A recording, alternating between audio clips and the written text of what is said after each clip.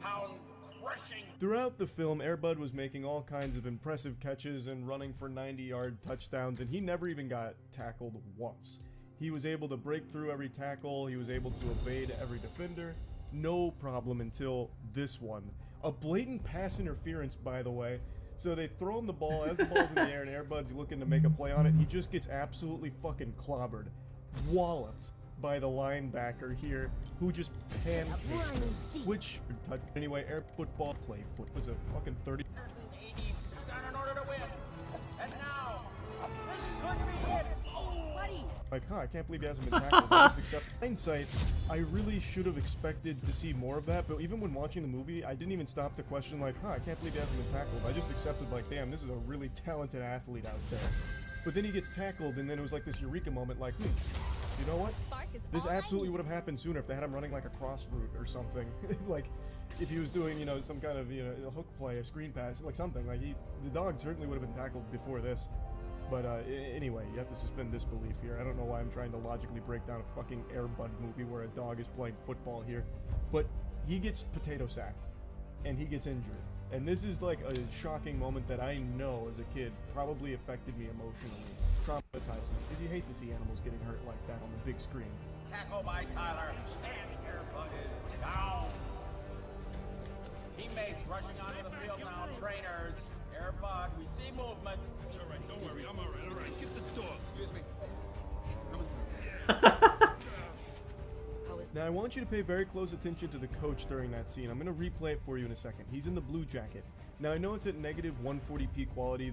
It's very pixelated. It looks like you're looking at a picture of Sasquatch through a fucking kaleidoscope. There's nothing I can do about that.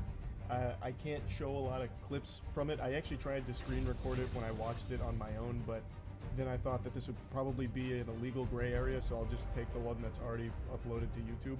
So anyway, the coach in the blue jacket. Watch him again. Tackle by Tyler. And Air Bud is down. Teammates rushing onto the field now. Trainers. Air Bud, we see movement. Give him room. All right. Get the dog. Excuse me. He fell. Did you catch it? So as the They had to coach hold is him back. jogging over to Air Bud, he loses his balance like he got hit by a banana peel in Mario Kart, and his leg gets caught under his ass. So his ass cheeks suffocate his leg and pin it there for a second, which is extremely dangerous. So he ends up going like that, lands on his leg, and I have no doubt he tore his meniscus, his ACL, his DVD, his BBL, his NBC, like everything in his knee blew up. I have no doubt at all. And they used that take. So when they cut to Air Bud on the ground and them going over to comfort Buddy, you can still see the coach struggling to his feet as everyone else is trying to lift him up.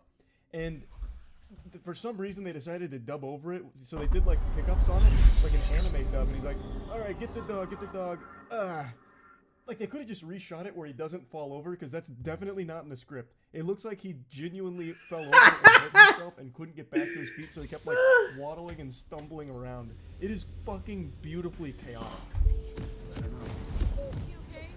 Oh, fuck off. A gold. 3 golds on the other team, man. 3 golds. What's up with that? He's gonna be alright. Why don't you get out there and finish the game? But what about Buddy? It's okay. I'll take care of it. Welcome to Summoner's Rift. Come on, Josh. You'll be okay. Josh, let's go. So the dirty hit takes Air Bud out of the game, which means they're going to need to win the championship game without Buddy. And keep in mind, before Buddy, the star receiver on the squad, showed up, they were trash. They were actual dog shit. They were terrible. So this is a big moment where they need to step up to the plate and perform at the highest level, and they do. They win without Buddy. Buddy ends up being okay. It's very touching. But I just love the scene of the dog just eating absolutely like Goldberg speared, broken in half on the floor. And they're like, oh man, jeez, alright, well, we're gonna go back and play that 2018 out there LeBron. though, buddy. Hopefully it's not too bad. But anyway, that was the whole scene there that reminded me, you know, Air Bud was kind of an interesting series. I wonder how it's held up. So I went and watched this movie, and it hasn't held up extraordinarily well or anything. It's an odd film. Like, Is that Brand I'm not Jungle? gonna bother going through all the narrative Holy points, shit. because that doesn't matter here. It's all about a dog playing football. But I just found it really interesting like the way these movies play out. So like the mom's dating this guy and the kid's not super happy about it. And at the end of the film, the dad starts sailing away on a boat.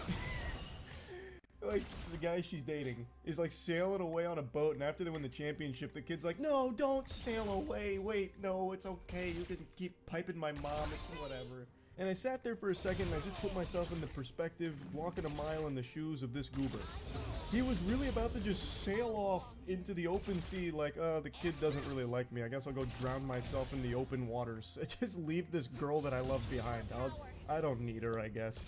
Until the kid comes out and stops him from going through with that plan. I don't remember like where he was like taking his boat to. I already forgot. But it was just so goofy.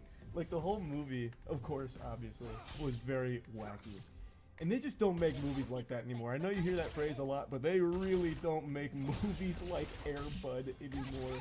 So yeah, I just wanted to put this back on the radar for any of you that may have grown up with Air Bud and just pushed it out of your brain as you got older. I think it's important that we remember this. It was a great time in cinema history. What a great franchise of films. So yeah, that's really about it. Yeah.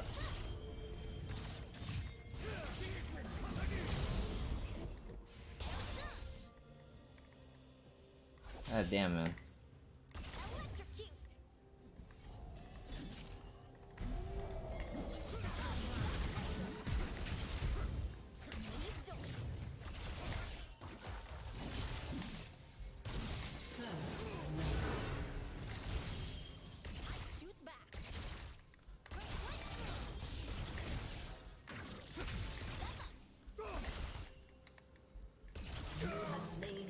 Very nice.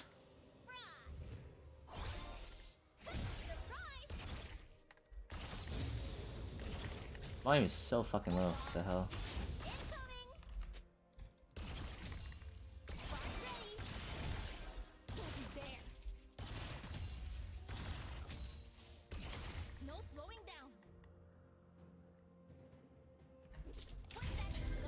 Why is the volume so low, dude?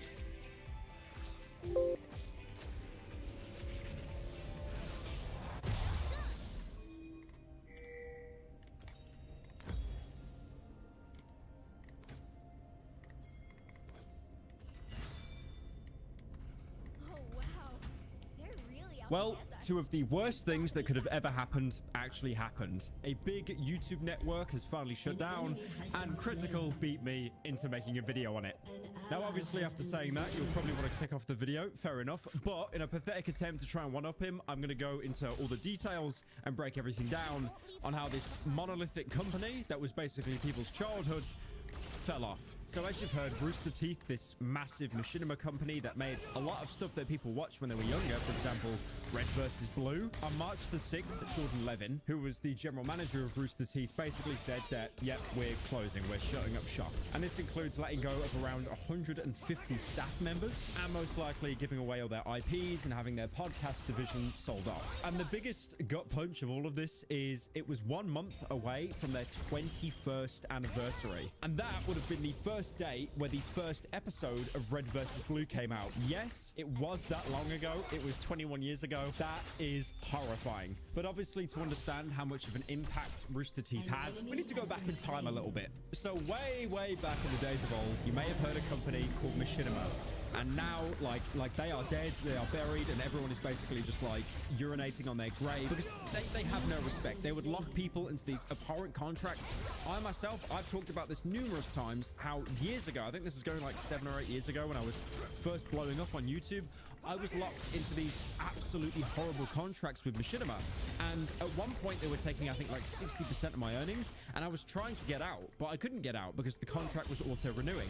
And then I got this one employee that I was, you know, so fortunate to get hold of, and I was begging him. I was like, please let me out, let me out. And then he goes, okay, how about we give you a better percentage cut? I was like, hell no. I was like that dog pressing the button that goes, hell no, hell no. I just wanted to get out. And then he let me go. And then 2 weeks later, his Skype was deleted. So I assume the hitmen took him out. Now, Machinima was associated with Fullscreen, which was another YouTube company. You might remember that with the whole PewDiePie fiasco.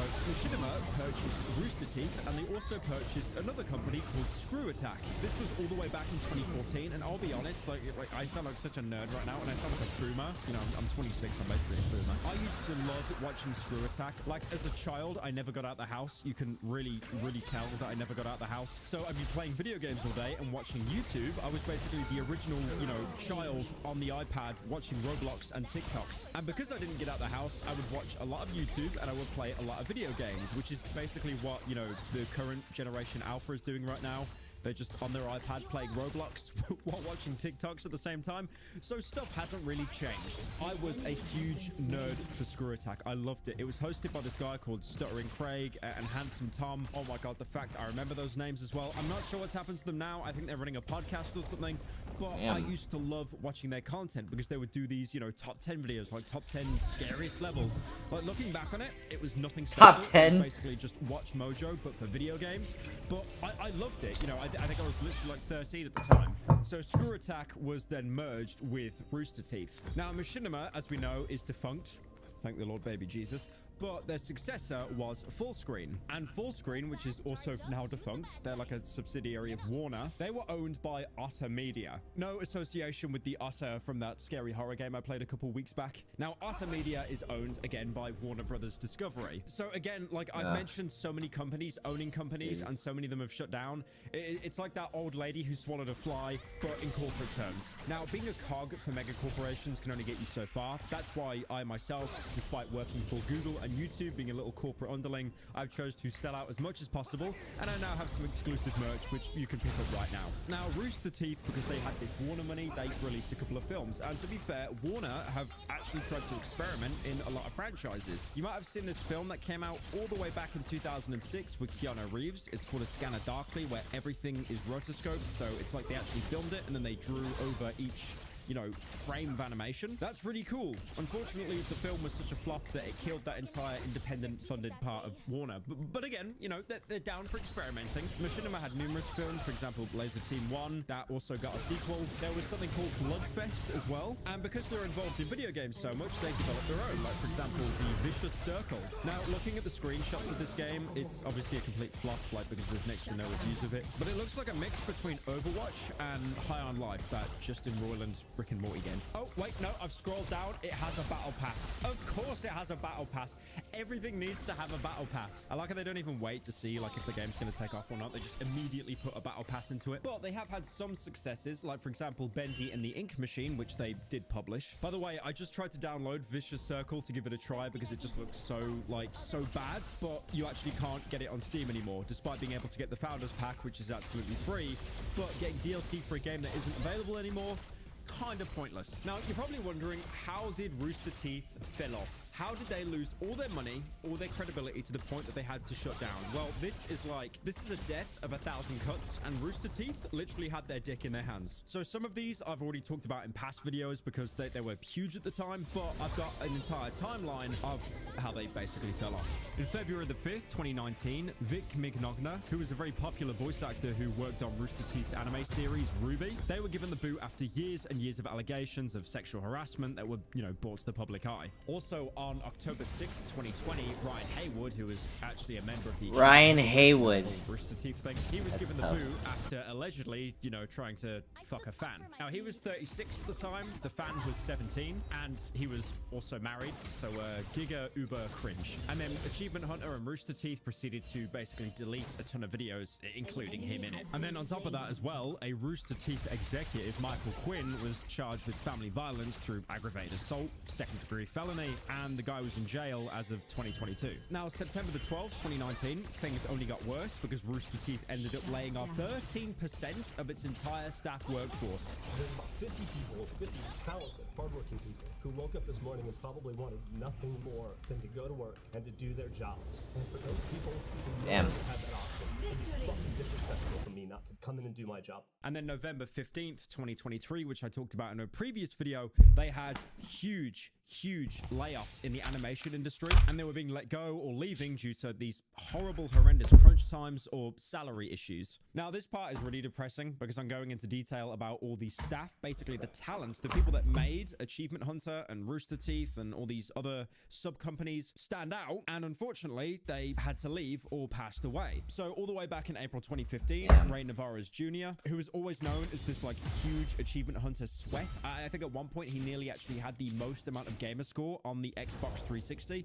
because this guy, his entire bit was just farming achievements. He left Rooster Teeth to basically focus on his own stuff. And then in February 2015, Monty Oum, who was Rooster Teeth's lead animator, passed away in a coma due to like really severe allergic reactions. Fast forward a couple years to April 2018, Mika Burton, Miss Monty, worked as an editor and a host of many of the shows, left the company after harassment from other employees and also the community at large. And then Fiona Nova also had similar problems and complained to HR. Apparently they did absolutely nothing. I want to point out this is how so many of these huge companies implode, because their HR department is absolutely terrible and they basically brush actual problems aside. And then in June 2019, Gray Haddock, who was Monty's successor for the head of animation, he ended up leaving after apparently mismanagement of animation budgets and not paying properly, and apparently enforcing a really bad culture around crunch hours. And as we know, with like all these video games, all these shows, crunch hours and crunch times are just absolutely horrendous. A little bit of a side note here, but recently I've been playing through Tomb Raider a lot, mostly because the first 3 original games have been remastered and they have done an amazing job on that. It is not a lazy remaster at all, but that then led me down the rabbit hole of watching documentaries about how terrible the crunch culture was around Core, this company, trying to get these Tomb Raider games out, to the point that they absolutely hated their games. I didn't even know this, but at the end of the PS1 era of Tomb Raider games, they purposely killed off Lara Croft because they didn't actually want to work on the games anymore. They hated it so much. Like, the money was great, the sales were great, the reputation they had was amazing, but they hated it. They were crunched so much that they ended up hating their own product. And the Tomb Raider games would have actually ended at the PS1 era if the producers didn't retcon and basically say like an entire tomb collapsing in on her was she's going missing, instead of actually dying, which was what she was meant to be doing. Your hands, Lara. Give me your hands.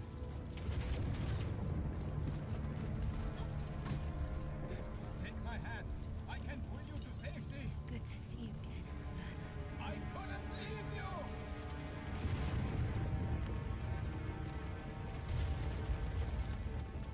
Damn. Now, you might also know the company Funhouse, which is part of Rooster Teeth. This was a group of people basically doing like, you know, kind of gaming, funny moments kind of stuff. Well, 2 of the founding members of that, Bruce Green and Lawrence Sontag, they actually left to go freelance. But then apparently after Bruce reported what Adam was doing to HR, he was laughed at and completely disregarded. And then in June 2020, Bernie Burns, I'm not joking, that is their actual name, Bernie Burns, one of the co-founders of Rooster Teeth, leaves the company and then moves to Scotland. I have no idea where you moved to Scotland. As I've talked about, the only thing they have there is Shrek and the Willy Wonka AI experience. And then in May 2021, Jeremy Dooley, another Achievement Hunter member, leaves for Twitch, just like Ray did that I talked about earlier. And then another Achievement Hunter member leave. I have no idea where you moved to Scotland. As I've talked about, the only thing they have there is Shrek and the Willy Wonka AI experience. And then in May 2021, Jeremy Dooley, another Achievement Hunter member, leaves for Twitch, just like Ray did that I talked about earlier. And then in October 2022, another member called Caden, which I talked about in a previous video, had a bunch of like transphobic abuse against her and left the company because of that. There was like slurs in the office, workplace harassment, not being paid for a year, and basically no compensation. And then Matt Bragg, another Achievement Hunter member, was also laid off. And then Alana Pierce, who was like an Inside Gaming member, she leaves and basically works for Sony's Santa Monica studio. And on top of all of this as well, you had so many huge companies within Rooster Teeth that basically had to close down. You had Screw Attack back in 2019, they shut down, and I think they were rebranded into the Death Battle channel. And then in May 2019, Sugar Pine 7, they'd left Rooster Teeth and then closed in June. Now, in May 2019, Sugar Pine 7, I think they were rebranded into the Death Battle channel. And then in May 2019, Sugar Pine 7, they'd left Rooster Teeth and then closed in June. Now, Sugar Pine 7 are a really weird one because they were originally like a vlog channel. If you look at their channel now, it basically is just podcasts and they're not really getting a lot of views at all. And the funny thing is, their vlog content is what they're most known for. And if you go on their most popular videos, you can see, you know, 2 mil, 1 mil, 1 mil, pretty decent views. And then their most viewed video is Sexy Nightmare with a woman with basically basically everything but her nipples showing, 25 million views. YouTube was definitely a very different landscape back then. Now, this is some really sad news, which I'm sure we all know about. In December 2019, Cow Chop, which was like one of my favorite channels, disbanded. Their final video on their channel still being the final interview. And then in September 2023, Achievement Hunter, which was basically Rooster Teeth's single biggest money-making channel, they disbanded again and everyone went their separate ways. And then bizarrely on the same month, Rooster Teeth actually ended up deleting a lot of their Red vs. Blue episodes. And the only place where you can view most of them now is on their website, which basically means that they nuked around 180 million views from their own YouTube channel. So that was a lot to get through. I understand, it was a laundry list of accusations, allegations, people leaving, stuff shutting down, people passing away. It was an insane amount to get through, but now hopefully you understand that there wasn't one single thing that caused the death of Rooster Teeth. It really was like a myriad of like a couple dozen things. Now, the next question is, what's going to happen now? The fact that Rooster Teeth is probably shutting down. Well, like I said, Warner Media owns the majority of Rooster Teeth. Well, they pretty much own the company. So what they're probably going to do is get all the IPs that are worth money, not a lot right now, cut them up and basically sell them off. This is what happens with a lot of video game companies. Like, for example, when THQ went completely bankrupt, I think they basically had to sell all their IPs to even make money back. Now, the most successful IPs they have at the minute is, of course, RWBY, the funny anime show that I still haven't watched a single episode of, Genlock, and Camp Camp. Now, these are probably going to be picked up by different branches of Warner Bros. or, like I said, sold off to companies. Now, there is another offshoot of Rooster Teeth that I haven't talked about, and this is the Roost Network. Roost Network basically operates as an MCN, a multi-channel network. They're basically the people that you have kind of overwatching your channel. They'll do anything from getting you brand deals, supporting you, helping you with limited ads, copyright strikes, all the boring stuff behind the scenes so you can actually focus on making content. Now, there's actually a lot of shows that are under the Rooster Network, some which I didn't even know of. You might have seen Anthony Padilla's I Spent a Day With, where more and more people that appear on his show aren't even actually there, just like drawn art or something. The H3H3 podcast as well. The Dead Meat podcast, which is home to the Kill Count, that do like breakdowns of horror films, explaining the plot when a character dies, doing a little bit of a behind the scenes dive as well. And they also do the Kind of Funny podcast, which at the minute, the views... there might be a view or two, not much more than that. Now, another factor that I haven't talked about for the closure of Rooster Teeth is they fell off. And I don't mean that in like a really snide way. I mean genuinely, like over the years, they have got less views, less subscribers. And unfortunately, that probably stems from not being able to adapt to the digital age, in the sense of everything now has to be a short. Everything has to be a TikTok. A good example is nowadays on YouTube, the fastest growing channels aren't people that do long form videos. They're not even people that do like 8-minute commentary slop. It's people that do shorts. You'll see people that do like some of the most mind-numbing, inane content, like just reacting to another video, not even giving any substance, and they will be the fastest growing channel. And then you'll see them bragging on Twitter that they've got like 200 million views in a month, like nearly as much as like a Mr. Beast second channel. But then they never obviously show their earnings, because when you're a shorts merchant, you get these insane inflated views, and then you make about $7. It's a very weird transitional period at the minute, and I think Rooster Teeth weren't really able to get on top of that. Obviously, the other stuff I've talked about as well, like some of the talent not being appropriate with fans, talent ending up leaving for better opportunities, better work, better pay, better HR. And then there was a lot of concepts and ideas that really bloated the channel to that would be great at the time, but long term they wouldn't really be successful. Like, for example, the show Genlock spending a lot of money to hire really big actors like Michael B. Jordan, David Tennant, but then getting mid views, basically no return whatsoever. And then one of the higher ups, Jordan, actually wrote a letter saying it was the cause of monetization shifts, platform algorithms, advertising challenges, and the ebb and flow of patronage. All these converging factors have led to many closures in the industry. So overall, there have been many reasons why Rooster Teeth basically fell off. But I'm going to end this video with a line from one of my favorite characters from Red vs. Blue, Caboose. Time is not made out of lines. It is made out of circles. That's why clocks are round. Thank you for watching. What the fuck is that? Such an abrupt ending.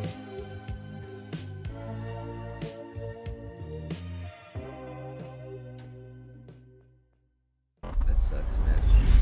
A lot of people disagree on the internet, but one thing we can all come together to say is Helldivers 2 is a pretty good game.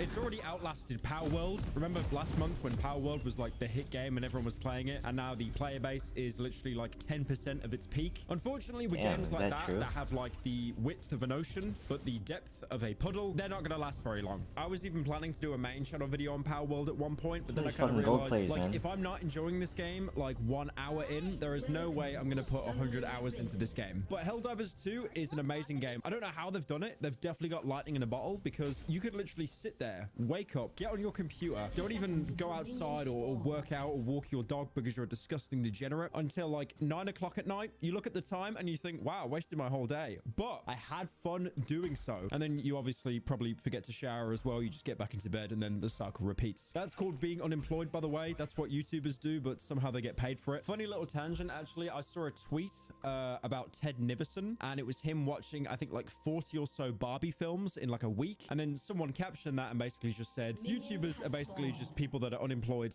and they get paid to be unemployed, which I categorically admit is true 100%. But anyway, back on the main focus, Helldivers 2. Now, this has seen some insane player numbers. I think on Steam, it peaked at like nearly 400,000 concurrent players. And even though the player count isn't as high as that anymore, it's still pretty close. So this shows that this is going to be a game that will at least last for the next 3 months or so. Now, one thing you'll notice about Helldivers 2 is there's a lot of difficulties. It goes all the way from like training to easy to normal to hard to suicidal, and then it goes to Helldivers difficulty, the name of the actual game. Helldivers difficulty used to actually be pretty easy, and it was the hardest difficulty, so you got the most amount of XP, you got the most amount of resources to construct like better stuff inside the ship, so that means you could call in stuff faster, they would do more damage, you would reload faster, they'd last longer. Basically, it turns you into a one-man army, and despite any kind of modifiers they might have, like for example, if you land on a planet, you might sprint slower, or you might have one less stratagem, you could still ace it. And then Arrowhead Studios, the creators of Helldivers 2, kind of realized, wait, we actually need to do something now because people are getting too powerful. Now, I got onto this train really late. I'm only level 30 in Helldivers 2 at the minute, which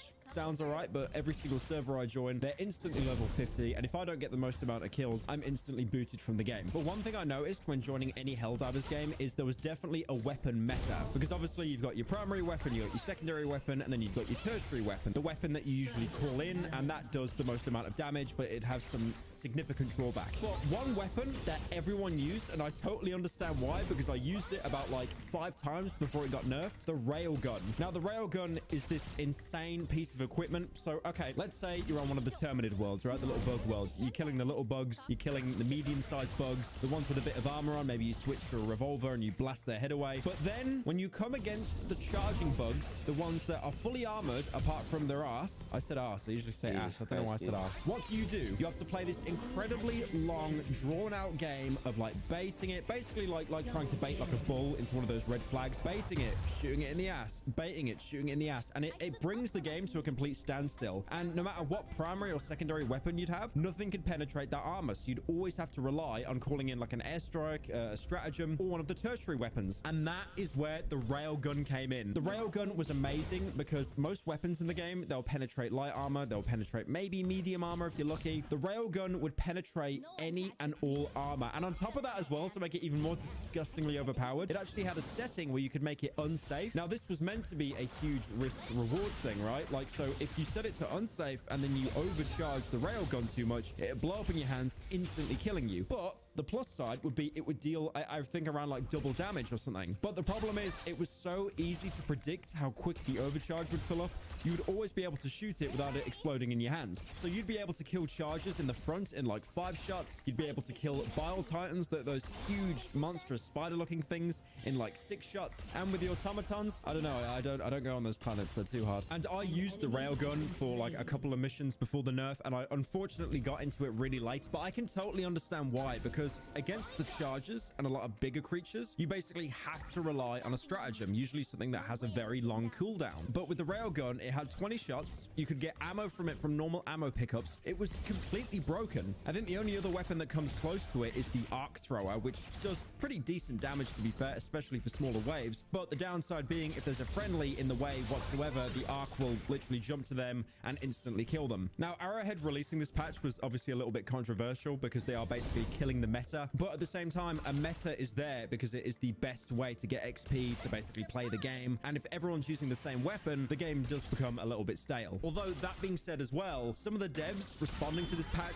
it has been just beyond childish. Now, this update was basically to acknowledge and change the overuse of certain primary weapons, secondary weapons, and the tertiary weapons as well, the support weapons. And also to address the eradication missions. Now, I'm very sure because we've all done this, right? So in the game, you have eradication missions. These were basically missions where you dropped into a small area of the map and you had to fend off against either bugs or robots. And the thing is, no matter what difficulty you played it on, it was a cakewalk. All you would do is get a team fully stacked with mortars or rocket launchers and just camp on the top. And the support weapons, the stratagems, would do the work for you. And because the devs thought that it was incredibly hard to like beat such an insane onslaught, you would get an insane amount of medals, XP, and on top of that as well, if you didn't feel punished enough for playing the game, they've added in environmental hazards, like for example, meteor showers. And I've played a lot of maps with these meteor showers. They kill me a lot. Now, one of the first weapons that they mentioned nerfing is the Breaker shotgun. This was a really good shotgun, mostly because it was fully automatic and it would basically just mow down enemies. And because people had too much fun with it, they're reducing the magazine capacity and adding in more recoil. But on the other hand, the Breaker spray and pray, which was like a different variation of it, they've actually buffed that instead, probably because no one actually picks it. And then obviously the railgun that I mentioned, that has been nerfed into oblivion. It's reduced its armor penetration in the safe mode, but to be fair, no one used the safe mode anyway. But it's reduced its overall damage in the unsafe mode. So even though it will penetrate in unsafe mode, it won't do as much damage. I'll be honest, this is like one of the worst things that I've ever done, because every single game I've jumped in since this patch, everyone has stopped using the railgun and they all start using the arc throw, because it is the only support weapon that comes even close to that. I mean, you could say you've got the EAT, you know, the single-use bazooka, but again, it's like, it's single use. You get two of them, great, and you still got to wait like 2 minutes to call in another pair. Now, one thing people with the railgun would usually pair it with is the shield pack. You wouldn't really need a guard dog flying around with a laser because you're staying away from the combat. You just really want a shield, because the shield would be more guaranteed safety from being like, you know, someone creeping up behind you. And they've nerfed the shield pack as well, so now it has like an increased delay before you can actually use it again. It's not all bad news though. They've buffed laser damage against enemies' weak spots. So to the 3 people that actually used the laser cannon, congratulations, you're probably happy now. And they've also buffed the flamethrower as well, apparently giving 50% more damage, which is a lot. No one actually uses the fucking flamethrower, but it's still a lot. Now, that buff is actually a good thing, because the flamethrower is now actually viable against chargers, because like I said earlier, chargers, they just bring the game to an absolute halt. Now, you're probably wondering, who is to blame for this nerf? Who can we put the finger on to say, why did the railgun get nerfed? We could say it was the analytics that Helldivers devs actually had access to, like for example the player count, the numbers, what weapons everyone was using. I'm gonna say BS that. I'm gonna blame all the little kids on TikTok that kept telling everyone to use the railgun and how game breaking it was, because that's how I found out the railgun was overpowered. So I'm gonna put the blame onto them. Now, the head of product testing actually said in the blog post, we shouldn't feel too powerful with what primaries we have, because that's something we just spawn in with, and we should rely on our stratagems. But the problem is, when you go to the harder difficulties where you can get the very rare resources, like for example starting on extreme, then suicidal, and then helldiver, the game really does overwhelm you with just tedious amounts of elite enemies, and also patrolling enemies as well that will call in an entire squad if they even smell you 5 kilometers away. I think I can agree there is no worse experience in Helldivers when you get pulled into a firefight and you're already being flanked on every single angle. It is just actual hell. Like, you can hide behind a rock and then there'll be someone right behind you. Like there is no way out, and you've basically just wasted an entire life being spawned in. Now, the devs themselves have literally just said, we want you to rely on stratagems more. Stratagems being, you know, the stuff you call in, the actual equipment that can fight the bugs, because your primary weapons, apart from the lesser enemies, they're really just kind of pointless. And I get it. I know a lot of people in this video are going to be coping, saying, just wait for the mechs. They're going to add the mechs. Also, I just jumped into Helldivers 2 now, and I am not joking. The game might actually be saved, because if you scroll all the way down,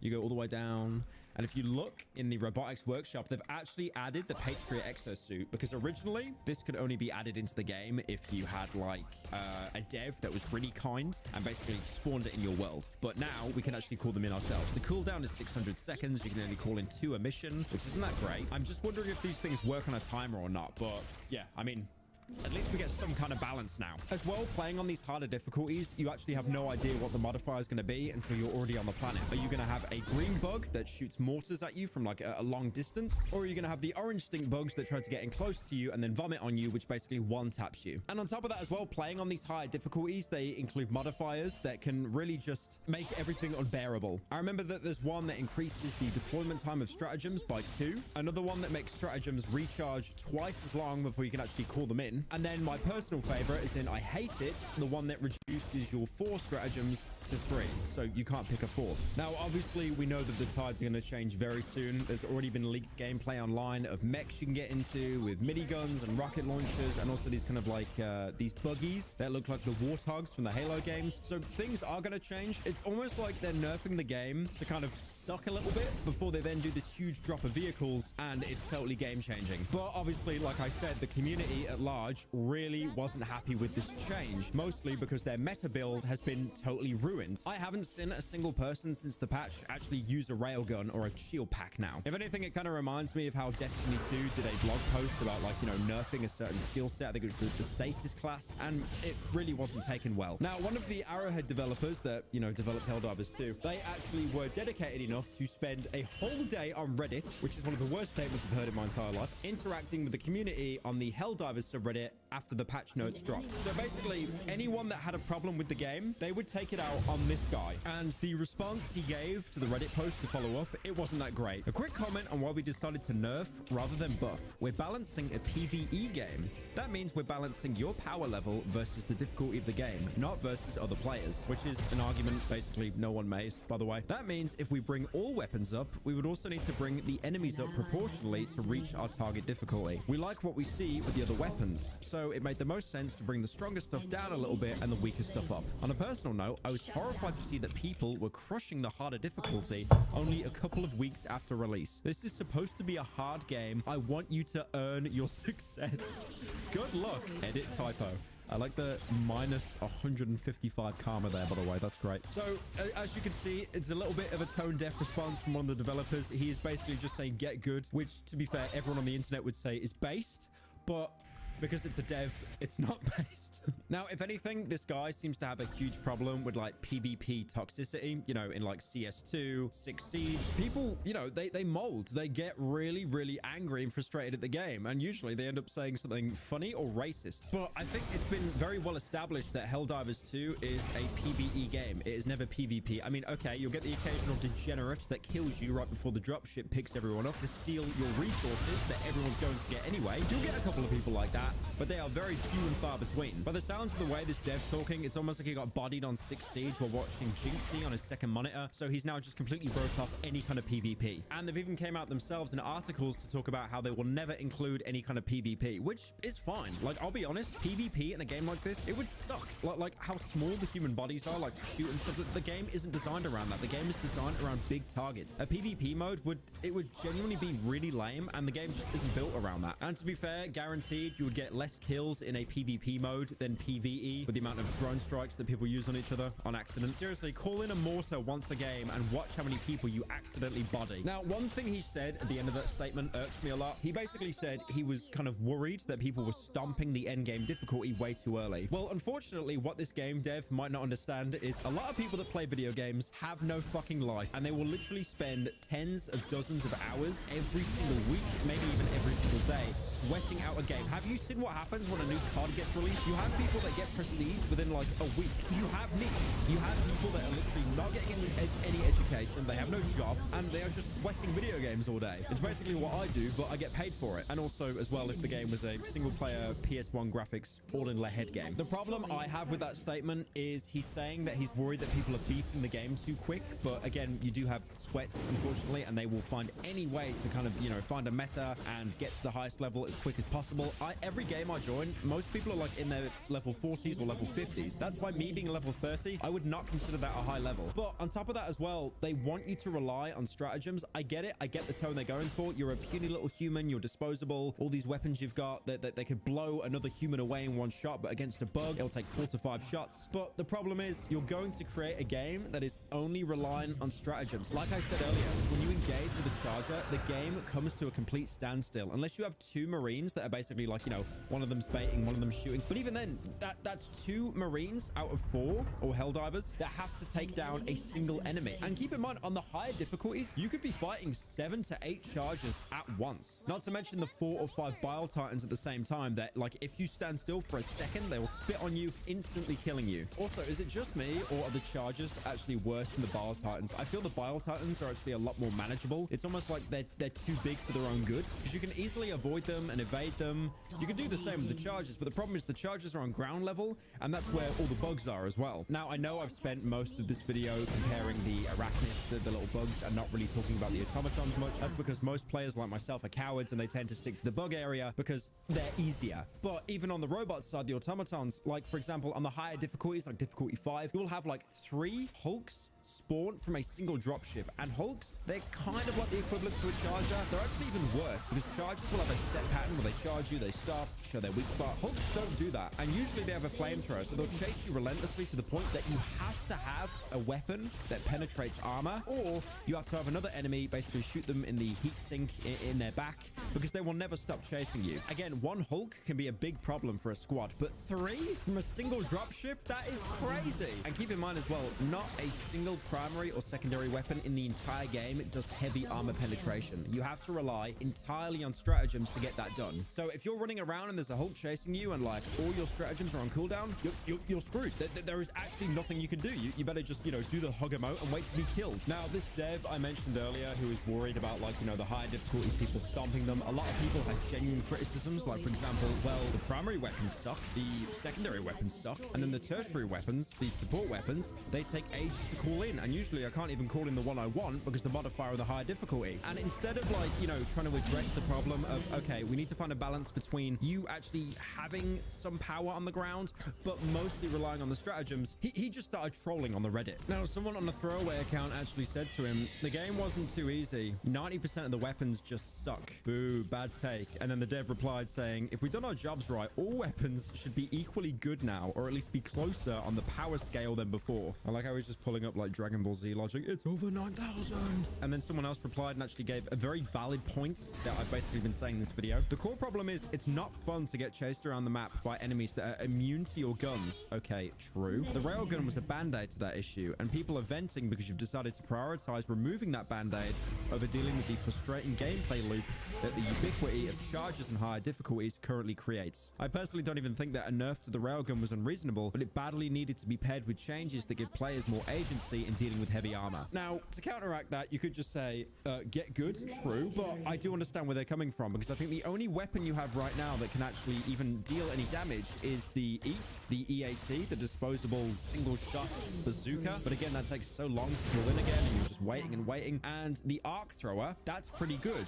But the problem with the arc thrower is I've tried using it against a charger on the harder difficulties, and you're shooting that thing, like, I'm not joking, around 20 times. So you better make sure that there are no bugs nearby and it is just you and that charger. And also, on top of that as well, it's not even like the chargers are hard to deal with, but you're running around, it's this fast-paced gameplay, but then as soon as you deal with the charger, I don't know about you, like, watching this video, but I just roll my eyes and I go, oh, for fuck's sake. Like, because it brings the gameplay to an absolute halt. Now, the dev did actually reply, and he basically just claimed a skill issue on that guy's part. I didn't see a comment about what is viable against the chargers, but it wasn't only your comment that got me trolling. I realized, however, you started commenting on a lot of things, so you stuck out. I do still stand by what I said. If you can't make it work where other people can, then that would be the definition of a skill issue.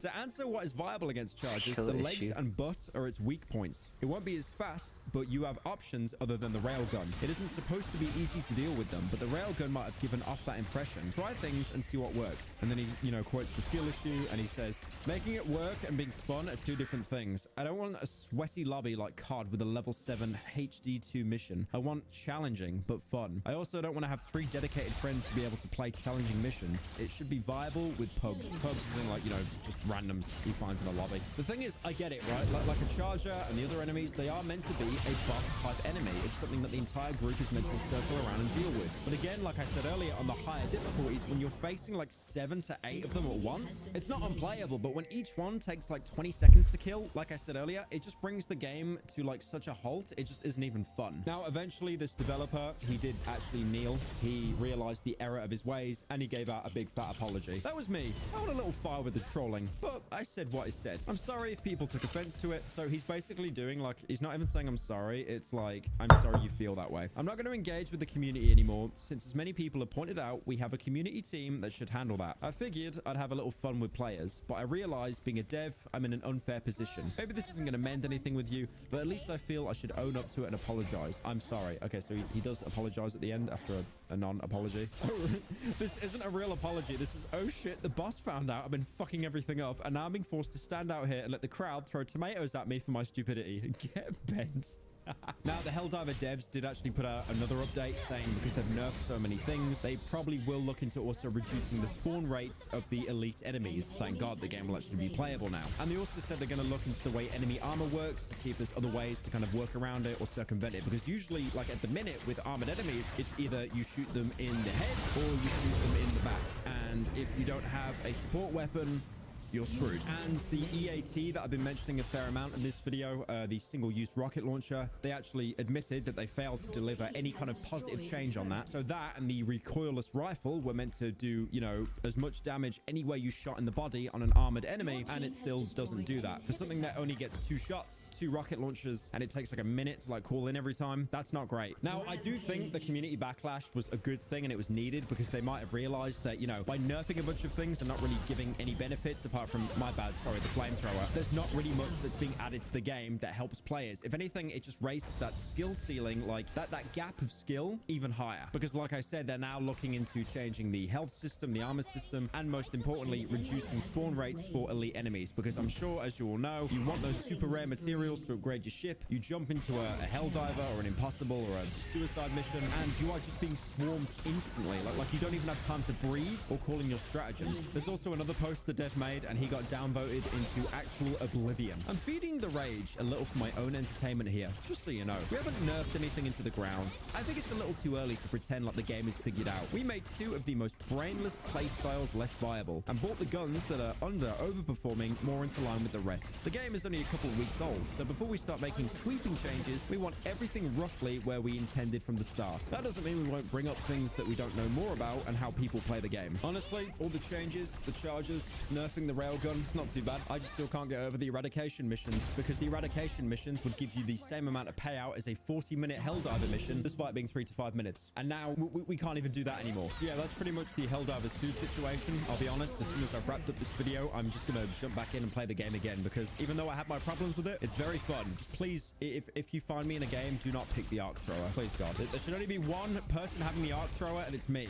I'm sick of being team killed. I should be the one team killing. How does it work? Oh, you got rockets, and then you've got, oh, the rockets oh, once you run out of rockets, is it actually Jova? Is that it? Uh-oh. How do you switch to the machine gun though? Oh, dude, that's so OP. Yeah, how do you fire? Like, how do you fire the minigun?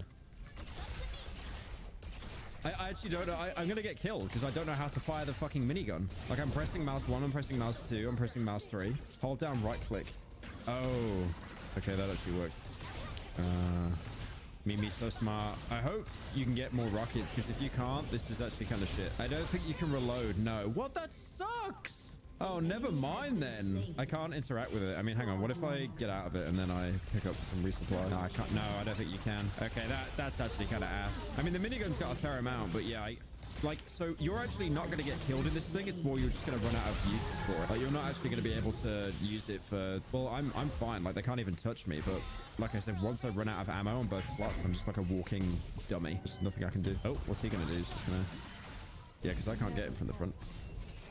Oh, I like how he literally just like falls over when he hits me. Wait, what if he hits me again? Oh, okay. I'm on fire. I mean, it's all right. It's all right. I just kind of wish they gave you more. Everyone will have that in their loadout now for like the next month, guaranteed. That's just so game breaking. Wait, what? Wait, why did mine come in destroyed? Did you see that? What happened? Did the Tesla tower hit it? That sucks.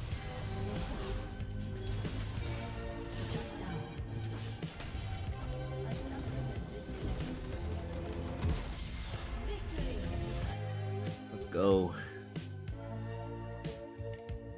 Nice opinion. Just one tiny problem with it.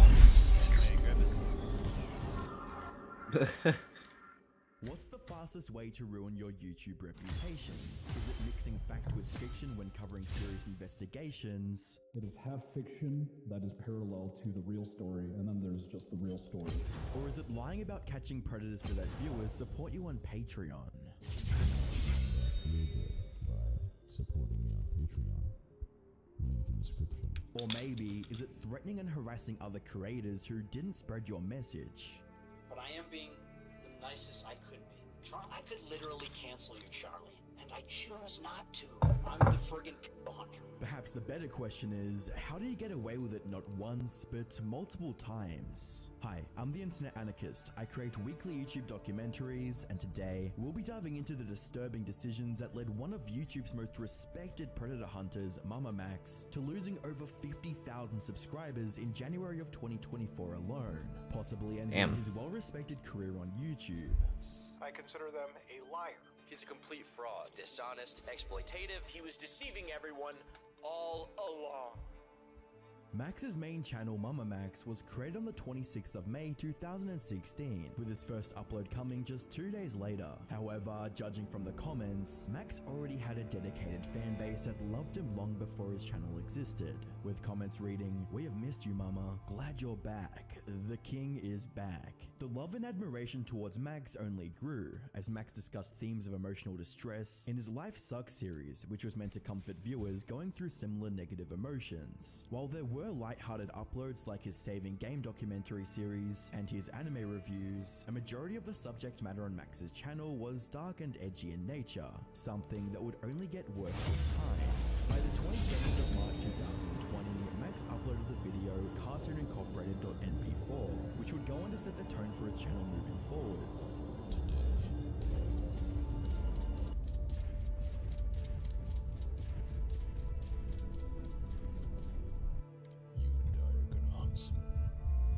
The upload featured Max documenting his journey through the dark recesses of YouTube in search of users with malicious intent towards children. At the time, YouTube was dealing with an overwhelming infestation of predators, and through videos like this, Max made it his mission to bring them to justice. Max's surreal editing style and provocative elements propelled the video to over 2 million views, bringing in overwhelming support for his attempts to clean up YouTube, and Cartoon Incorporated was the first in a long line of so-called predator hunting videos that were uploaded to his channel, with videos like kidschat.net and mylol.apk receiving millions of views and hundreds of Patreon pledges. Max had found not just financial success, but an identity. At this point, Max had fully leaned into this edgy investigator persona that thrived from exposing predators. Unfortunately, this kind of content could get any creator in trouble with YouTube's strict moderation, and Max was no exception.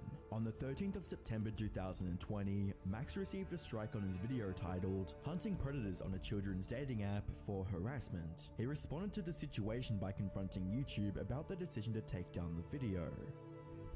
Were you sipping on your Fenty Frappuccino at YouTube HQ when I was in the trenches with them? I worked 3 long, hard, traumatizing months on this project, trying to fix the injustice that has been wrought on the internet, just for you to obliterate it completely. You treat criminals better than you treat your own creators. This is not the first time you protect pedophiles. Max would end his rant by asking his viewers to reach out to either YouTube or any other popular creators to get answers on why the platform was supposedly protecting pedophiles. All I ask is for you to tweet to Team YouTube, Susan Wojcicki, H3H3, Philip DeFranco, Moist Critical, Scarce, Keemstar, Markiplier, or whoever your preferred voice to get through to YouTube is, with the message. The hashtag AnswerUsPikachu almost immediately gained traction on Twitter, morphing into numerous viewers and creators making the black and white argument that either YouTube supported his cause or they were protecting predators. However, the situation was far more nuanced than that. So when it comes to YouTube, and when it comes to the idea of, hey, is this site picking a side between protecting individuals that are predatory? And I feel that if you have predatory issues on your platform, you should use your platform to call out actual predators on the internet. Again, this content some of the people that are making it sometimes will go above and beyond with their storytelling or their coverage, where they may unintentionally violate something TOS related. They may reveal personal information, they may show some, and in that case, YouTube has to act in favor of a predator. At least that's what it appears to be. It's not that YouTube, I think, is assisting any predators. It's literally because the content that is uploaded may not have been checked or screened hard enough, and YouTube has had to enact its TOS on that content. 27th of December 2021, Max had acquired a second strike, and with it came another campaign against YouTube. While the goal of eradicating predators on the platform was a noble one, the methods that Max employed were becoming increasingly more problematic. The video titled PickASide.win served as a catalyst for getting YouTube's attention, and while it seemed well-meaning at first, the conversation quickly shifted to Max accusing YouTube of some very horrible things. The first portion of the video was a compilation of various creators sharing complaints about moderation on the platform. In contrast, the second half of the video saw Max borderline demanding that popular creators like Charlie, Philip DeFranco, Ethan, and Cop's husband spread the hashtag. He even threatened Cop's husband to speak on the matter based on past personal issues. Corpse, I know you have nothing to do with this, but with all of your power, influence, and the favor you owe me, I just couldn't help myself. So, remember when you reached out after years of not speaking to me while I was at the hospital tending to my sick girlfriend, and you kept trying to rush me home to do you a huge favor, and then you threw me under the bus for something you did. So, how about you do me the fucking favor this time and talk about something besides yourself for once? I'll give you a good look. To top things off, Max directly accused YouTube of loving predators. Tonight, YouTube will choose, let die the pedophiles they love, or suffer the little children. And by the end of the night, I want Twitter to be a shitstorm. Max was already crossing the line to get his point across, and it was only a matter of time before someone called him out for it. On the 28th of December 2021, Tommy C went live to YouTube to give his reaction to Max's Pick a Side video, and within minutes he had already identified the major pitfalls that were going unnoticed. I have looked at it. I have also looked at the way it was presented, this sort of us or them mentality. And the only time you use an us or us or them type tactic is, in my experience, is so it's easier to cover up the flaws. Tommy went on to point out the fact that Max framed things as either you agree and support our cause or you're a predator, as well as stating that the campaign was more about Max and less about the children he claimed to protect. Before Tommy could fully go through the video, Max entered the stream chat and demanded that they entered a call. I just was informed Mama Max is interested in talking, and he's in waiting call right now. Well, he's gonna have to wait because I'm going through this nightmare. And I said I've only skimmed some of it. I want to get a live reaction to this. This is the way it's being presented right here. Hey, Tom, can you pause real quick? Sure. Mama Max is in the chat trying to bait you to bring him on, and he's saying, wish we could have talked like adults, man. Talk like adults? You didn't make a fucking video like a fucking adult. Don't give me this. You should have contacted me ahead of time. By the way, did we go through something like this last year? Your time's up. And you know what? But you're gonna talk like a Max. This is the way it's being presented right here. Hey, Tom, can you pause it real quick? Sure. Mama Max is in the chat trying to bait you to bring him on, and he's saying, wish we could have talked like adults, man. Talk like adults? You didn't make a fucking video like a fucking adult. Don't give me this. You should have contacted me ahead of time. By the way, did we go through something like this last year? Your time's up. And you know what? You're gonna wait until my show's done instead of you coming in here and throwing one red herring after another to trying to get away from the fact that this is slop.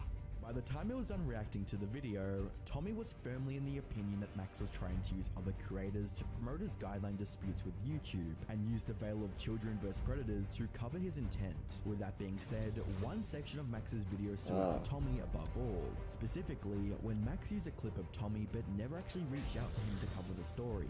So, again, I'm gonna have to upset all of my I get it. Unbelievable. You know what? You know what that tells me? He didn't send me the fucking DM because he knew I would fucking see right through it. He knew I would expose him, and he figured putting me at the end. This is a threat. This is a fucking threat. When Max was questioned on the Half-Baked podcast about the objective of the hashtag Pick a Side movement, he immediately dodged the question. You used it to try to reach bigger YouTubers, But is any of this like, this is a way to make my channel go to the next level? No, I think my channel get taken down for making a video like this. Everyone's saying be careful, like don't let your channel get terminated. I want to see some progress, specifically with YouTube and us. Ultimately, Max had got everything he wanted. Pick a side, YouTube had taken over online discourse, his platform was flooded with new supporters, and YouTube provided him with a channel manager. However, that outcome led Max to believe two very destructive ideas. One, anyone that questioned him, his... Oh, fuck. I want to see some progress, specifically with YouTube and us. Ultimately, Max had got everything he wanted. Pick a side, YouTube, his platform was flooded with new supporters. Pick a side, YouTube had taken over online discourse, his platform was flooded with new supporters, and YouTube provided him with a channel manager. However, that outcome led Max to believe two very destructive ideas. One, anyone that questioned him, his mission, or the methods he used was to be labeled a predator. And two, the quickest way to spread the message was to get other established creators to signal boost it. Nothing illustrates the first point better than how Max attacks the reputations of both Magnetar and Tommy. His video titled Believe All Abusers, which was meant to debunk allegations from his ex-girlfriends, devolved into an attack of the YouTuber who posted them, Magnetar. While the allegations and claims from both parties are concerning, I'd like you to focus on how Max used his platform and status as a quote predator hunter to confidently label Magnetar as one. Worse still, he did it with little to no evidence besides the testimony of one witness, doxing Magnetar in the process. Anthony Field, Haley's boyfriend, Magnetar on YouTube, the one who published this video on me. To back up these claims, Max shows a long list of DMs and the claims of one girl. He graduated high school, and he was an adult. He sent his to a high schooler who was around 14 years old or 15 years old. We were like hanging out, and she was like, "This guy sent me his." We're like kids, so we're just like, "Oh my gosh." Max goes on to state that the evidence on Magnetar is insufficient to build a case, despite claiming he's had hundreds of victims. But I've not made a video on him, despite wanting to all these years, because I do not want to harass them, and I feel this is not enough evidence to build the entire case against him. So I have not and will not until we have more proof. We know that he has multiple victims spanning the past 8 years, and if anyone wants to come forward, email me with the subject line, Anthony Field. Accusing people of being predators wasn't always something Max did directly, as seen in his response to Tommy Seed. During his documentary titled This Is What Happened to a Child Predator on TikTok, Max took out some of the video's runtime to gloat about the success of Pick a Side YouTube and demean Tommy Seed for going against them. From the very DNA I designed the Pick a Side campaign, we impelled the mobs to howl our message into the high heavens. Some with a bit more salt than others. While showing out of context clips of Tommy that made him look crazy, Max sprinkled in over 15 QR codes that contained messages meant to put down his opposition and imply they were a predator. These accusations wouldn't go unnoticed by Max's community, as both Tommy and Magnetar received ample harassment from them over the years. The power was already clouding Max's judgment, and if he deemed a message or case was worth sharing, then it was going to be shared by every friend he knew, whether they liked it or not.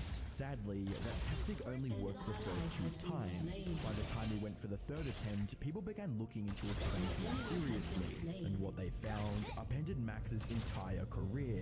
Lately, I've been always on the move, from checking the mountains of Thailand to spending hours grinding video editing.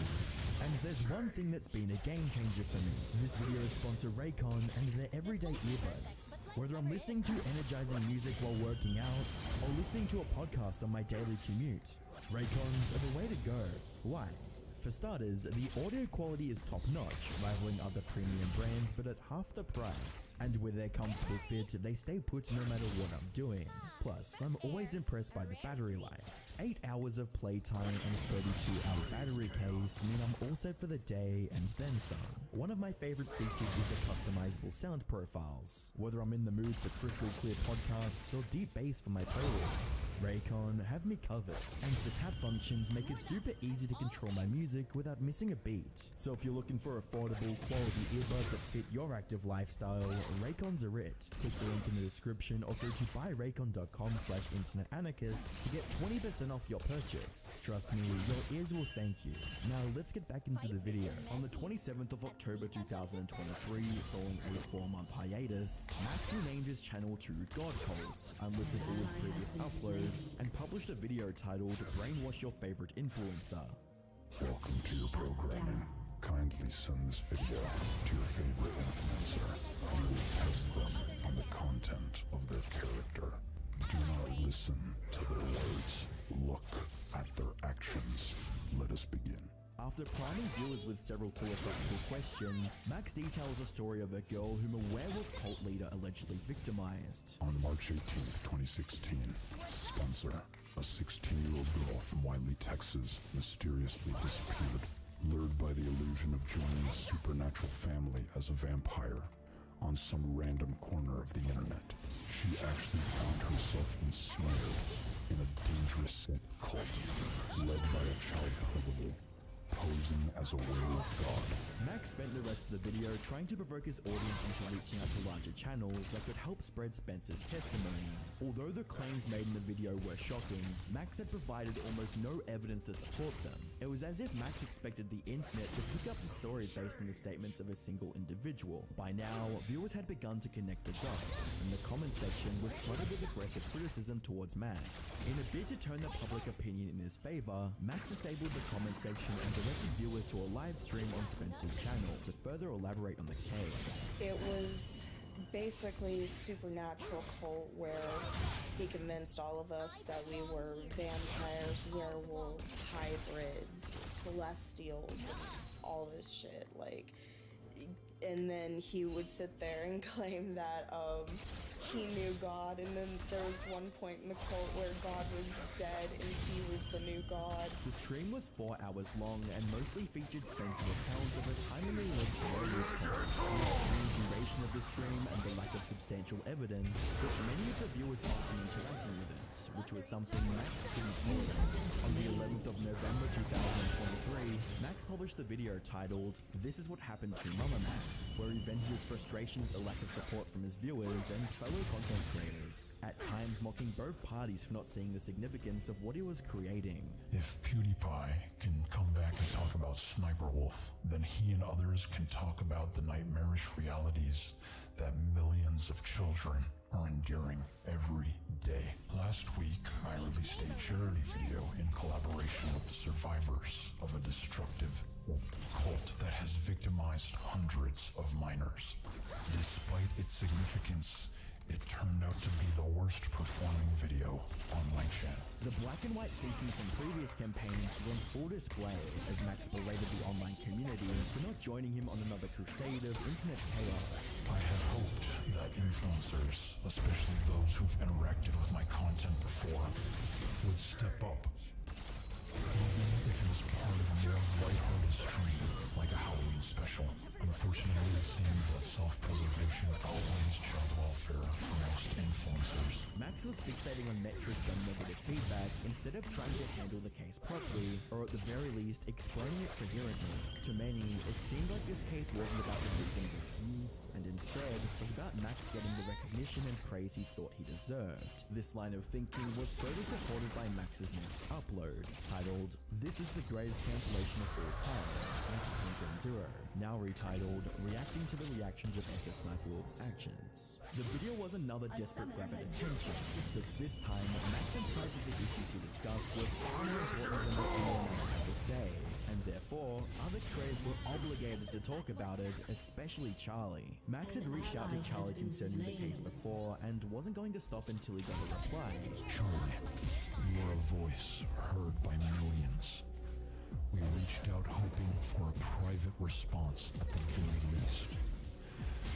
Your platform has the power to drive significant change, yet many voices remain unheard amid the digital clamor.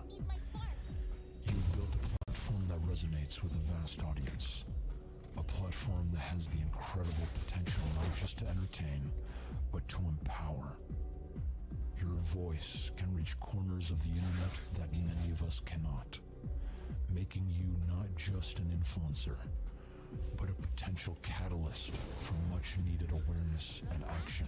There were many things Max could have done to get the word out, but trying to guilt others into doing it for him was the worst way possible to handle it, something that he would immensely regret in the coming months. To offset the criticism and explain his actions, Max went on a now deleted stream titled Fight Me to discuss the points being made against him.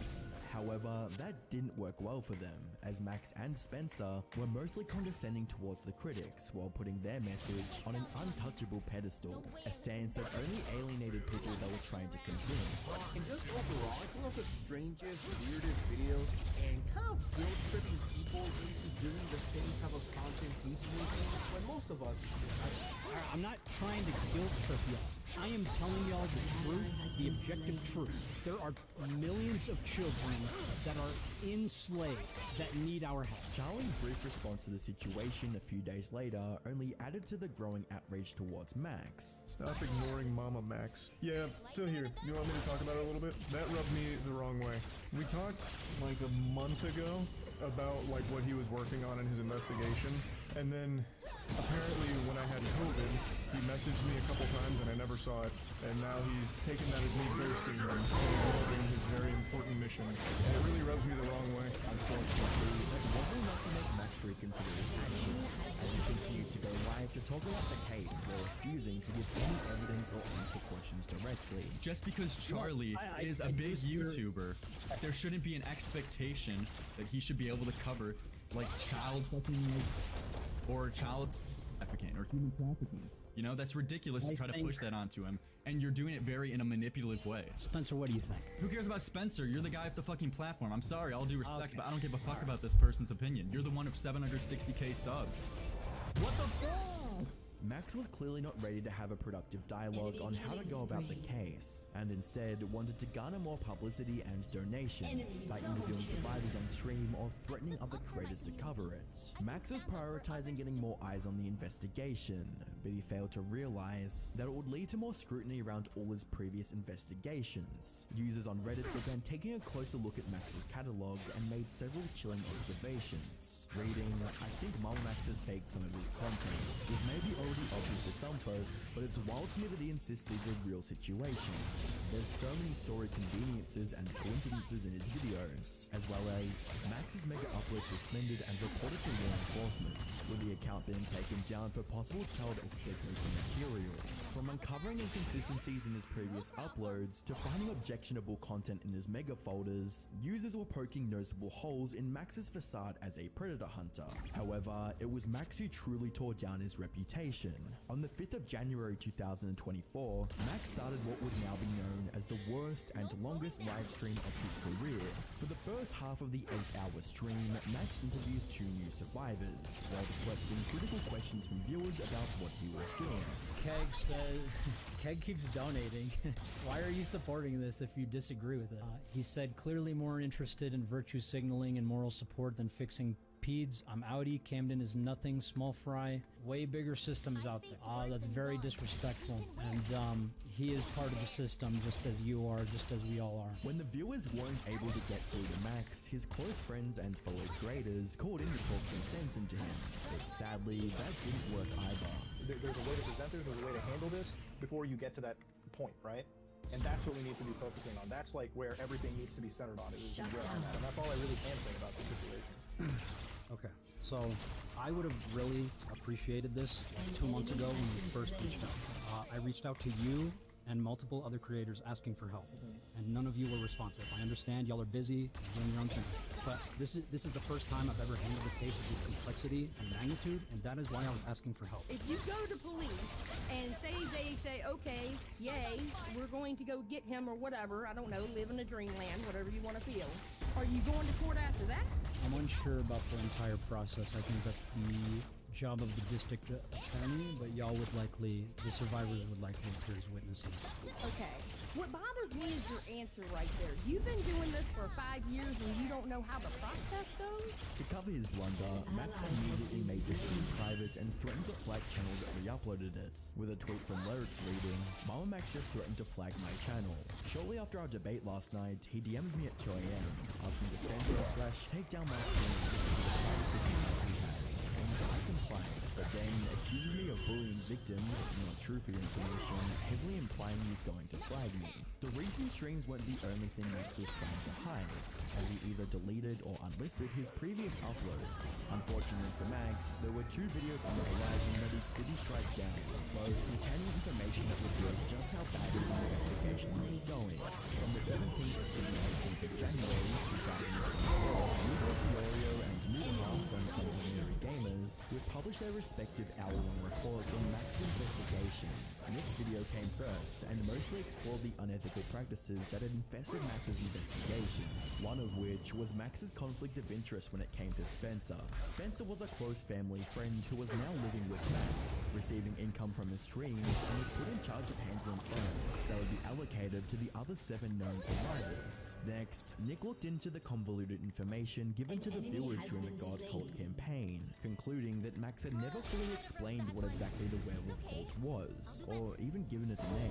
Then there was the matter of the previous investigations having either inconsistent information, weak evidence, or none at all, which led Nick to speculate on whether or not any other predators were actually arrested. I don't give a shit if my video comes back up. It did what it needed to do. The rapist that was in the video is currently in police custody. Was that as a result of your video, or was that prior to the video? Yes, it was because of the video. I don't know if the police asked him to come back, or he went on his own volition, or they forced him to come back. I don't know any of those details. I just know he went back to Canada and was in police custody for a certain amount of time. Throughout the video, Nick included snippets from a Discord call between him, Muda, and Max, which showed Max's unwillingness to confront reality. Yeah, why are you putting it all on me? Because it's your case! One bringing it. Why are you? Absolutely. I am the first one. Yeah. You are the only one. You haven't convinced anyone to come on board yet. You haven't finished exactly. You haven't been listening to. That's because you haven't been giving anybody anything to work with. This for months.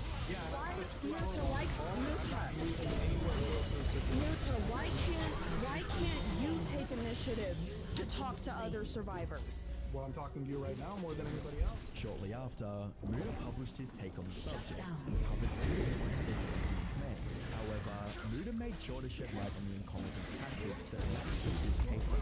According to Muda, the investigation into the werewolf cult had not yet yielded enough evidence to support Max's outrageous claims. Remember, Max was accusing someone of serious crimes against hundreds of children, but only gave spoken word testimony to back those accusations. In the same video where he is discussing very serious allegations and very, very serious stories regarding victims. You can imagine why a lot of people are looking at this as him treating this as a joke. It's not a joke. This is serious. And in reality, what are people like Mr. Beast? What are people like PewDiePie gonna do? What are you gonna bring his kid into this? What, he's a father now, so he's not gonna signal boost unsubstantiated claims? As his credibility faded away, Max was frantically trying to shift the narrative with his "I place accountability in my own hands" video. You'd expect the title and thumbnail to be followed by a straightforward apology from Max, but that wasn't what viewers got. Instead, they were treated to 15 minutes of Max avoiding the mess that he had created. I've got people telling me just talk about the case and nothing else. I've got people telling me just address the criticisms. I've got people telling me just apologize. I feel like I'm being pulled in every which way, and no matter how hard I try, I cannot make everyone happy. People say, just wait for law enforcement to do something. But we've waited 7 years, and they haven't done anything. So we decided to just go public with it and put eyes on him. And people wanted evidence, so we've been inviting people to our little server where we have the evidence. But then people don't want to listen to the survivors when they're in there and just look at the evidence and conclude it's nothing. Max wasn't fooling anyone with that approach. Members of the audience that once defended Max were now begging him to either tackle the case professionally or drop it. And you know there's a problem when comments have more likes than the actual video itself. Max's subpar apology was only a ploy to sway public opinion, and it was failing horribly. Pair this with the fact that there were Discord leaks of him threatening legal action against Muda, and it's no wonder why the apology failed. Spencer and I are considering a class action lawsuit against Muda High for breaching our non-disclosure agreement. It's extremely difficult to sue a lawsuit just $1 million in damages to be distributed between you all. This goes on to show that Max's priorities weren't aligned with solving the case, but rather he was solely set on maximizing personal gain. From the 19th to the 21st of January 2024, Slug, Max's former editor, took to YouTube and Reddit released footage of Max saying what he truly thought about people like Charlie. I could literally cancel you, Charlie. I could literally cancel you. And I choose not to. It's true though. It's the truth. Like, I'm the friggin' pedo hunter. Like, watching Max say things like this would lead anyone to the conclusion that he addresses with reality and assume his status as quote gave him the power to cancel other creators, something that would only become more apparent. Around the time the leak from Slug went live, news broke that an anonymous Discord user had infiltrated Max's private investigation server, leaking all the evidence he was serving for the legal case. Apparently, they were able to enter the server by pretending to be a survivor and were given full access after signing an NDA. I know you are dealing with a lot of harassment and going through a lot of stuff. Is it possible you can invite me to the Discord server where the other victims are? I want to share my story in a place where I can feel safe and not be doxxed or harassed. Yes, we can invite you. Thank you. Again, you have done so much for the victims. I'm blessed to have met you, and I hope Camden can finally face justice. For the safety of the server, may I please ask for your full name? My name is Max Striker. It's a pleasure to meet you. They give a voice message and then say Jamie Fields, which is a fake name. But that's the only verification that Max has done to allow some random shitter in his Discord server to see all of the evidence. All you have to do is just play the part decently well, say you were abused and did it like Camden, play the full name, and boom, you see all the key evidence that he's protecting for the legal case, and then spread it out to the internet to see. As you'd expect, Max is flagging videos that mention the leak to cover up this blunder. Mama Max, in his evidence-like Discord server, is now flagging and telling his whole server, which granted, the server is probably like only 20 people, 30 people max, but he's now enforcing his whole server to go report and flag it seems like my VOD, it seems like Mr. Sen's VOD. Anyone who's talking about the leaks, he's now reporting or flagging and outright calling for that. It seems like this guy spends more time in doing this shit than actually touch Camden on his face. There was no way Max could feasibly hide this fiasco, as more and more of his secrets were going public with each passing day. On the 3rd of February 2024, Nicholas returned to cover the Momomax situation through the upload titled "This Video Will Make You Hate Momomax," which brought forward an obscene amount of damning information from Max's past. Alongside his coverage of Max's blunders from the previous weeks, Nicholas detailed how Max maliciously destroyed the career of a former friend and supporter, NightDoc. NightDocs, or Jim, was a proud Momomax supporter during the Pick a Side YouTube campaign. So much that he called in to actually debate me 2 years ago and defend Max's character from scruples. Like Max and many of their mutuals, Jim is a video editor who makes honest content. He was also firmly in the friend group of Max, Nexpo, Ludahart, and others just a few short years ago. Now I'm sure you're wondering, Nick, what happened to this up-and-coming YouTuber with all of these widely successful friends and connections? The reality was, NightDocs was cast out of the social circle because Max spread rumors that he was a bad father, a creep to women, and worst of all, a pedophile. It seems Max didn't limit the predator accusations to just his enemies, but also his friends. You might be wondering why Max never made these accusations public given his previous job title. Well, it was because he didn't have any evidence to back it up besides his testimony. So regarding Jim, there were 2 specific stories that Max really harped on when it came to NightDocs, at least whenever we had our little, I guess, falling out. So Max was convinced that Jim was this violent creep, and he backed up this claim. Firstly, a story about an inappropriate conversation that he claimed Jim had with a minor. As it turned out, this person was not a minor at all. They told Jim their age at one point, which I believe was like 25 or so. I'm not entirely sure, but that's that whole story that Max always referred to back whenever he would call Jim a predator. There was another story that led to more of Max believing Jim to be, I guess, a creep, and it involved one trip trip to a restaurant that he and Jim had way back when Max was living with Jim. Apparently Jim was, making moves on the waitress and, continuously hitting on her, and he just wouldn't stop. And it made this, I guess, situation, or this dinner that they were at, very tense and awkward. Basically, every single time that I was with Max during the time when we had our, I guess, falling out, I guess you could call it, Max would perpetuate this narrative that Jim was this pedophile too, and he would always refer back to these two stories. And I guess I just never really vetted them. In regards to Jim or Night Docs, there were two allegations.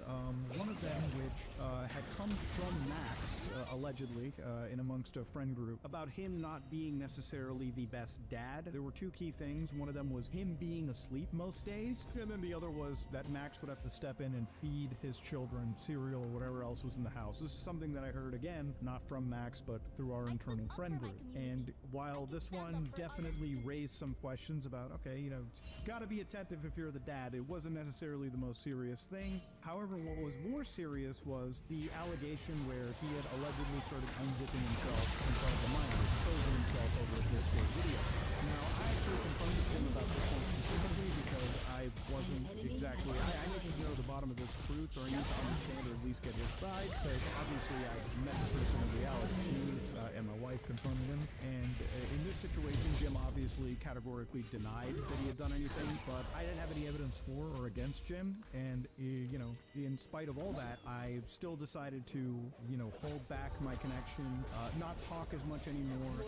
We weren't necessarily the most talkative people anyways, but this absolutely sealed the deal. Max was not just making baseless accusations, but he was making them on a friend that defended, housed, and fed him for months. Accusations that separated him from his friend group and almost pushed him over the edge. When I lost all my friends, I just went away from YouTube and all that. Like, I just lost all of my self-esteem.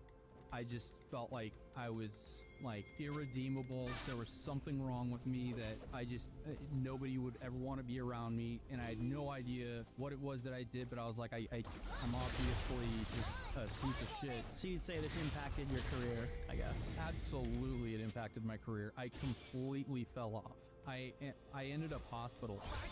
I genuinely ended up hospitalized.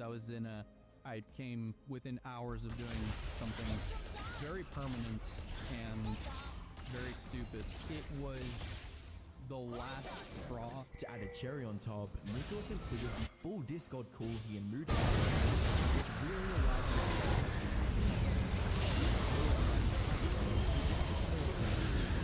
The call started normal.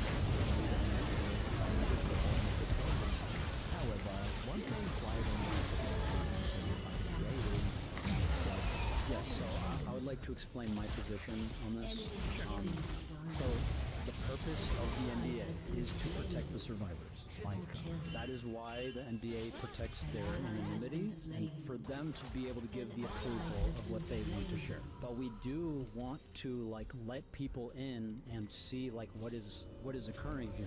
It's just my priority has been to protect the survivors. Okay, but you do understand, say Charlie looks at everything, hypothetical, right? Charlie can't then go, guys, there's a predator on the loose. I saw it on Discord. That wouldn't be sufficient for his audience. Max then goes on to affirm that witness testimony is more than enough for backing serious allegations. I am just trying to get the word out that this is Camden Gerard Davis. This is what the accusations against him are.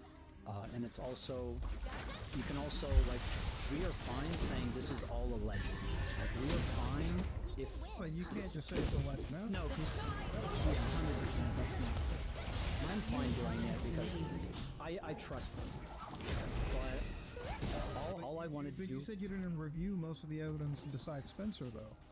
I reviewed the evidence, I just haven't had the context as to what it is pertaining to. Even claiming that other creators have made similar allegations with less evidence. I hope it's clear why I'm so willing to just call him a cult leader and a predator. I feel there's enough here.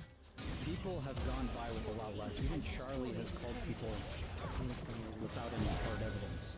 Who specifically? Who was it? Was it Sneeko? Bro, Sneeko was literally defending the shit out of cuties. Let's not pretend. All right, well, that's my argument. You know how many clips of him on Kick with zero that's of him saying minors? Come on, I mean, it's comparable to Anthony Field with the multiple testimonies against him. It's comparable. Facing such a serious case on accusations alone was a recipe for disaster, and Max was too blinded by glory and money to see it. Max's entire career was based on the fact that it was one of the most viral predators on the internet. It was the reason the YouTube community overlooked his power and desperate attempts to signal boost his channel by threatening his creators, all while giving thousands of dollars each month to fund his supposed one-man assaults on predators. Unfortunately, once Max lost that air of authority, people became less willing to give him a pass for doxing people and relying on testimony as his sole piece of evidence. Ironically, Max got a response from Charlie, but it would cost him his reputation, credibility, and over 50,000 subscribers. Considering the fact that each day brings more and more revelations about who Max really is, it's safe to say he's had a dramatic fall from grace, but is nowhere near the bottom.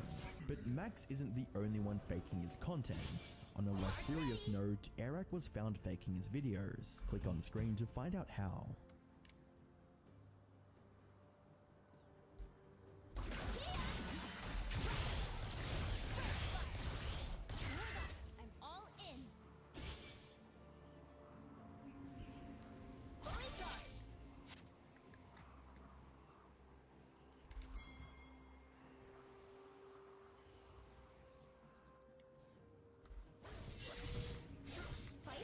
Messy.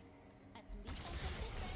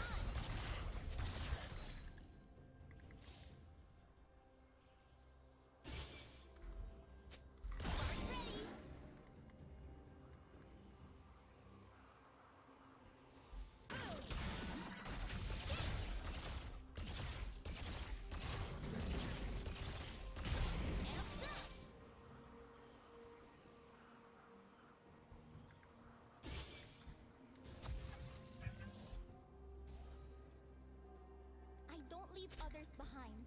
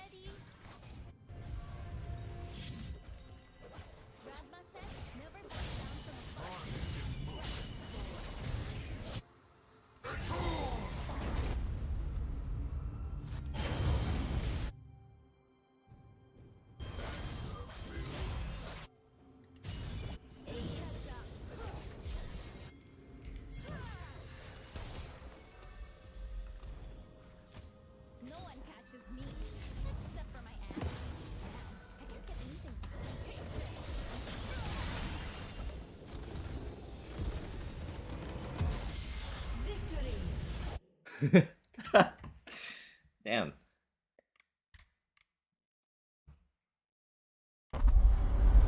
That's crazy.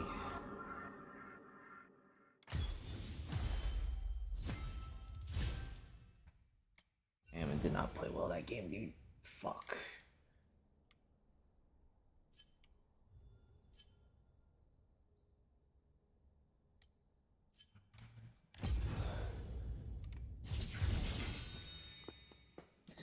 Jeez.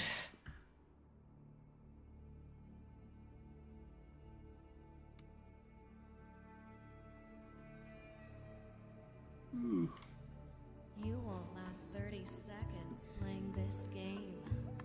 Yeah, right.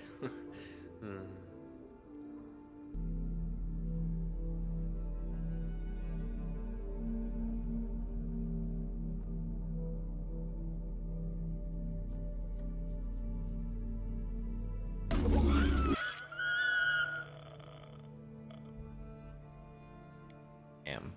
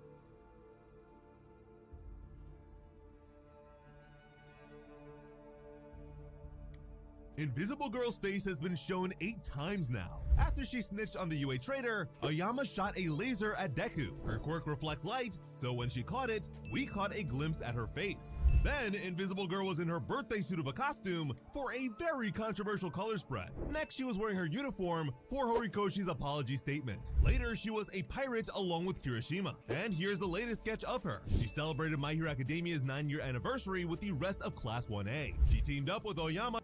9-year anniversary is fucking crazy.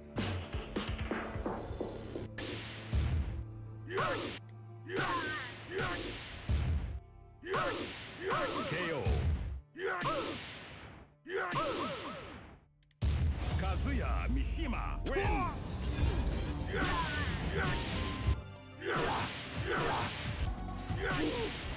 Perfect.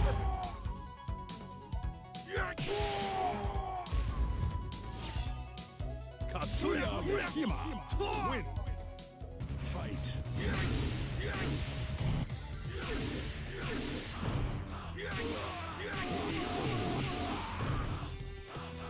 You win.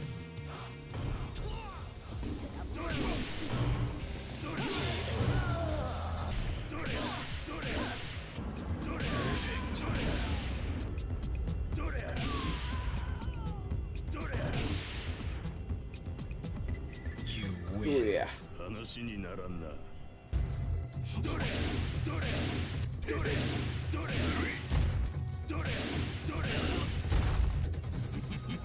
Final round. Fight.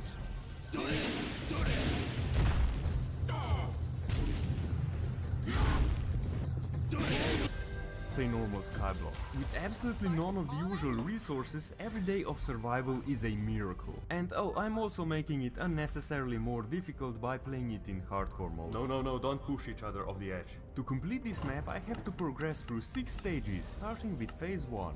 As we only have 81 blocks, I reshaped the island, which would allow me to farm hostile as well as passive mobs. We obviously needed more blocks, and for now we only have 3 options. I went with the wool strat. During the night I also managed to get 7 string, which is really a lot. Because I wanted to preserve my hunger bar, I just kicked the other mobs into the void and didn't kill them. The next day, disaster struck. An enderman started disassembling my farm. Oh no.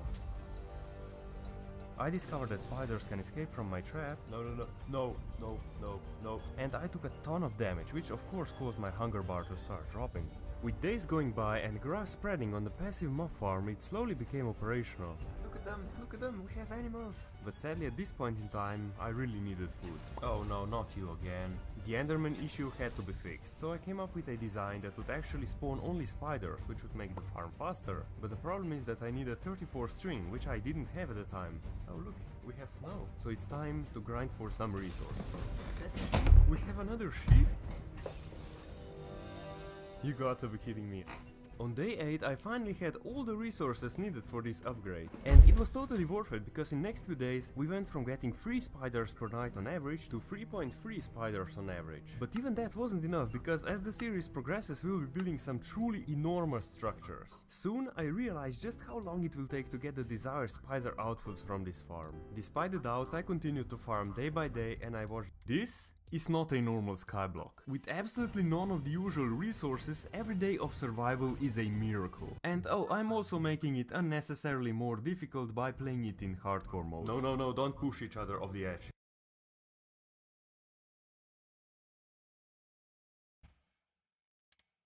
This right here is probably my favourite button in the entire Street Fighter franchise, and it's found in Cross Tekken. Ryu's Far Standing Fierce. Now this might sound a bit weird if you've played other entries to the series, because it's an attack that historically feels a little misplaced or at very least underutilized. In Street Fighter 2, this button for the most part is an anti-air, and a very specific one at that. You would use it to tap people out of the air if they jumped in at max range. At this range they can empty jump.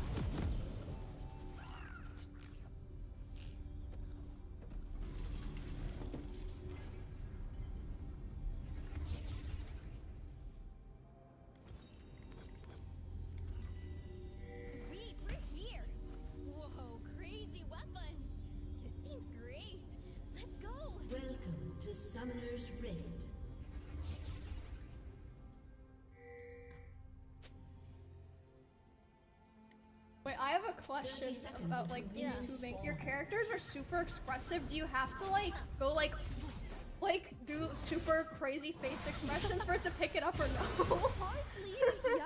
Like, it's a mixture of both. I mean, you could just sit there blank face and just like whatever, bro. Like, Yeah, well, I was asking because. Damn. What's on my watch later list? Something. I need something. Welfare checks and traffic stops are part of police routine, but what happens when cops come to an address and discover that a woman is keeping her husband as a hostage who pays her bills? And then we came outside and he was trying to leave. And I told him he's not leaving, and that's when I got the knife and did that, and I told him. Or when they stop a vehicle and find out it's being driven by a sex offender with a car full of children. Why's your zipper, your buttons down in your crotch? Well, I probably just Or when they accidentally discover a large amount of cocaine in a car.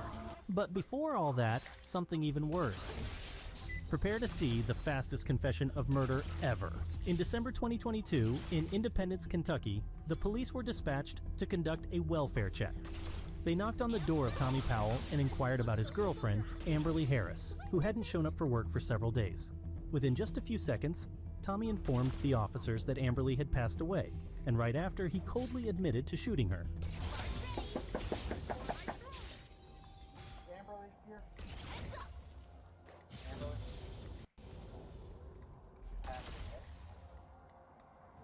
What? You did what? What? Amberly here. Amberly.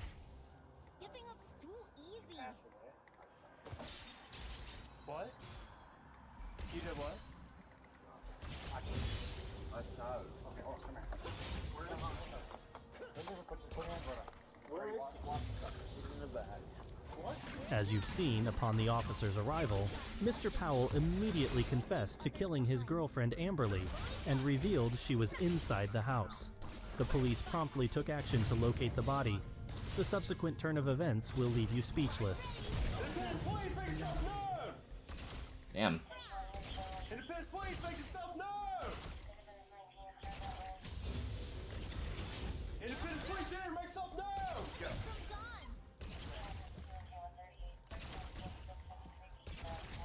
Watch your footing. Watch your footing. We're in here, right? Huh? And if it's police in, make some noise! Make some noise! Go. Down. What? I got you down. Make sure you're watching where you're standing and don't touch anything. Yes, sir. Man, I can't get anything faster. When? When did you do this?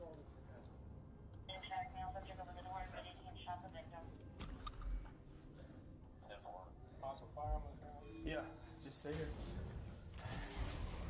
The police quickly found the body, which wasn't hidden, and began searching for the weapon used in the crime. Meanwhile, another officer was outside with Tommy and began questioning him to learn the details of the crime. Tommy immediately agreed to cooperate and revealed the location of the weapon.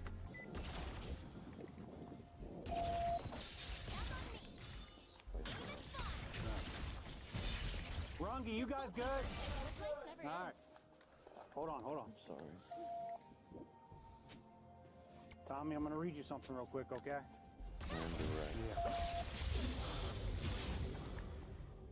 You're the right to remain silent. Anything you say can will be. It seems like Tommy knew very well what was coming for him. Do you understand these rights, Tommy? Alright. Is there anyone else inside? Is it just her? Okay, is it just him, really? Alright. Is it contained in there? When did all this just happen? Monday morning. There's a gun No, the gun's under the bed. On the bed? Do you need a squad or anything to check you out? Alright, do you want to tell me what happened here? Fighting. When were you guys fighting? Sunday morning? What started the fight? What was it? What was it? He stole my TV and stuff. Okay.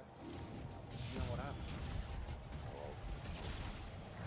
You what now? I lost control. Lost control? What made you lose control? Are you okay? So when you say you lost control, what do you mean? What'd you shoot it with? 20 gauge? Go ahead. So the shotgun you shot it with? Hey, I gotta get my body camera. Do you guys need anything from the office at this point?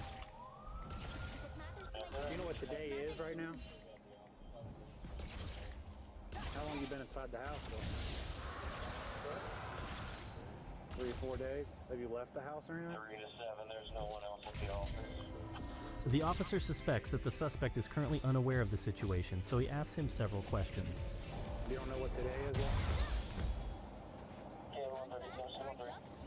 Do you know what month it is? Who's the president? Tommy's behavior and actions surrounding the crime are both disturbing and revealing.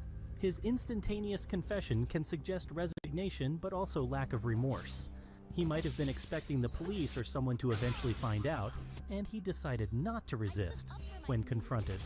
Also, his calm and matter-of-fact demeanor might indicate a lack of empathy or remorse for his actions, which can be associated with certain personality disorders or sociopathic tendencies. Remaining in proximity to the deceased for several days is especially concerning. It indicates a severe detachment from reality or emotional numbing. It might be a result of shock, trauma, or an indication of a severe mental health issue. We'll tell you more about this later. But for now, let's take a look at what the investigators found in the house and the conclusions they drew. Chief, are you in here? I'm coming through with the camera on to do a walkthrough.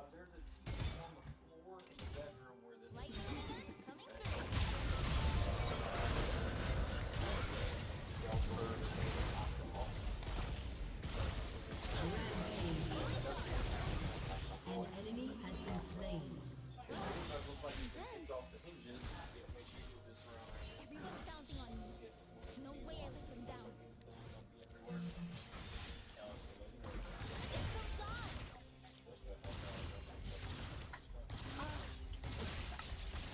Do you have a time frame for all this? One day between the bed and Troy heard the 7 else called about it? Yes. Okay. And, yeah. There's blood splatter on the wall, and She's coming up, her face is coming up. No slowing down. Something's got her. He was here at the house. Like, he opened the door. That's right. The crime scene is a complete mess, with the aforementioned television, the weapon that was fired, and the body of the unfortunate individual. But did everything really unfold as Tommy told the police? The investigator noticed that the television looked as if someone had turned it over in a fight. The doors were torn off, things were scattered around. Everything points to the fact that the argument was violent and that Tommy truly snapped. He has now been taken to the police station so that the investigators can get as much information out of him as possible. Up to this point, we've seen that Tommy has indeed been very cooperative, but there is one crucial detail that he has kept from the police. I'm Detective Stone. If we think this is Detective Stone, I don't know anything. I don't know anything. Apparently you gotta call your homie. What's going on? You shot your girlfriend? real quick, who lives there? Whose name is on the lease? Name is on the lease? Okay. So, real quick, man. Shut down. Do you mind if we search your residence? Kind of walk me through the process of how this kind of went through. And before we kind of begin with that, we have officers that are at your house right now. Okay. Obviously, we need to be able to kind of process that scene effectively, and we'll make that process consent to search form and allow us access to search form. Is that okay? I'm gonna walk this through with you real quick, okay? So how it works is that you're gonna sign your name right here. You got the flu. What's going on, buddy? Talk to me. COVID? Okay. Oh, have you ever been a doctor?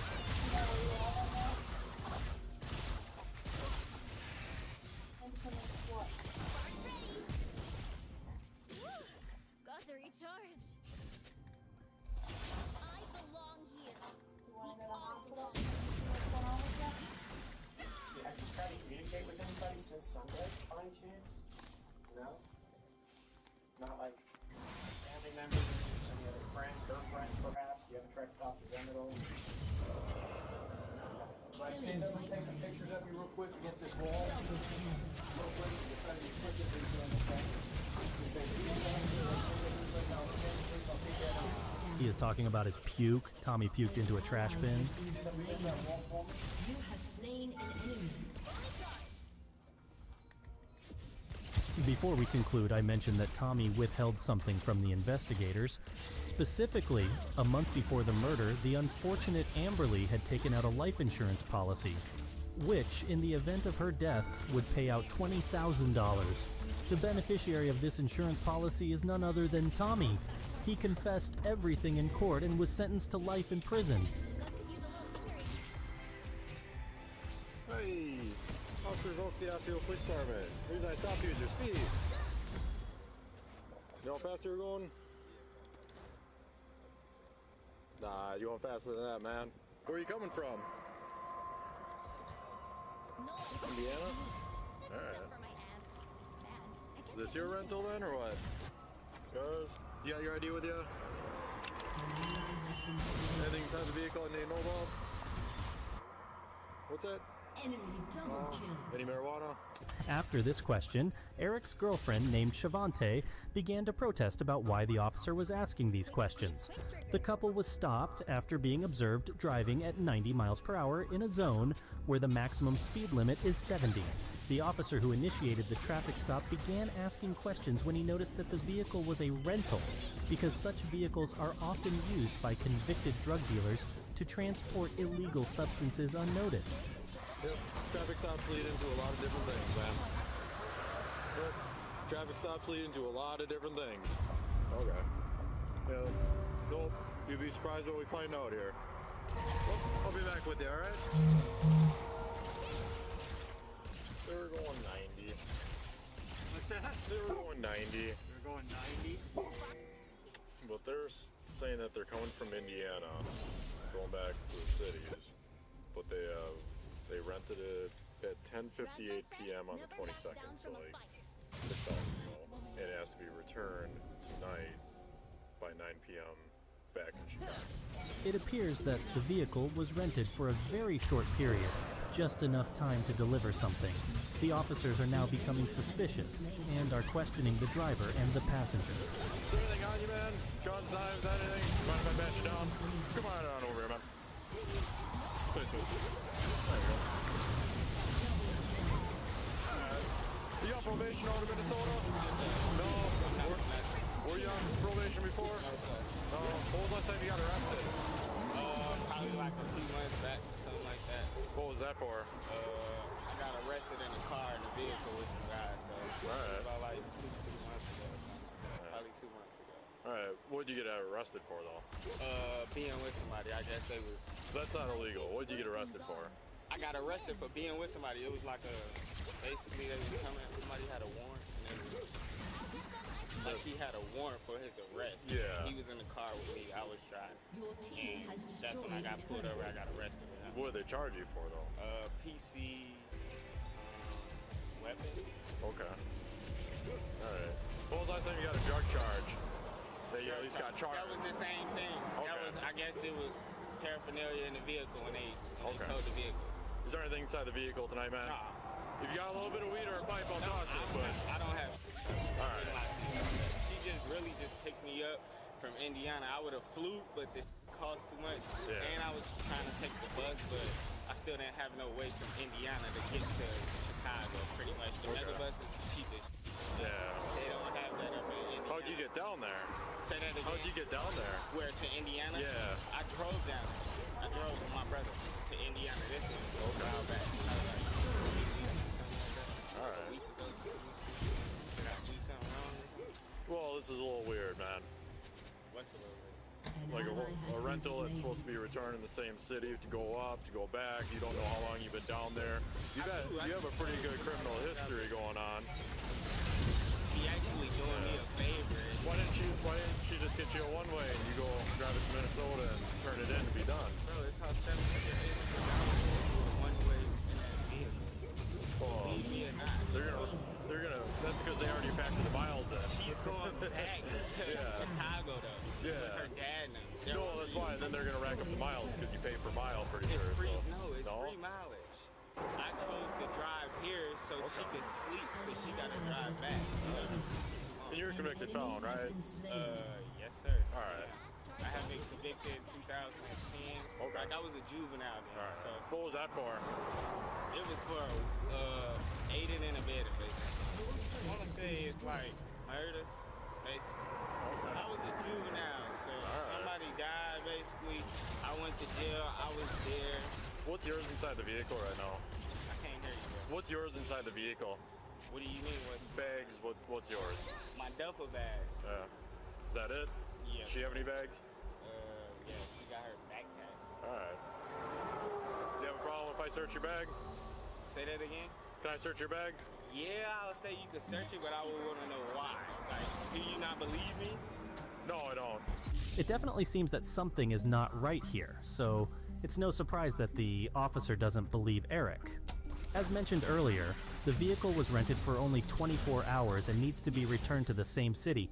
Eric claims that he comes from a different direction where he went with his brother a few weeks ago and says that his girl rented the car and came to pick him up. It doesn't make sense for someone to travel such a distance in a rented car, yet Eric insists that it was the cheapest way. He has a criminal past related to drugs and has even been in prison. We've now reached the moment where the officer clearly reveals to Eric that he is indeed suspicious and that he will inspect his belongings in the car. But watch how he then began to make excuses. Alright, well, if I give you my bag and search my bag, I can go about my way and stuff? Yeah, if you guys got nothing, you're going to be on your way. What do you mean got nothing? Nothing in the car. Guns, knives. Nothing in the car. Can I search the vehicle from bumper to bumper? Like I told you before, trying to make sure that everybody's doing what they're supposed to be doing, you know?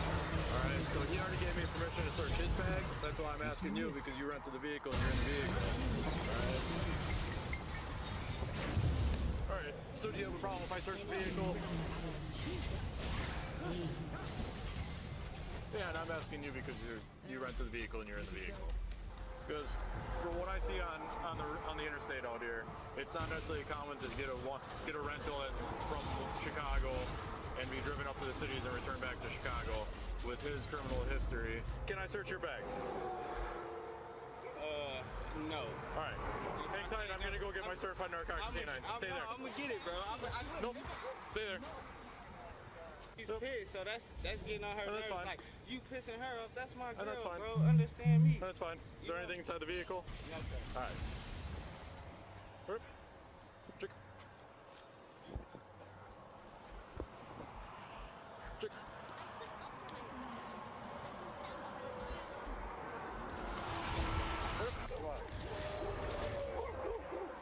Right here. There you go. She ain't gonna get you. Yeah, but if I get out I know. Yeah. You'll be okay, man. Seriously, you'll There you go. An enemy has been slain. Getting anything on you inside the vehicle? No. No? Alright, then this is gonna be quick and easy, alright? I'll have you go step in front of my squad car here. An enemy has been slain. Well, not is the reason. The reason why we were separated, you guys can verify that in the video. Yep, it's because I have one seat in my car. one seat in his car. And he's here. Yep. Yeah. I would like to be inside. No. There's nowhere to sit. Let's go. Okay. There's nowhere to sit the dog. But no, please, bro. Please, I'll sit. Put me in that way.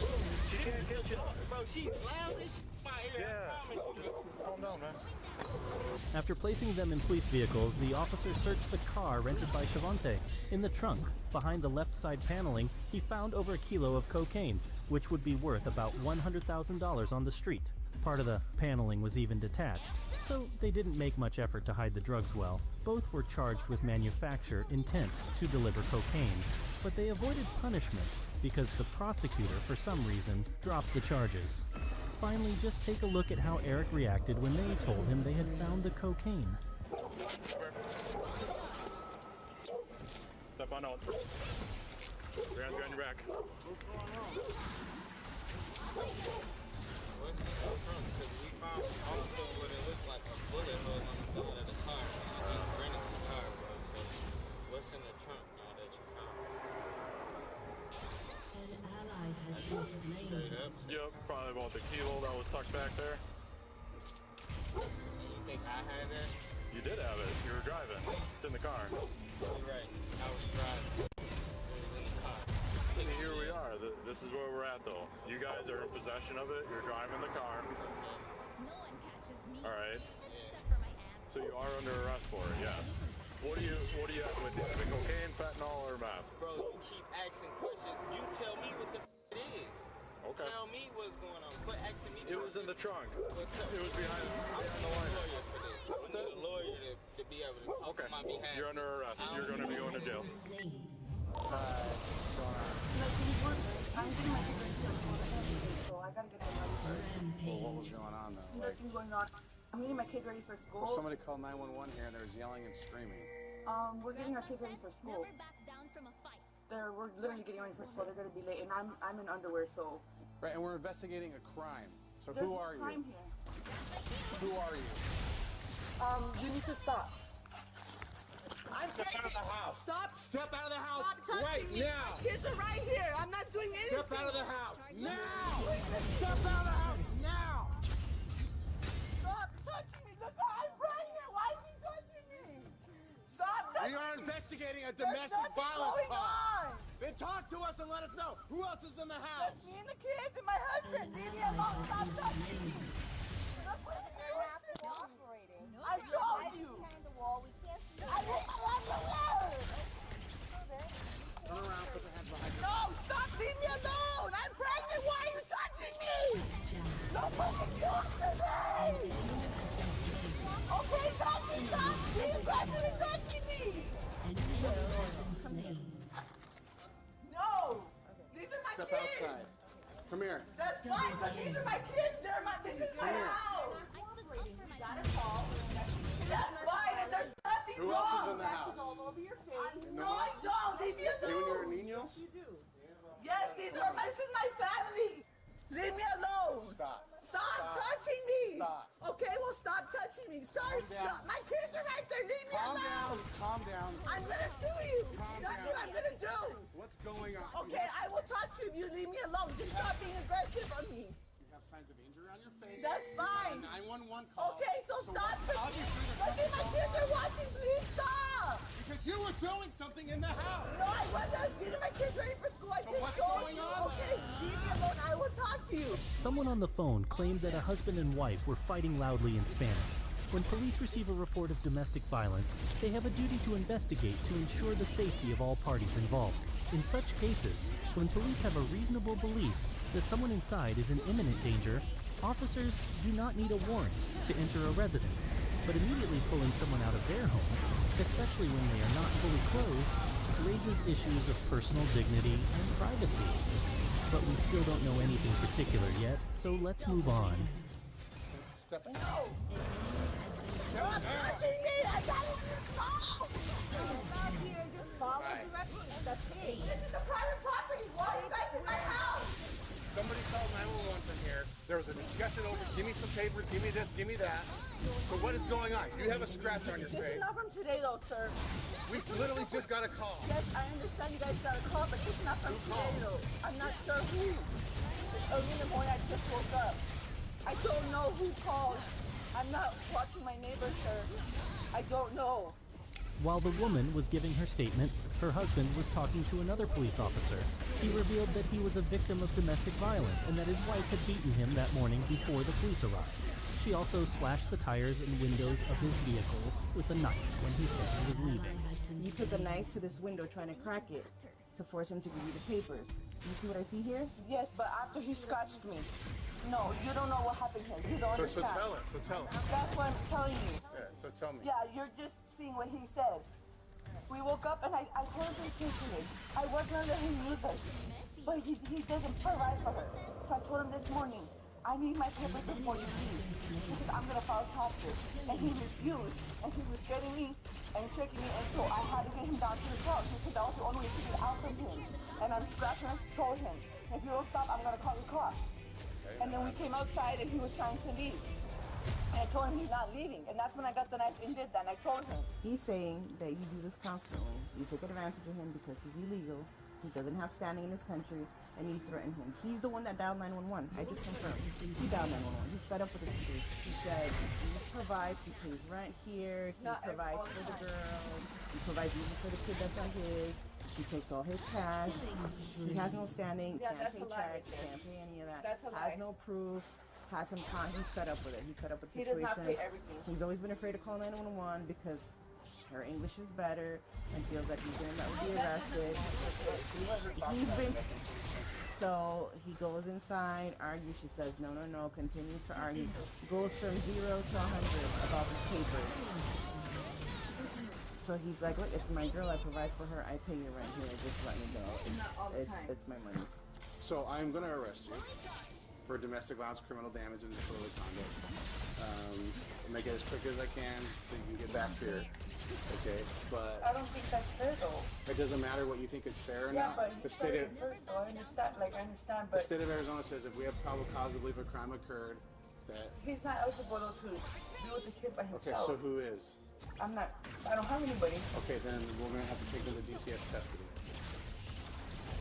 That's our only option. Why can't he go and I stay with the kids?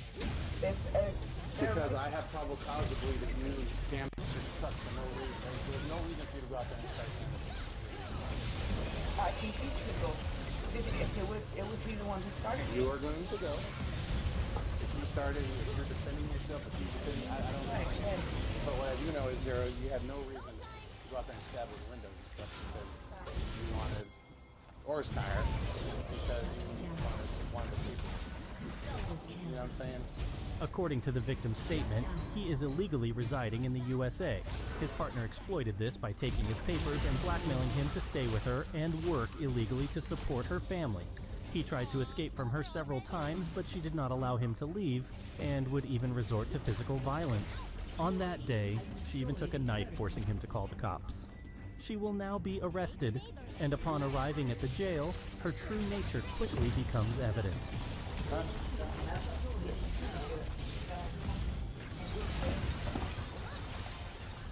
It's not an option. You have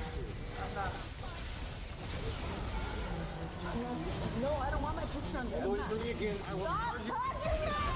It's a felony. Resisting. Stop! I'm not doing Stand anything up. to you. Leave me alone. No!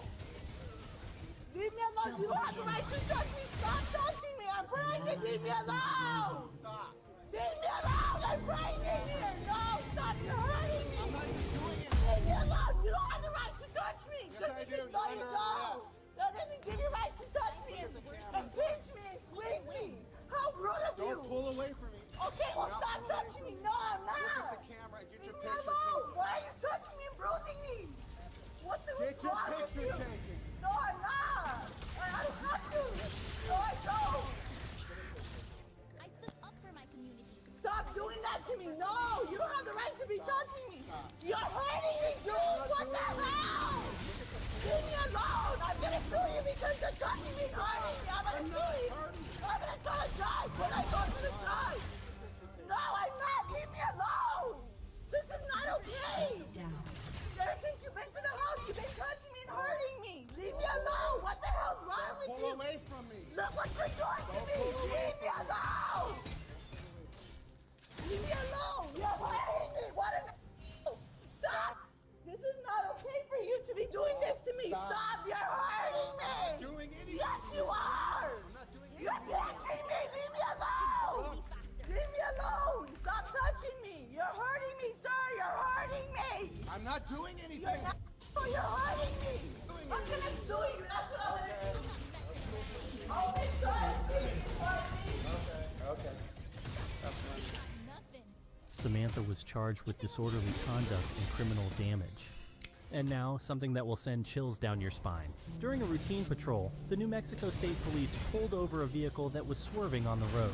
To the officer's shock, the driver was 41-year-old Jeremy Guthrie, an accused sex offender. Inside the vehicle were 6 minors, aged 13 and 14.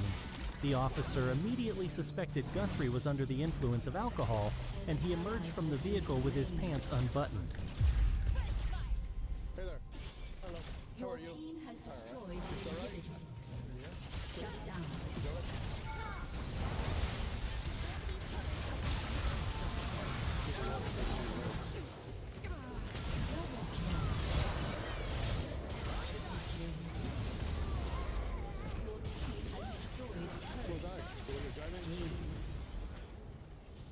That's it. Your team has destroyed an inhibitor. You mentioned that you were nervous? An ally has been slain. I was nervous while I was behind you driving down I-40. You were in lane number 1.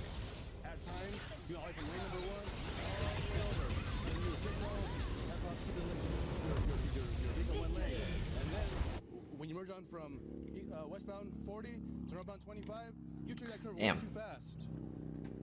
Rarely do I ever keep a win streak going. Or rarely do I ever lose sleep because I'm trying to keep a win streak. I thought you were gonna crash. Crazy. And then you have a bunch of kids, and then the car, how many kids? You have 1, 2, 3, 4, 5, 6. Who are these kids to you? This is my friend. That's your friend? Yeah. How old's your friend? 18. That girl's not 18? Huh? That girl's not 18? Yeah. No, she's not. These weird videos. That girl's not 18. Trust me. She don't look 18. Ma'am, how old are you? I didn't ask you your name. I asked you how old you are. Ooh, man. Wow.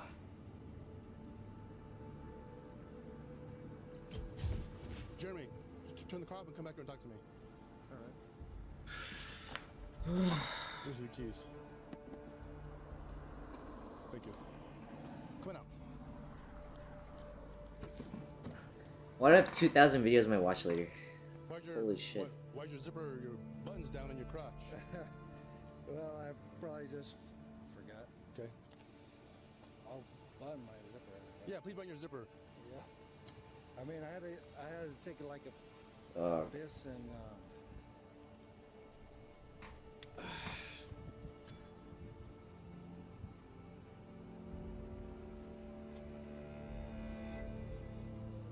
When did you last drink? Like, probably. It's been a little while. Like an hour? I would say it's more than Like maybe 2? Yeah. Roughly? Okay. Like 2 hours. That's fair. Because you know what? 2 hours is totally different than, no, I haven't been drinking. You know what I mean? Yeah. But I mean, it's okay. It's okay. We're not gonna argue about it. I mean, I know what I smell. I know what I hear. I know what I see. Okay. Simple as that. I mean, yeah. I mean, I'm not gonna lie to you. Well, you already did. You said I hadn't been drinking. And then I kind of played you, said, was it an hour ago? Like, no, longer. 2 hours? Yeah. It's been a few hours. Okay. I mean, Gotcha. Well, I mean, we're not gonna argue about that. I mean, I know. This guy's fucked up. Okay. This Do you guy think is it's safe to drive? fucked up. Do you think you're safe to drive? Yeah. You do? Absolutely. Once again, you and I will disagree on that too. I don't think you're safe to drive. Just based on how you're driving. Jeremy showing signs of alcohol impairment, such as swerving on the road, slurred speech, and having the smell of alcohol on his breath, suggests DUI. Having 6 minors in the vehicle while driving under the influence significantly escalates the severity of the offense. This could lead to charges of child endangerment. Jeremy is visibly distressed, and for a very good reason. The police officer begins to question the children in the vehicle, and they soon admit that none of them are of legal age. The conclusion of this story is more than chilling. All those people in the car. What does that mean? they're just my friends. I mean, do you normally hang out with people who are young?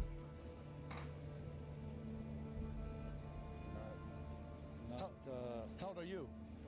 I'm 41. 41? Okay. Hang tight right there, okay? How old are you? And don't lie to me. I mean, okay, like I'm not gonna play the game where you lie. I know that you're not 18. Okay? So if you wanna have attitude, you in the front, okay? We go about it another way. Simple as that. So if I sense any attitude or you give me lip, we'll do it another way. Okay, how old are you? 14. Thank you. Simple question. 14. Really 14? Yes, sir. Okay. 14. Okay. 18. Okay. 13. Okay. This is fucked 14. up. Okay. Who's this guy to anybody?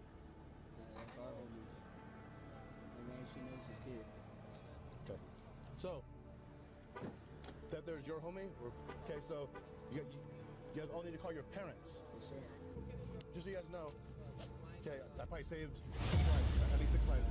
Okay. I thought you guys were gonna crash around that bit. He went way too fast, and he's definitely not safe to drive. So, just to make sure that you're okay to drive, okay, would you mind doing a couple of field sobriety tests just to make sure? Yeah.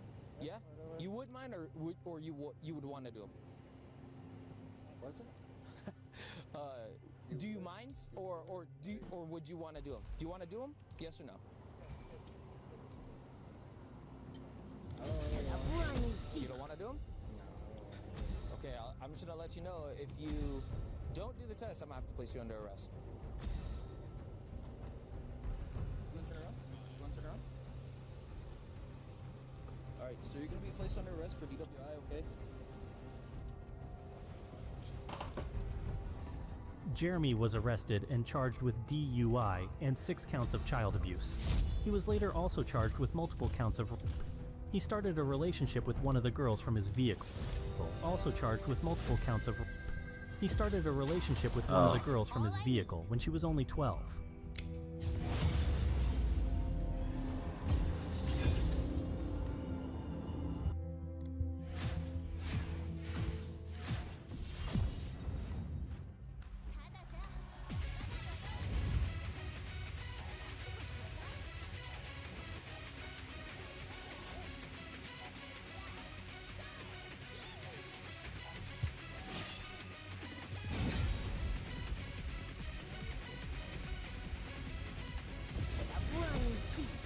Damn.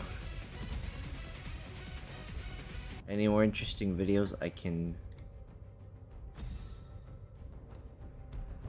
take a... Folks, what is the most out-of-pocket fighting game moment? This was the question posed by the Fighting Game Girl of the Day account on Twitter, and there were so many responses to this that I thought were really funny and brought back a lot of good memories of all the years of playing fighting games. So I thought it would be fun to assemble a list. I've assembled 10 of the most out-of-pocket fighting game moments that I saw related to this tweet, and I thought I could go through them and give them some context. A lot of these might not make sense if you don't play the specific game or if you weren't there at the tournament where it happened. So I'm going to go through and give them some context and help you understand what makes these moments so out of pocket and so ridiculous. So let's jump in. All right, so first up, Eric the Great posted, this is the sickest teabag into kill combo. Let's check it out here. Sonic Fox versus Perfect Legend teabag. And then the second teabag. Damn. Into the brutality. I might need to censor that so I don't get demonetized for putting it this early in the video. But yes, this is a very, very famous match. If you guys don't know about this, this was Sonic Fox versus Perfect Legend, 1st to 10 at Summer Jam in Mortal Kombat 10. And so the idea was that they were going to play 1st to 10. I think Sonic Fox was the favorite. In the video here, I'm going to link the full video down below, but in the video you can hear the commentators saying, you know, Sonic Fox is the favorite, but maybe Perfect Legend will get, you know, 3, 4, 5 games in this 1st to 10. But that's not what ended up happening. Sonic Fox ended up winning 10-0 against Perfect Legend. 10-0. But that's not the end of the story. Perfect Legend got back up on stage and said, listen, Sonic Fox, you may have beaten me with Katana, but if you played Aaron Black, then I definitely would have won. So Big E comes up on stage. Shout outs to Big E. I know Big E's been dealing with some health issues lately, so I wish him the best. Someone who has put on so many amazing tournaments in the FGC over the years. Big E comes up and says, listen, let's do it 3 out of 5. We'll do Aaron Black and we'll see how it goes. And then, yeah, Sonic Fox wins 3-0 with Aaron Black. So final score 13-0. Perfect Legend, you know, amazing player. No disrespect to Perfect Legend, but Sonic Fox is really on another level, and I don't think any other player has ever been able to go 13-0 in a 1st to 10 match. So that is why this is so famous of a moment. All right, this one is also super famous here. Flub posted Woshige versus Ogawa, Guilty Gear Xrd Evo Winners Finals. This is a super famous match, not necessarily because of what happened in the match, but what happened afterwards. So you can see Woshige takes the round, gets up, starts celebrating. But the game's not over. The score, they have 1 round on the board. So Ogawa gets this massive combo into a reset, into a dizzy, and What Are You Standing Up For has been eternally part of the fighting game lexicon because of this moment. Look at Woshige. And then one of the craziest follow-ups to this is that Woshige is doing great now. If you guys didn't know, Woshige, I believe, was a tester on Street Fighter 4, but then went on to be the battle director for Street Fighter 5 and for Street Fighter 6. As far as I know, Woshige remained the battle director for that game as well. So, yeah, pretty cool stuff to transition from the famous "What Are You Standing Up For" moment into being, you know, a respected contributor to one of the most popular fighting game franchises in the world. So good stuff, Woshige. Next up, Andy OCR. Shout out to Andy OCR, great player, posted this classic online moment. This is not from a tournament or anything. This is just online classic Street Fighter 5 stuff. Check this out. Did you guys see that? So this is a rollback. Rollback netcode can roll things back that happened and essentially change the results. But Street Fighter 5's rollback was famously very questionable. So essentially what happens here is the game thinks that Cody let go of his 2 punch buttons, which triggers this attack from Cody, the knuckle. But what he actually did was jump. So the EX Zonk knuckle got rolled back. You can even see his meter refills here, which is crazy. You can see spent EX meter and then just rolled it back into a jump. That is the most unblockable mix-up in history. The ultimate rollback mix-up. Absolutely insane. All right, next up, we got another online moment, but this is from an online tournament in Skullgirls. This was posted by Ultima Shadow. Any excuse to post this clip, I'll take it. So we got Big Ben landing the happy birthday. If you guys don't know, if you're hitting both characters at once, we call that a happy birthday. That started with Marvel vs. Capcom 3. And he literally plays the happy birthday song and kills both characters. If you guys don't know about this, Big Man has a very unique level 5 super, and you input it in a weird way too. You do light punch, down light kick, light punch, and then light punch plus medium punch, like that. And then every button that you press is going to do a different note, and you can change the octave by holding up or down. You can get the half steps by pressing different buttons at the same time. So you essentially become a musician, and you can input whatever you want, and then the rest of the super comes out. So people will go into training mode, they will learn whatever song they want to play, and they'll pull it out in a match to really style on the opponent. And unfortunately, this happened to me. As Willow on Twitter pointed out, I got sent to the Shadow Realm in a tournament that we held on my stream here. I let him play. I let Audios play, and what happened? No problem.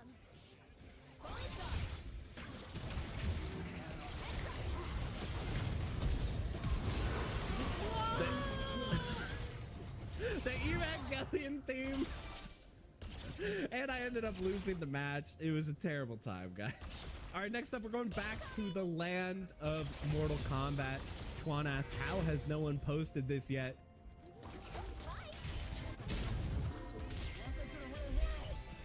You guys don't know, Wazzler15. That's actually Justin Wong. Probably the best fighting game player of all time. Many multi-time Evo champion. Trolling online with the rocket launcher. An ally has been slain. You can hear the 8-year-old or whatever on the other side calling it a cheat move.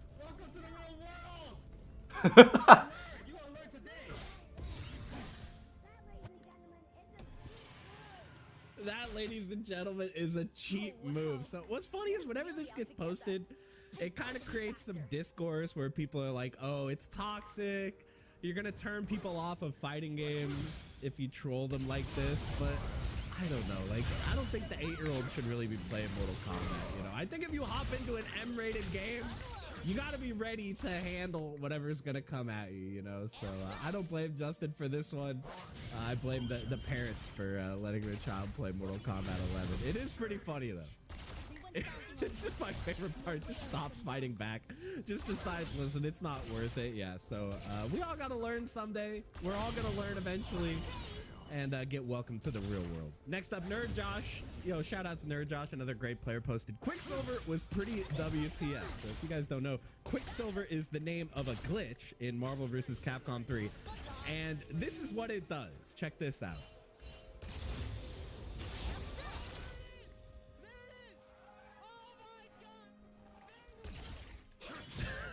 So this was back in the days when, you know, like in tournaments, I feel like every time the commentators would start yelling, the mic would just completely cut out.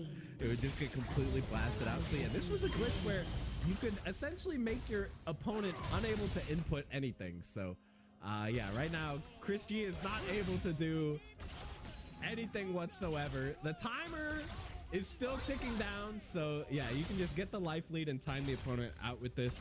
Obviously, this glitch is banned, but it's not even relevant anymore because this was patched out in Ultimate Marvel vs. Capcom 3. But back in these days, in vanilla Marvel vs. Capcom 3, this was pretty darn hilarious. Yeah, I think Rogue Yoshi messes it up or lets him out at some point here. Yeah, there you go. So yeah, that's the Quicksilver glitch. I don't really know how this glitch works. All I know is that you do a team hyper combo to get both characters on screen at the same time, and then Dante can infinitely do bold cancels. He's one of the only characters that can essentially cancel infinitely. He can just keep going from one move to another. So as long as you don't stop canceling from one move into the other, you just freeze the game essentially, and the opponent can't do anything. So yeah, that's the idea here. Speaking of glitches, this is one that I posted. I want that guy banned from this arcade. So this is a classic YouTube video. I'll post the full link in the description. But you can see player 2 freezes the game. And the opponent is not happy. He wants the guy banned from this arcade. So yeah, this is called the Ruby Heart glitch. So Ruby Heart has this move, right? Where she can kind of fly around the screen. And for whatever reason, if you hold down the taunt button and do this move, you can crash the game. A lot of weird stuff can happen when you do this. Like she can fly off screen. Her sprite can start glitching out, but also I guess you can just overwhelm the hardware and completely freeze the game. So this is really easy to do. It's hard to do by accident, because why would you ever press the taunt button and hold it down? Like, it doesn't really make sense. So you can pretty much only do this on purpose, and that is exactly what player 2 did in this clip to freeze the game. And of course it's the arcade, so you're both gonna lose your quarters, and someone's probably gonna have to come and physically reset the machine. So yeah, pretty scummy thing to do, but it made for a pretty funny clip for us to watch. Speaking of Marvel, let's talk about Marvel 3 again. MF Beautiful posted Vanilla Marvel 3 was in fact played for money. Yes, this game was very, very broken, but it was played for money. We got Crizzle versus ND Lee, and check out Sentinel, man. Check this character out, okay? The X Factor level 1 into level 1 is gonna kill both characters. Phoenix is coming in. I don't think she's gonna have enough meter to go Dark Phoenix. No, she's dead. So yeah, this game was obviously very ridiculous in terms of damage and in terms of how overpowered X Factor is. That's just one of those things that everybody still talks about. X Factor, one of the most broken mechanics of all time, makes you do so much damage. But what's funny is, you know, at this point in time, we thought that Sentinel was like the most overpowered character ever. Capcom actually nerfed Sentinel. They like patched it in. This was when patches were very rare. And they nerfed Sentinel because we all thought he was so OP, but it turns out that he's not actually that good in this game. He does a lot of damage, but he's a pretty weak character overall. So yeah, other than his assist, which is good. So yeah, it is pretty funny going back and seeing this crazy stuff, but now that we know how crazy Marvel 3 is for real, this doesn't even feel like a big deal to me anymore. It gets way worse than this. Oh my god, I'm excited for this one. Tokido is a literal demon for this right here, says Ken. Let's check it out. Classic tournament moment, guys. This makes me so nostalgic. Street Fighter 4 was my first tournament game that I played and entered tournaments in. Nice punish on the DP into the Raging Demon, and Tokido gets up and stands in front of the projector to get the Akuma sigil on his back. That is so legendary, dude. This is why Tokido is one of the all-time GOATs. Even making top 6 at EVO this year, definitely not becoming any worse as a player even as the years continue to pass. So shout outs to Tokido, one of my all-time favorites. And the demon in front of the projector is definitely an all-time moment. All right, last one. By my count, this makes 10. So Menkar posted this one. This is a Tekken 7 clip. And if you guys don't know about this player right here, Pokechop. Pokechop is a legend for his shenanigans while playing, his celebrations, his trash talk, all that kind of stuff. So let's check out what happens in this clip. All right, about to take round 2 here with Negan.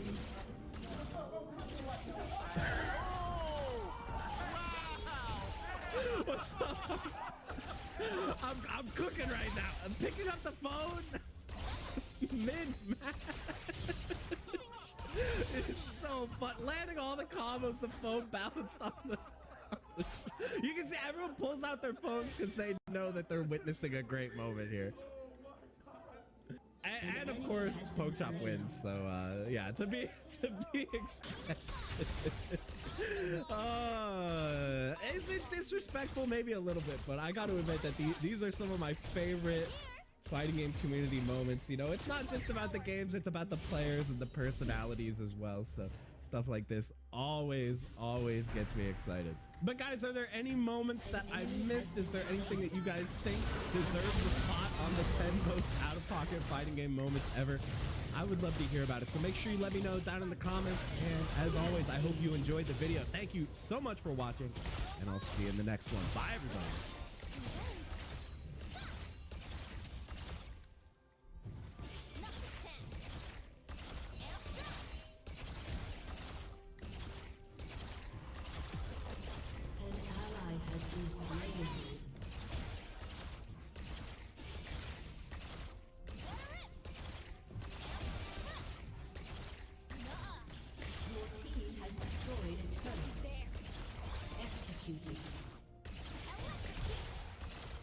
Running on empty.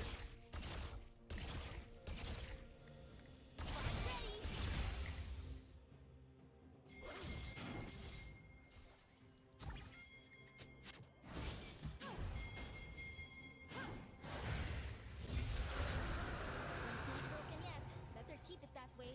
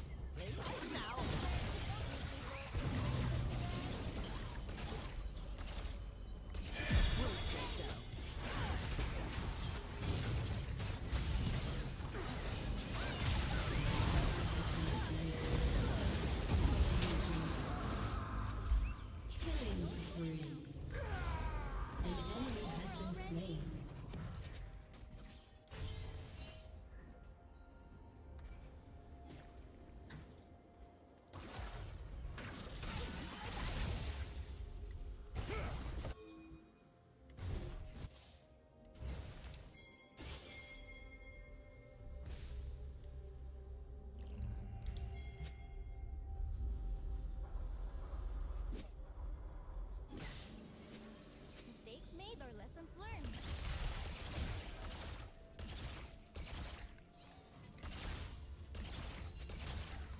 Spark ready.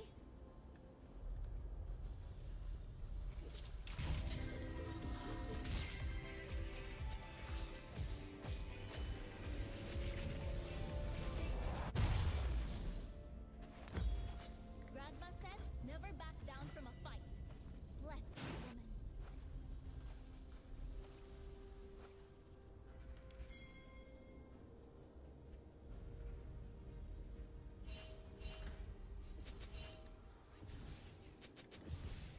Your turret has been destroyed. Quick trigger.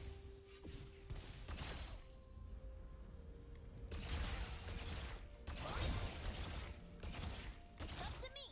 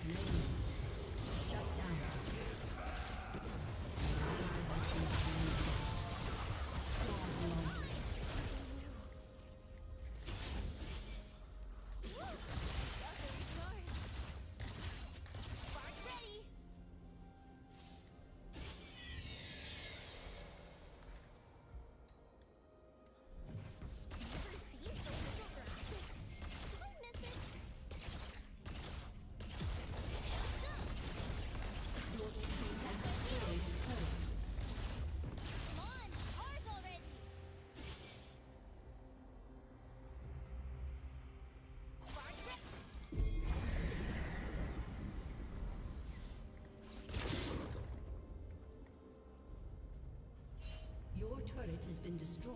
They're like the Chem Barons. Talk big, but they'll break.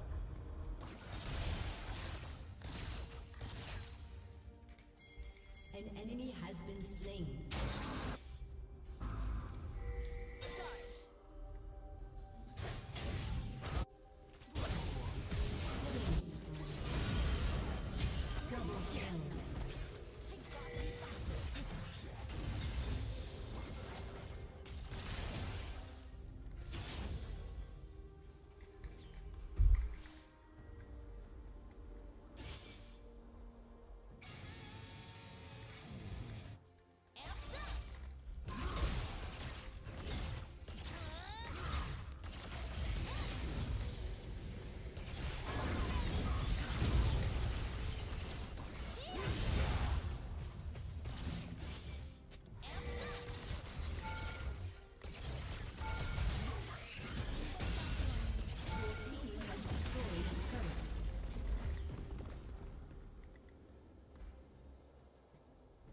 team has destroyed a turret.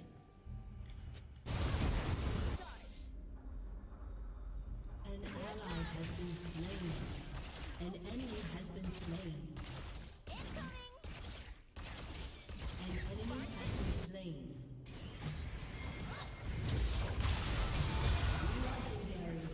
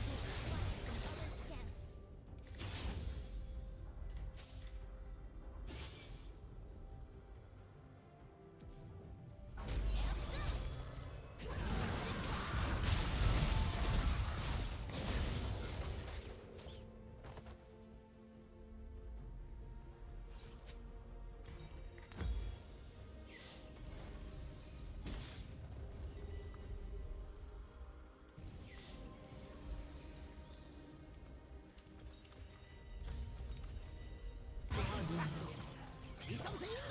Learn something.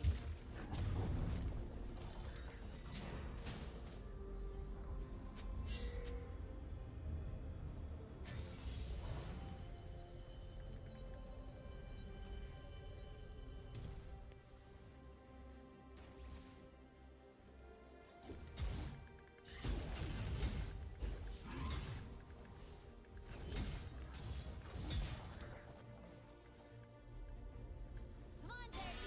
Fight to win. Remember that.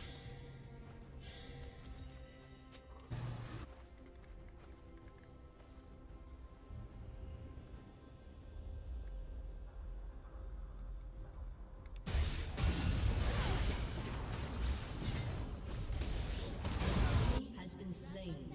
Never back down from a fight.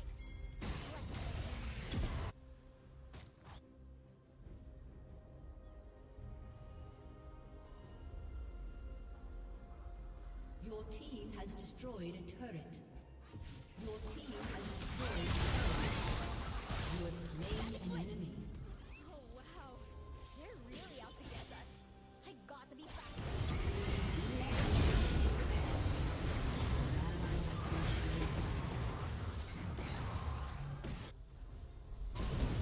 Your team has destroyed an inhibitor. Aced. Your team has destroyed an inhibitor. An enemy has been slain.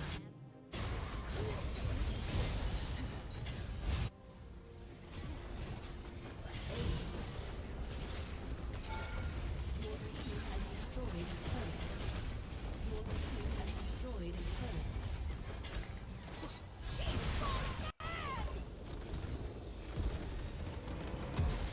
Victory! Damn. Just one of those nights, huh? One of those good nights.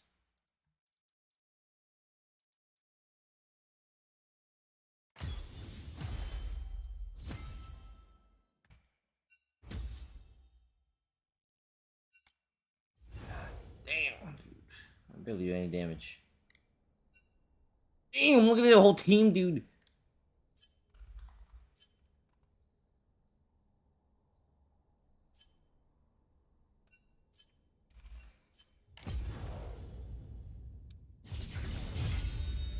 Let's freaking go, dude.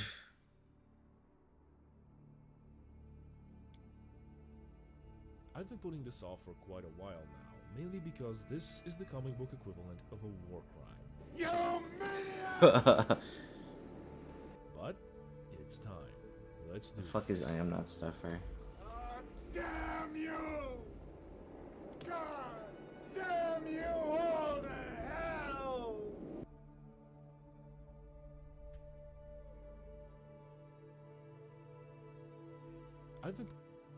I have truly never been more astounded by the lengths that a villain could go through to achieve such a level of chaos than I have been by reading Who is this? Nemesis. This guy makes everything that the Joker, the Reverse Flash, and probably what any other villain has done combined look like child's play.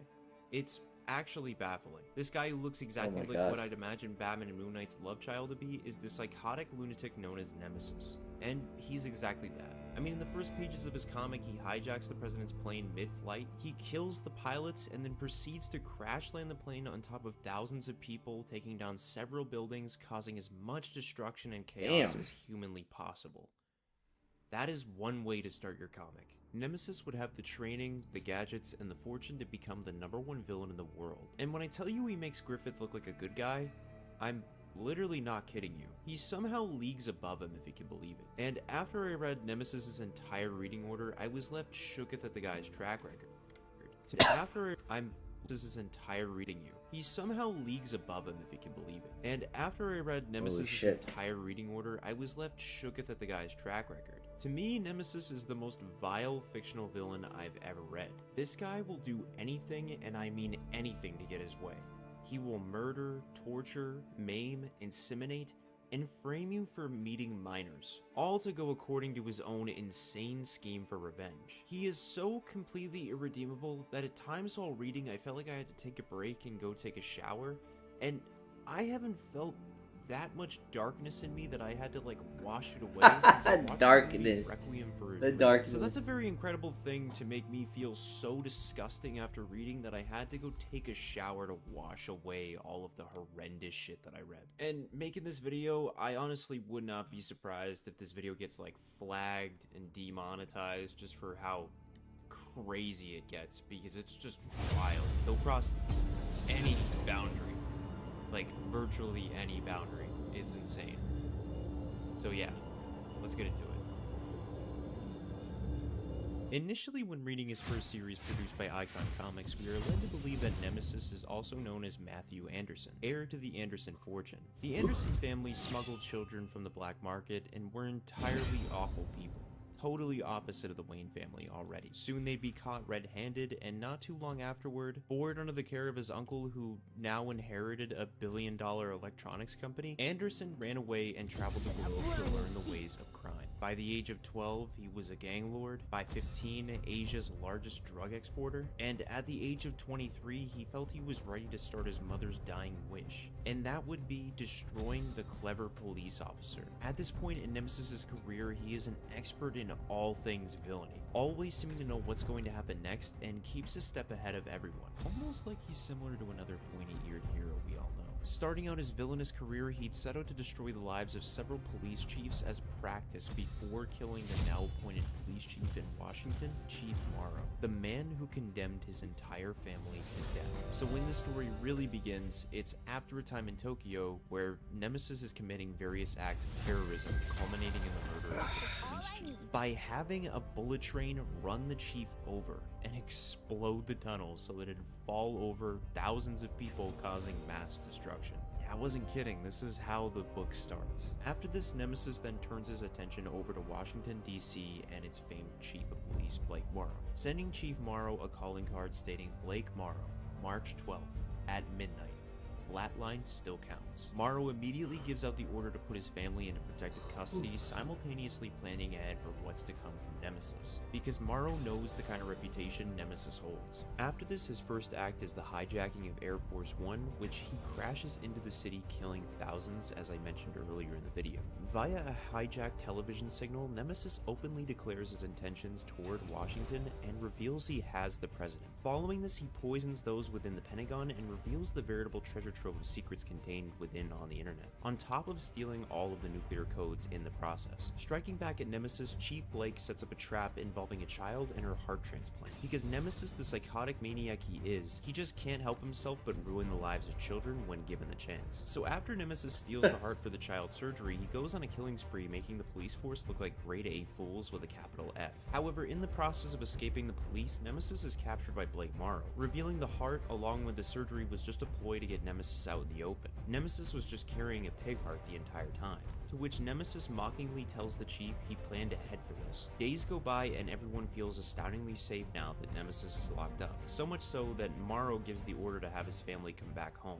But this doesn't last, because Nemesis doesn't even spend no longer than 15 minutes in prison before enacting the next step of his master plan, hiring people who work within the prison. They release Nemesis, who ends up killing 97 guards and releasing 2,000 inmates into the city. On top of this, Chief Blake discovers that his son and daughter are missing following this, captured by, you guessed it, Nemesis. And in exchange for their lives, Nemesis demands the chief to reveal 3 secrets, to which Morrow reluctantly tells Nemesis for the preservation of his children. Firstly, his wife Peggy had an affair with his former partner. Secondly, his son is homosexual. Thirdly, his daughter got pregnant and had an abortion. These 3 things reveal that Blake is a driven career man and placed greater emphasis on that side of his life, neglecting his family. Satisfied, Nemesis releases Blake's children unharmed. However, Blake's daughter is now pregnant by her brother via fertilization of her eggs. And as an added torture to Morrow, Nemesis ensures that if she has an abortion, she would be unable to bear children ever again. At this very moment reading this comic book, I was so viscerally appalled at the magnitude of evil Nemesis was willing to achieve that in truth, I wanted nothing more than to see this dude dead, because not only does he commit the most obscene thing imaginable to Blake's children, who are completely innocent, and have absolutely nothing to do with this rivalry. But Nemesis also goes out of his way to do the most obscene thing imaginable to them just to fuck with Blake some more. This, you can imagine, creates a rift between Blake and his family indefinitely, and to add the cherry on Who the top, fuck Nemesis made this also comic, releases dude? to the public what happened to his kids. Now, through an undercover cop implanted in the low levels of Nemesis's organization, Blake leads a raid at the home of Matthew Anderson, who it is hinted was masquerading as his uncle the entire time. However, the mansion is rigged to explode, killing most of the SWAT team. After this, Blake is captured, and Nemesis reveals his best friend of 10 years has been working with Nemesis the entire time, while also dropping the bombshell that he is not Matthew Anderson at all. That's right. The whole vengeance for his parents and destroyed childhood was nothing but a ruse. His whole backstory and motivation was nothing but a character he adopted to better destroy Chief Blake. Nemesis plans years in advance, planting moles and agents throughout the lives and organizations of his targeted police chiefs, confessing to Blake that he's nothing more than an extremely rich man who's just utterly bored and can only see pleasure from ruining other people's lives. After killing his best friend brutally, Nemesis unveils his grand finale. They are in the Oval Office, and Blake's wife, along with the president, are both regular explosives.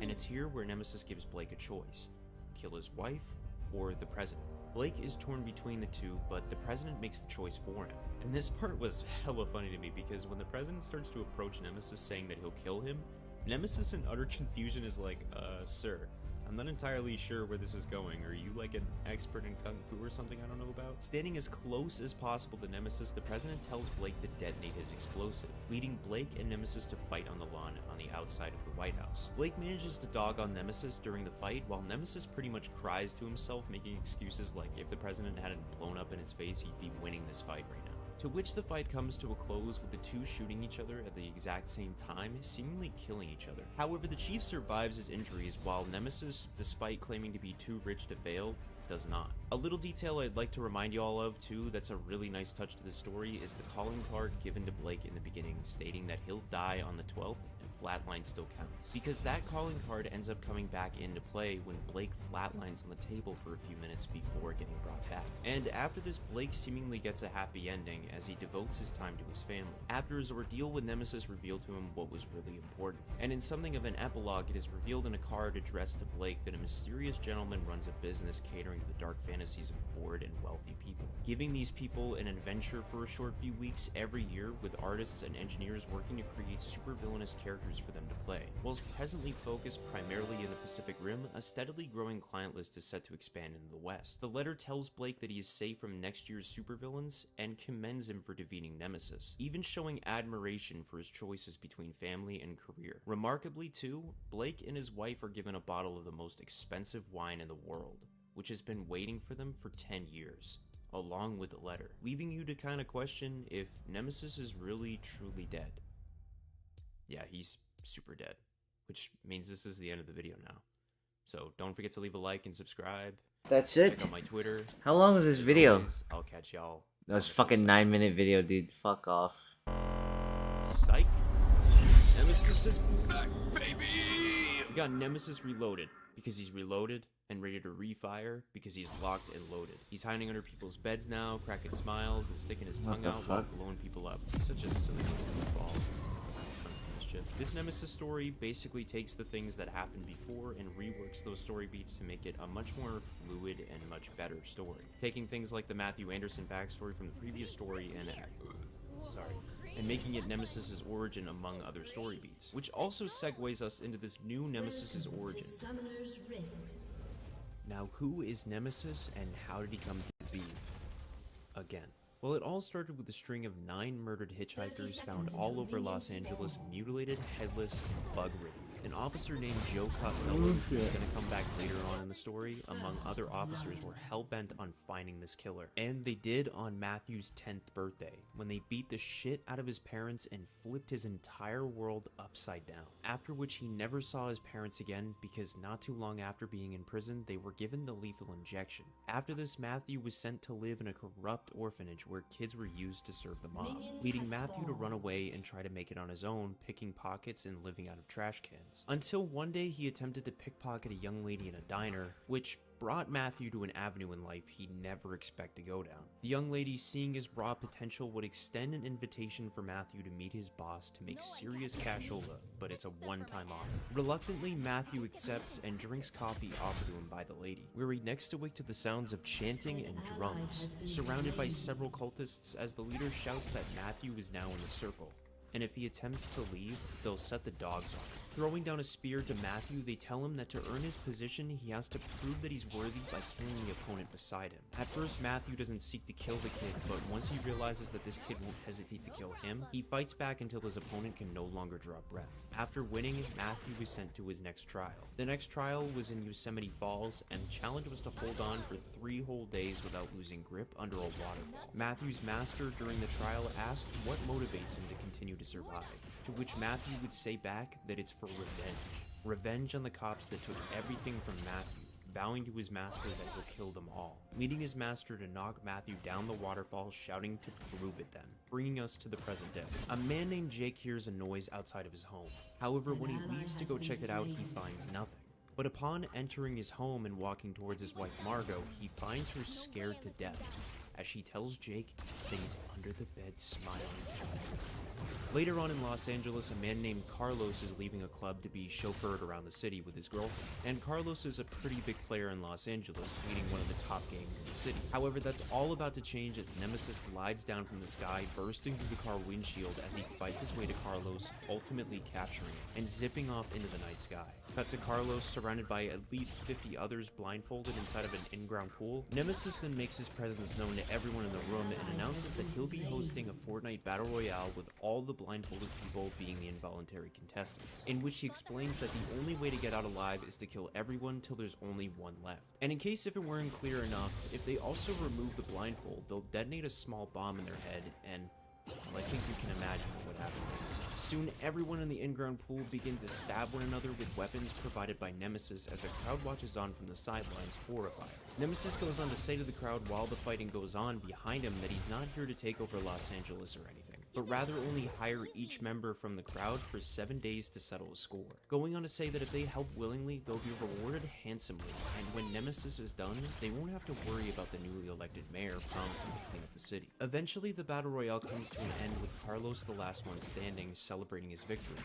But Nemesis just shoots Carlos in the head, and tells his newly hired henchman, let's get started. For over 20 years, Nemesis has been honing his cruelty and skills, and he has planned out virtually everything for his revenge. As Nemesis along with his henchmen raid the Dubois Art Museum, making sure to kill absolutely everyone inside, either by slicing or dicing, or dispersing toxic fumes into the air. After which Nemesis and the henchmen begin stealing everything expensive to fund the next step of his plan. This is where another part from the original Nemesis story gets reworked a bit, where before Nemesis originally planned to kill Detective Blake after 10 years of planning, now it's switched to a man named Joe Costello, just elected mayor, who has put over 2,000 new police officers onto the street. He's also the guy who killed Nemesis' parents, so you can guess where this is gonna go. And in the middle of giving his speech, when he begins to announce the newly appointed chief of police, Wendy Gomez, her body is brought down, dangling high above the stage.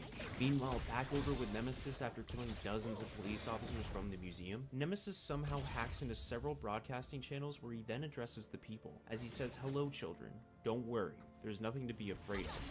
If I wanted you dead, you'd be choking on your guts right now. You don't know me, but I've got such a plan for this place, and in 7 days' time, everything will be clear. Only one thing stands in my way of the scheme, and it's all these extra cops on the streets. So I pulled a $100 million heist this evening, the proceeds of which I'm going to share with all the little people. Are you listening out there? Because this is quite an offer. I'm putting a bounty on the head of every police officer in the city. I'll pay you 10 grand for every dead cop." Nemesis says this as he walks into the crowd of cop cars outside, which he seems to have already blown up with various rocket launchers, as Nemesis then executes a cop on that live feed, going out to everyone. This immediately causes chaos in the streets of Los Angeles as cops are targeted left and right, with even kids gunning for the heads of police officers, jumping at the chance to make them free. As Mayor Joe Costello is thrown through a complete loop on how to even go about stopping Nemesis while the entire police force is either dropping like flies or quitting. But this brings but pure joy to Nemesis as he watches the man who took everything from him begin to slowly lose it all. However, after the museum fiasco, the man Jake from earlier is just like, "Bro, why are you and my wife here We aren't criminals. To which Nemesis just shushes Jake and says that they're both a part of the plan and not to worry. Now, cutting through a few minor story beats, Nemesis essentially brings the city to its knees after kidnapping the newly appointed police chief, Reggie, by bursting through his helicopter window and nabbing him. A day goes by, and randomly the next night, a distress call goes out over by the waters, and police immediately find it, where they find the new police chief, Reggie, and the boat, not knowing that it's clearly a trap. As Nemesis sneaks onto their boat, tranquilizing both the cops except for one. The last cop pulls out his gun, aiming at Nemesis, but Nemesis, calm and collected, tells the cop named Eddie to compose himself and aim the gun right between his shoulder blades, allowing Eddie to get used to the rhythm of the water. Eddie asks why he wants to do this, to which Nemesis tells him that he wants him to see just how fast he really is. Eddie fires the gun, but at the moment of firing, a baton is sent towards his face, breaking his nose, and Nemesis comes out completely fine. Kinda reminds me of that Sean Strickland fight with Sneeko. That shit was so unfair. Nemesis then handcuffs each of the officers to the inside of the boat and then manages to make the boat start to slowly sink, where Nemesis explains to officers Reggie and Eddie that they were both responsible for the death of his parents, and that they will both die a slow and agonizing death for it. As the boat sinks ever so slowly, Nemesis hitches a ride with his henchmen and on to the next step of his master plan, by making a suicide bomber crash a plane directly into the National Guard. It's here where we see just how inhumane Nemesis truly is, and how he explains how to create a suicide bomber, by explaining that it all starts with a little sexual blackmail. See, Nemesis hired one of his underage goons to seduce an airline pilot, after which Nemesis used the footage of the pair to blackmail the pilot to do his bidding, or else the footage would get leaked and her entire life would end up ruined. Thus, Nemesis commanded her to kill one person after the other, good or bad.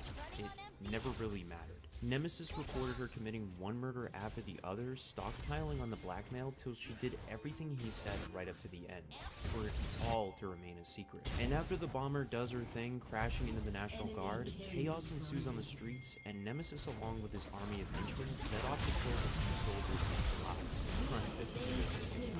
After this, Nemesis pays a visit to another police officer by the name of Maggie Cheng, now retired.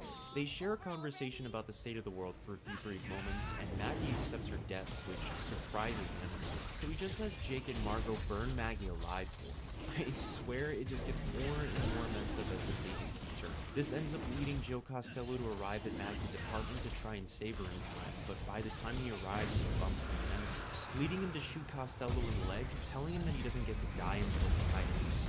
Later in the hospital, Joe recovers from his wounds, and in the midst of other officers trying to figure out Nemesis' motives for messing with Joe and his old unit, Nemesis begins to broadcast a new message to the people of Los Angeles, playing on a continuous loop. Nemesis in the message says, "Good morning, Los Angeles. Welcome to more chaos and disorder, but this will seem like the good old days compared to what I've gone through. The device behind me is an atomic bomb, and the bad news is I'm going to level this city if anyone is seen in public. I've got drones in the sky watching every single street, so it's locked down again until further notice. But this could all end tomorrow if the mayor plays ball and does precisely as I tell him. I know he's recovering in the hospital from those gunshot wounds, but he can make everything right again if he meets me on the 5 p.m. train at the Pershing Square subway. Oh, and make sure you're on your own, Joe.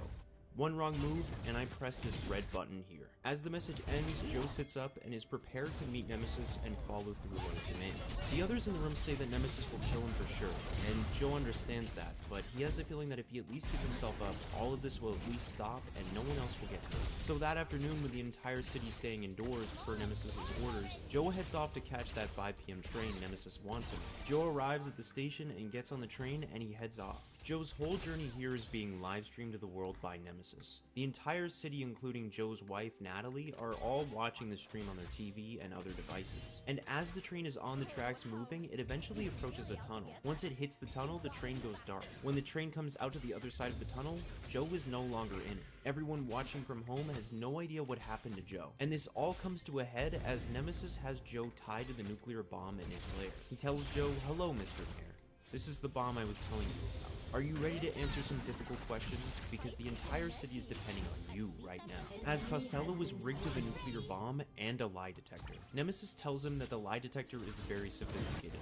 so he better not lie, because if he lies, the bomb will blow. On top of this, the whole interrogation is being broadcast to everyone in Los Angeles. So Nemesis's first question is, are you the former detective and heroic district attorney known as the Honest Joe Costello? Joe answers yes, so Nemesis asks, and are you the current mayor of Los Angeles? Joe says he is, and so far these are all pretty surprisingly easy questions. Nemesis then tries to throw Joe off, so he asks how big Joe's you-know-what is, to which Joe gives an incredibly accurate measurement that I'm not at liberty to say, so I'm sorry. And across all of these questions, Joe is being astoundingly truthful, leading Nemesis to finally ask the real question that he wants an answer to. Nemesis says, I want you to tell me everything concerning the arrests of Chuck and Katie Anderson for the murder of those 9 hitchhikers all those years ago. He wants to finally hear the truth about his parents. Being forced to tell the truth, Joe explains that him and his fellow officers, the ones that Nemesis has murdered this entire week, all came through the academy together,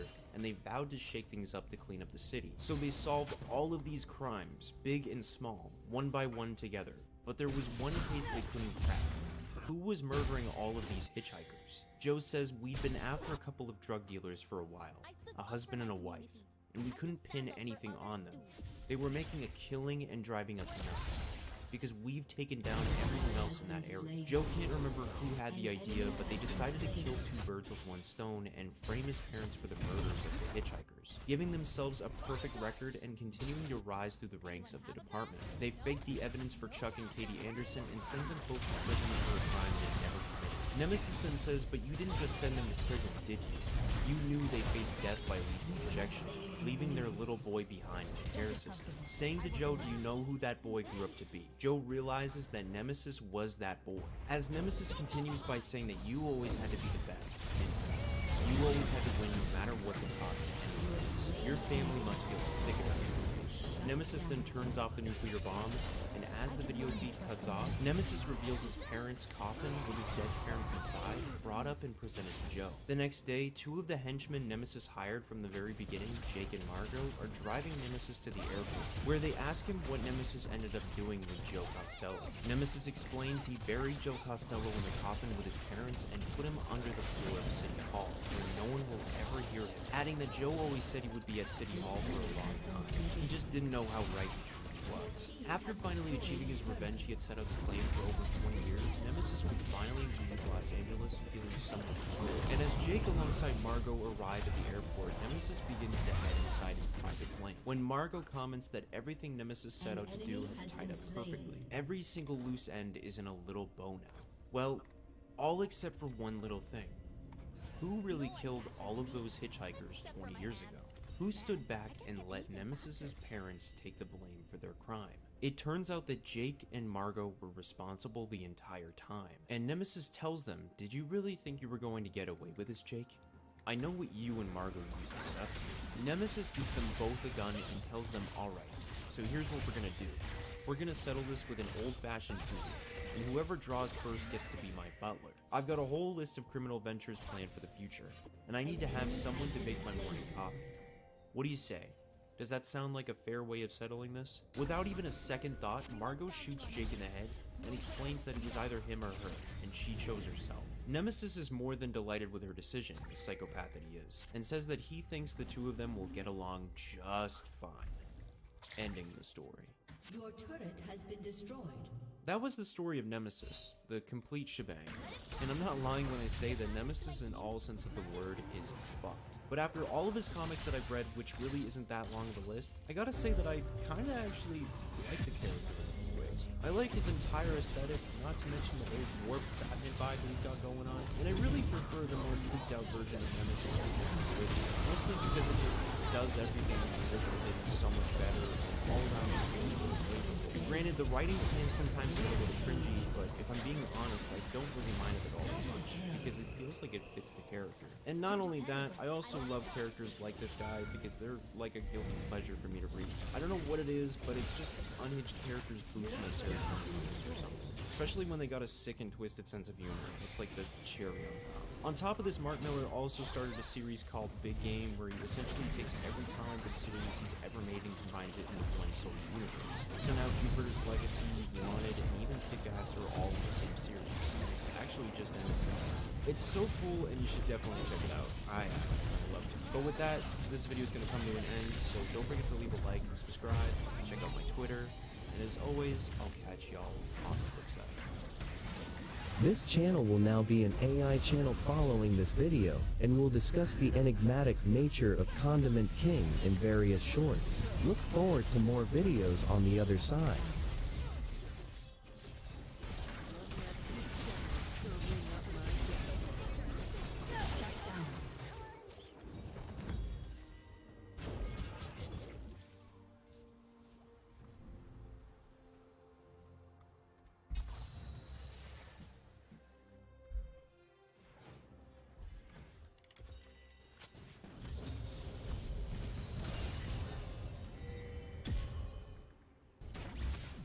Your team has destroyed a turret. Your turret has been destroyed.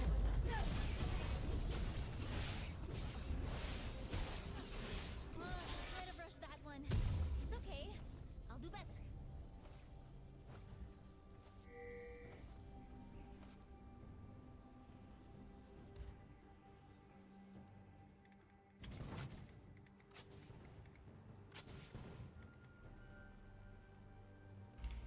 Grandma said, never back down from a fight. Bless that woman.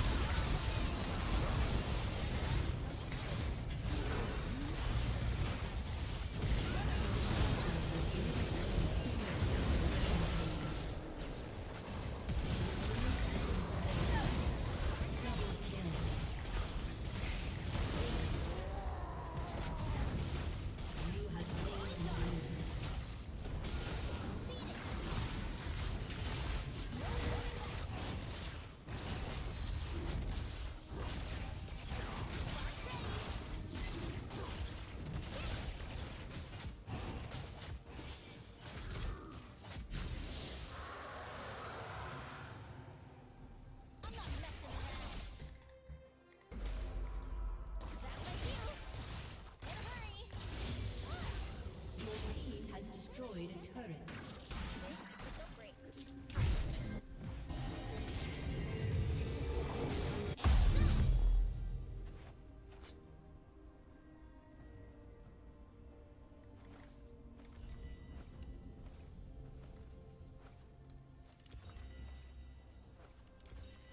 Run fast, charge up, shoot the bad guys. Easy enough. Killing spree.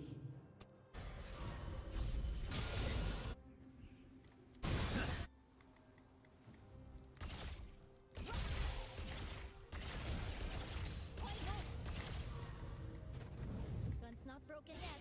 Better keep it that way. An enemy has been slain.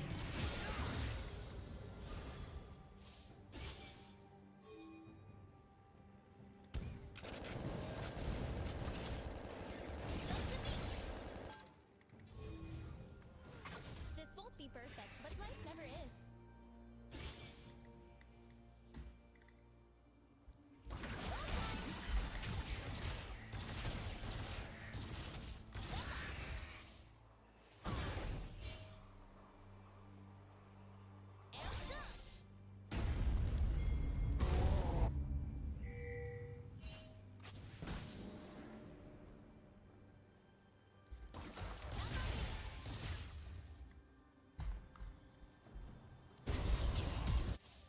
Quick speed, quick trigger.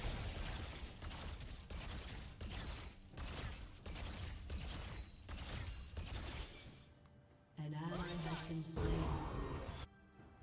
Shut down.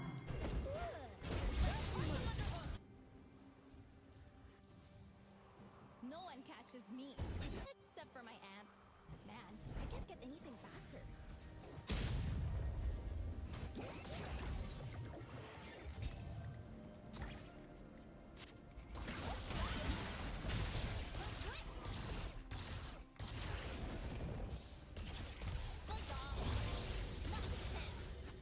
Best thing I can do is fight when others can't.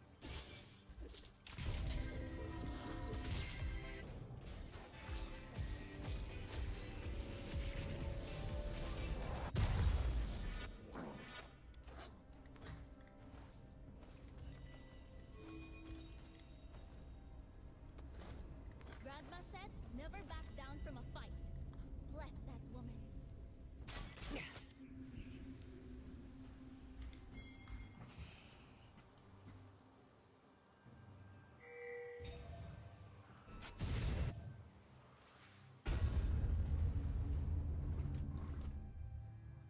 Mistakes made or lessons learned.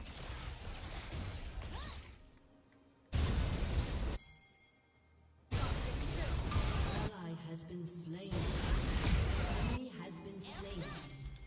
An ally has been slain. Wow, they're really out to get us. I gotta be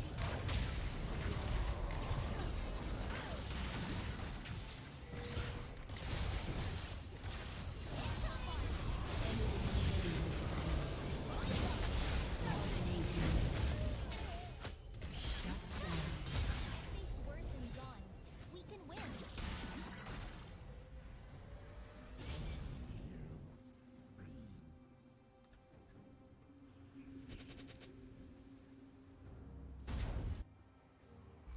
One sec.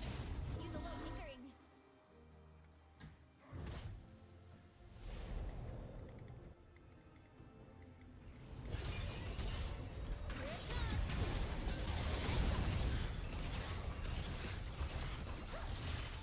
You are slain an enemy.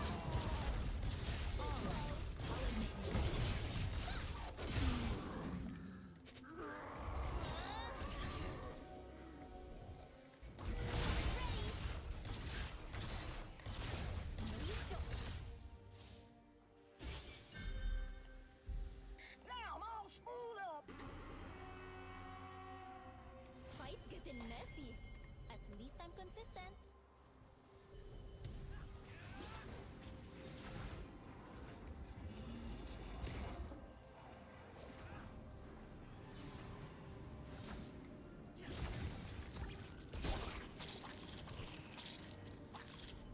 I belong here. We all belong here.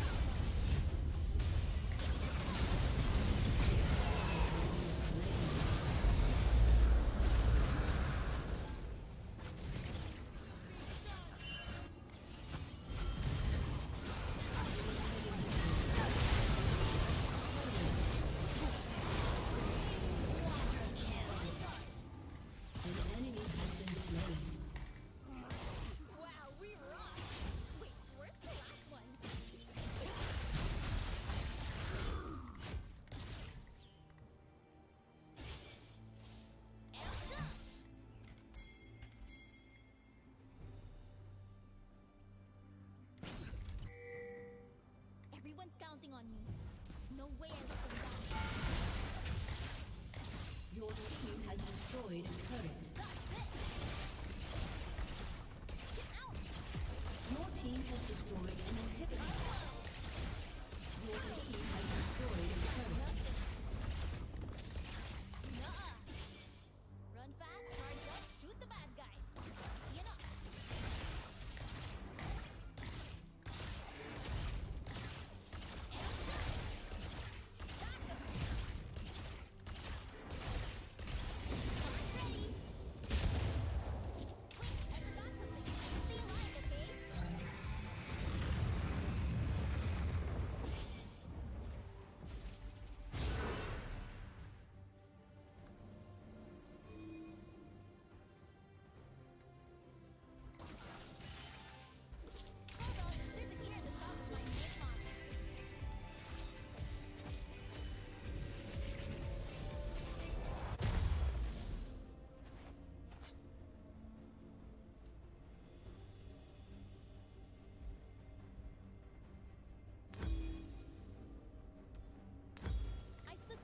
Community.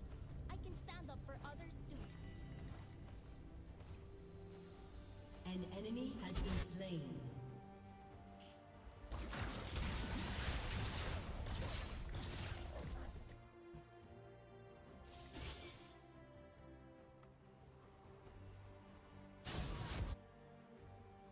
No one catches me, except for my aunt. Man, I can't get anything faster. Let it fly. An enemy has been slain. An enemy has been slain. An ally has been slain. Your team has destroyed a turret. If it matters to my team, it matters to me. Here it comes. Your team has destroyed a turret. An enemy has been slain. Shut down.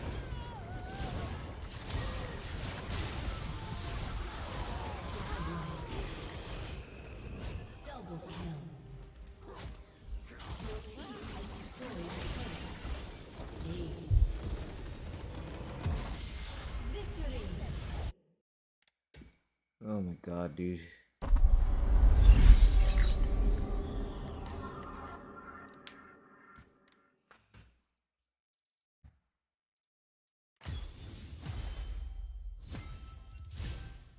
I'm honoring that rail because she's the only one who fucking helped me out. Holy shit.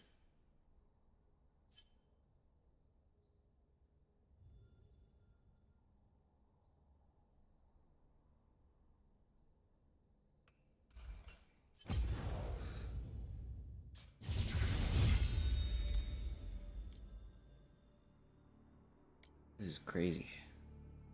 This is actually insane.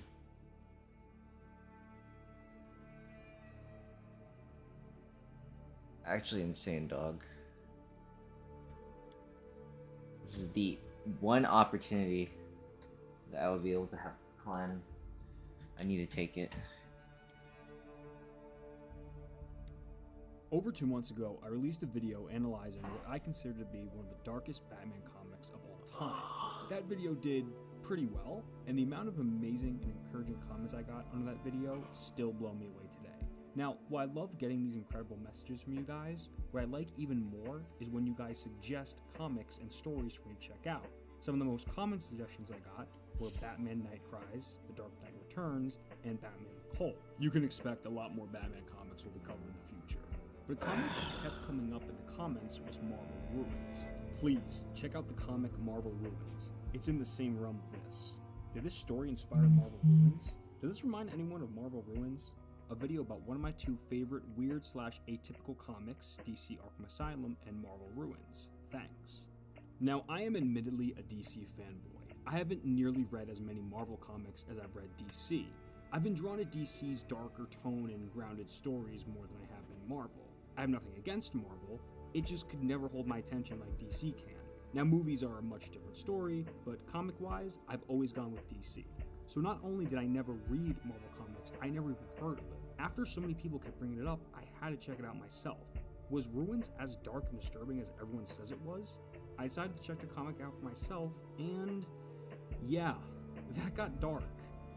Really dark. Like really, really dark.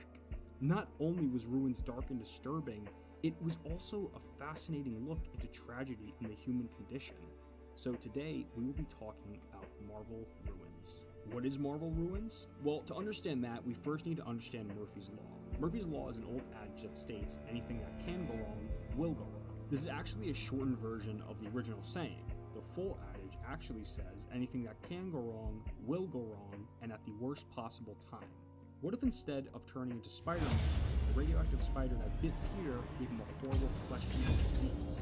What if, instead of the angry muscular behemoth, the gamma rays instead turned Bruce Banner into a tumor-riddled, bloody mesh of flesh? In Ruins, everything that can go wrong will absolutely go wrong and worse, and it will usually happen in the bloodiest way possible. Marvel Ruins was published in 2 separate issues, Men on Fire and Women in Flight, from August 1995 to September 1995. In 2009, the 2 issues were collected into a single volume. Ruins was conceived by Warren Ellis as a parody of the Marvel series. Ellis originally called Ruins a black comedy. A black comedy is a story that deals with tragic or disturbing subject matter in a humorous way. This is kind of funny in itself because Ruins is not humorous in the least bit, nor does it present itself as being a comedy. Now, to be fair, the word comedy has actually changed meanings through the years. A comedy used to mean a story that started out sad but ended happy. This also does not apply, so I'm not sure how Ellis could call Ruins a comedy. Ruins is a very dark and gritty story. It's almost hard to believe it was even approved by Marvel. Unlike DC, Marvel is used to more cautious with dark stories. Now, that's not to say there haven't been any darker Marvel comics. There certainly have been. Comics like Marvel Zombies, The Punisher: The End, Older Than Logan, and Dark Ages are just a few examples. I would make the argument, however, that Ruins may very well be the darkest comic Marvel has ever published. The question is how and why did Ruins get published in the first place? Well, as I said earlier, Ruins was a parody of Marvel's. Marvel's was a 4-issue limited series written and illustrated by Alex Ross and Kurt Busiek. It ran from January to April of 1994. Marvel's follows Daily Bugle photographer Phil Sheldon as he documents the origins of the Marvel Universe. Marvel's was a huge critical success, sweeping the 1994 Eisner Awards, winning the awards for Best Limited Series, Best Painter for Alex Ross, and Best Publication Design. It was also nominated for the Best Cover Artist and Best Single Issue. Marvel's was a huge hit with the fans as well. It's considered to be one of the most memorable comics of all time. At the time, Marvel's was a lot different than other comics that were out. It looked at some of Marvel's most iconic heroes in a more grounded and human light. Marvel's also had a fair share of dark moments as well. Nothing compared to Ruins, but it had its moments. Ruins was written by Warren Ellis. Warren Ellis is an English comic writer, novelist, and screenwriter. Ellis is well known for his social cultural commentary on transhumanism, which he often implements to his work. Ellis got his start in 1986 for the British magazine called The Adventurer. Some of Ellis's most notable works include The Authority, Hellblazer, Red, The Thunderbolts, and Moon Knight. Ellis has written for a number of TV shows including Justice League Unlimited and the Castlevania animated series. He was also one of the original writers for the 2008 survival horror game Dead Space, one of my personal favorites. Ellis is a decorated veteran of the comic community. He is a 7-time Eagle Award. He also won the Wizard Magazine's Best One-Shot Comic for Planet Yona and Sidewise mid. for alternate What the history fuck? of his work on the Ministry of Space. Now, unfortunately, you can't really talk about Warren Ellis without mentioning the fact that he's a creep and a scumbag with a long list of victims. I'm not going to mention any specifics. If you want to know the things he's done, you can look them up yourself. I'm only mentioning them in passing because I don't want some big debate down in the comments. I just don't really care for it. But I did feel like it needs to be addressed. The Art of Ruins was done by husband and wife team Therese and Cliff Nielsen. Therese and Cliff Nielsen were both graduates of the Art Center College of Design in Pasadena, California, and together they illustrated Marvel Ruins. Ruins was arguably both Therese and Cliff's most famous work. The two have actually since divorced. Therese has 4 children and lives in Tampa City, California with her wife. Cliff still lives in LA. Some of Cliff's other works include The Giver, The Chronicles of Narnia, Star Wars and Star Trek, and the Dark Tower series. Some of Therese's notable work includes the covers of the Xena comics and some covers of Dark Horse Star Wars comics. The artwork of Marvel Ruins is incredible. It's actually quite similar to art from Cyberpunk. Oh my god, he just walks in. The art is certain, it feels like you're stuck in a dream. or a nightmare. Some of the visuals in the story will stick with you for a very, very long time. It is haunting. Ruins is one of the most unique stories I've ever read. Admittedly, Marvel Ruins doesn't add anything to the Marvel mythos. There isn't really a concrete story to Ruins, it's more just snippets of all these heroes' twisted fates. Some people feel that Ruins is too over the top and edgy for its own sake. I personally don't agree, but I can understand that viewpoint. Ruins was published only a year after the Marvels, so many readers connected with the Marvel's comics for its semi-realistic take on the Marvel's most iconic heroes. Ruins relies on the reader's connections to its characters to shock you. Ruins does partially rely on pure shock value, but it doesn't and it's very meaningful. Seeing your favorite characters suffer sick and twisted fates is going to get some reaction out of you. Ruins knows this and pushes you to the very limit. If you like what you've seen so far and want to learn more, then I would like to ask you to stick around. But first, I would like to give a special thanks to today's sponsor. Today's video is brought to you by Atlas VPN. Atlas VPN is the most affordable VPN on the market. Right now, you can grab yourself a subscription at Atlas Premium for just $1.83 per month, plus 3 extra months with a 30-day money-back guarantee. What does Atlas VPN do? Well, for starters, Atlas can stop from running pop-up ads and it will block malicious links and IP trackers. Atlas will also notify you if someone's trying to steal your data. You can even use Atlas VPN to see if your email has been found in any data breaches. With Atlas VPN, you never have to worry about anyone tracking your activity when you use Google or any other search engine. Privacy and protection are really important to me, and the amazing thing with Atlas is that you can protect all the devices in your home with a single subscription. But let me tell you my favorite thing that Atlas VPN can do. Let's say there's a show or a movie you really want to watch on Netflix, but it's not available in your region. Well, if you know it's available in another region, let's just say the UK for example, you can use Atlas VPN to switch your location to whatever it is you want, and that content becomes available to you. Streaming content isn't the only plus side of changing your location. You can also use it to get better deals on platforms like Netflix or Spotify. That's right, Atlas VPN can actually save you money. If you like what you've heard so far, then I'd like to encourage you guys to go check out the links posted in the top of the description box and in the pinned comment. And once again, if you check out Atlas VPN right now, you can pick up a premium subscription for just $1.83 per month, plus 3 months extra with a 30-day money-back guarantee. I really just want to thank Atlas VPN for sponsoring this video. As some of you guys might know, I have dealt with copyright issues in the past, which means I can't really make money on the YouTube side for some of my videos, but with sponsors like Atlas, it makes this doable and it just makes my job so much easier. With all that out of the way, let's get back to the video. Therese Nielsen did the artwork for the cover of issue number 1. Both the covers were done in the style of the Marvel's comics, creating the impression that Ruins is meant to be a twisted companion piece. The cover shows Phil interviewing a bunch of heroes as they lie dead on the ground. Ironically, we rarely see the heroes in Ruins actually wearing their costumes. The first panel shows the cover of a newspaper called The Weekly World Inquirer. The top headline reads, Porn Star Enchantress. Did she kill producer with magic? Below that is a picture of Galactus' dead corpse floating through space. The tagline reads, Telescope photos of Mars discovers corpse of Supreme Being in orbit. The assumption is that Galactus starved. Even gods aren't safe. The more you read this comic, it becomes evident that something is seriously wrong here. Ruins is a death world.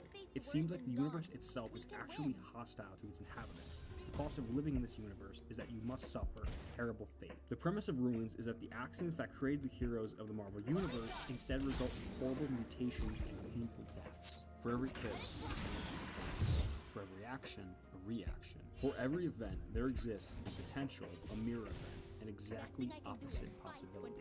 If the world you know is of marvels, where heroic women walk invisibly through horror, and men of fire ride in the upper reaches of the air, then only a misstep or stopped heartbeat of rain is a world of wickedness. Saying Ruins is the complete opposite of Marvels wouldn't be exactly accurate. Marvels had dark moments too. In the 4th issue, The Day She Died, we see Spider-Man fail to save Gwen Stacy in the Green Goblin. In fact, it's one of the more iconic moments from Marvels. It's probably more accurate to say that Ruins is a perverted version of the Marvel Universe. In the Marvel Multiverse, the Earth of Ruins is listed as Earth 9591, California in the summer. The first page shows our story's protagonist, Philip Sheldon, looking up to see the Avengers Quinjet blow up after getting hit by a Patriot missile. On the very first page, we see some of Marvel's most beloved heroes going up in flames. The tone of Ruins is set very well. Phil Sheldon is also the main character in the Marvel's comics. Philip Sheldon was a former employee of the Daily Bugle. In Ruins, Phil Sheldon is missing an eye. She was also missing an eye in Marvels. Phil lost his eye in the first issue of Marvels, A Time of Marvels. He gets caught in the crossfire in a fight between the Human Torch and Namor. It's never revealed how he lost his eye in Ruins, so we can just assume he lost it in the same way. For some reason, Phil can't help but theorize that things are not the way they're supposed to be. The world should be filled with Marvels, but something's gone wrong. Phil decides he's going to write a book to investigate all the would-be superheroes in this universe. In this universe, Tony Stark never made it to Vietnam. He was in California trying to meditate and was struck by a piece of shrapnel from a grenade from the National Guard who were trying to quell a riot. He was able to save himself with his vast wealth and extensive knowledge of technology. In the papers, he was known as the Man in the Iron Mask. He joins forces with other heroes like Hank Pym and Doctor Strange. In this universe, instead of the superheroes we know like the Avengers, they are a revolutionary cell plotting to overturn the American government. As a result, Quinjet is shot down by missiles killing all the Avengers. We see US soldiers holding Captain America's shield and Thor's hammer. Phil says that he can feel his universe growing cusp to the age of Marvels. But something Phil says that if he can interview the people who have been quote-unquote touched by the paranormal, he'll discover clues of who they could have or should have. We see Phil holding a newspaper talking about their murder. Instead of becoming Daredevil, Matt died from his injuries. A depressing but realistic take on the main character of the world. While at a bar, Phil runs into Wolverine, or Canuck, as he's mockingly referred to here by the bartender. His adamantium skeleton has turned his blood toxic. His skin is starting to decay right off his body. If you're a fan of body horror, then you're going to love this comic. Ruin shows the human body pushed to its absolute limits and beyond. Some of the scenes are reminiscent of a Junji Ito story. Phil asks the bartender for some orange juice so he can take his pills. At this point, we do not know what the pills are for. We see a couple of photographs and learn of some unfortunate fates within the universe. Bobby Seale, Huey P. Newton, and T'Challa Des Wakandas of the Black Panther Party in San Francisco. Robert Seale and Huey P. Newton were both founding members of the Black Panther Party. Robert Seale was an engineer, activist, and author. Both Bobby and Huey were heavily inspired by speaking with Malcolm X. Seale was famously against the Vietnam War. He was one of the 8 people charged by the U.S. federal government with conspiracy charges for anti-Vietnam War protests in Chicago, Illinois during the 1968 Democratic National Convention. These individuals were known as the Chicago Eight. Seale's trial was very publicized. During the trial period, he was charged with 16 charges of contempt of court. The judge sentenced Seale to 3 months in prison on each count for a total of 4 years. Huey P. Newton was a revolutionary and political activist, and along with Bobby Seale, he was one of the Party. Under Newton's leadership, the Black Panther Party founded over 60 community support programs for disaffected black youths, including sickle cell anemia tests and food banks. Huey P. Newton was shot and killed on August 22, 1989 by a man named Tyrone Robinson. His motives for killing Newton are contested, as Robinson originally said he killed Newton for self-defense. However, it is speculated he may have killed Newton as a way to advance in the Marxist prison gang, the Black Guerrilla family. T'Challa was arrested with Seale and Newton after becoming a member of the Black Panther Party. This could be a nod to when Marvel changed the character's name to the Black Leopard to try and avoid association with the Black Panther Party. We see Hawkeye being executed by California military violence, Iron Man holding someone's head with the above off, and we see Wanda, who is a former member of the Avengers, turning herself into the federal government. It's implied that she makes a deal with the Fed and betrays the Avengers, possibly leading to their deaths. Next, we see Phil in Nevada outside of a Cree reservation. The reservation is in the middle of a nuclear test zone. It's both punishment and a reminder to this once proud warrior species. None of the children know why they do it. It's worse for the few children born alive here. The Cree don't teach the children their killers. I think the metaphor for the Cree camps is pretty clear. The images are pretty close parallel to the concentration camps of World War II and the internment camps of Japanese citizens in the US. If you have a sensitivity to seeing those kinds of images, you might better skip ahead a little bit, because Ruins does not go back. Phil is here to interview the spokesman for the Kree. He needs a radiation suit just to enter the camp. We get a full look at one of the Kree, Mar-Vell, the first Captain Marvel. It looks like half of his skin on his face is melting right to the bone. We see strands of long gangly hair hanging over the good side of his face. I stare curiously, getting up close to the rest. Alien withers with strange cancer, half blinded by a mutant catalyst. Like me, he only has burning questions. What happened? How did we come to this? The two sit down, and Phil tells Mar-Vell his plans are okay. He mentions that he doesn't have a lot of time yet. At this point, we don't know what he needs. Here, we learn that the Kree's killed in Beijing. It was 3 years ago. It was all going so well. All of my ships flew like flies as the Terran local space. I Hyperport logs behind us. We swept around your moon, in the process of nailing down the preliminary orbit we saw it. A silvered human, quite dead, slowly twisting above the Earth. It was a thing of space, a sealed biology without need for atmosphere. But it had breathed Gotta once. hurry. People Perhaps need it my had gone spark. mad.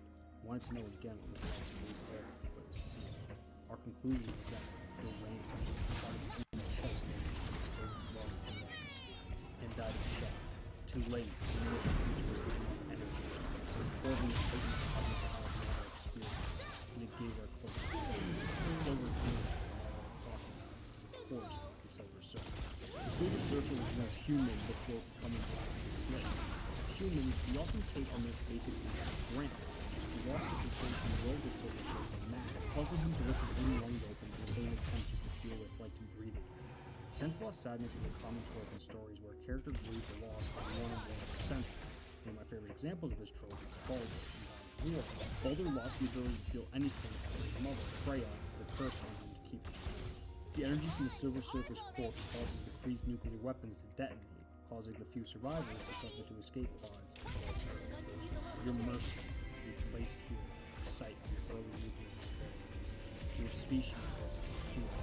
We were denied our survival medicines.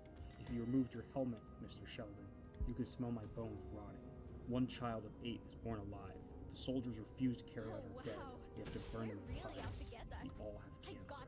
At one point, Marvell felt that humanity had great potential, but after witnessing the cruelty to his people by the hands of humans, his opinion has changed.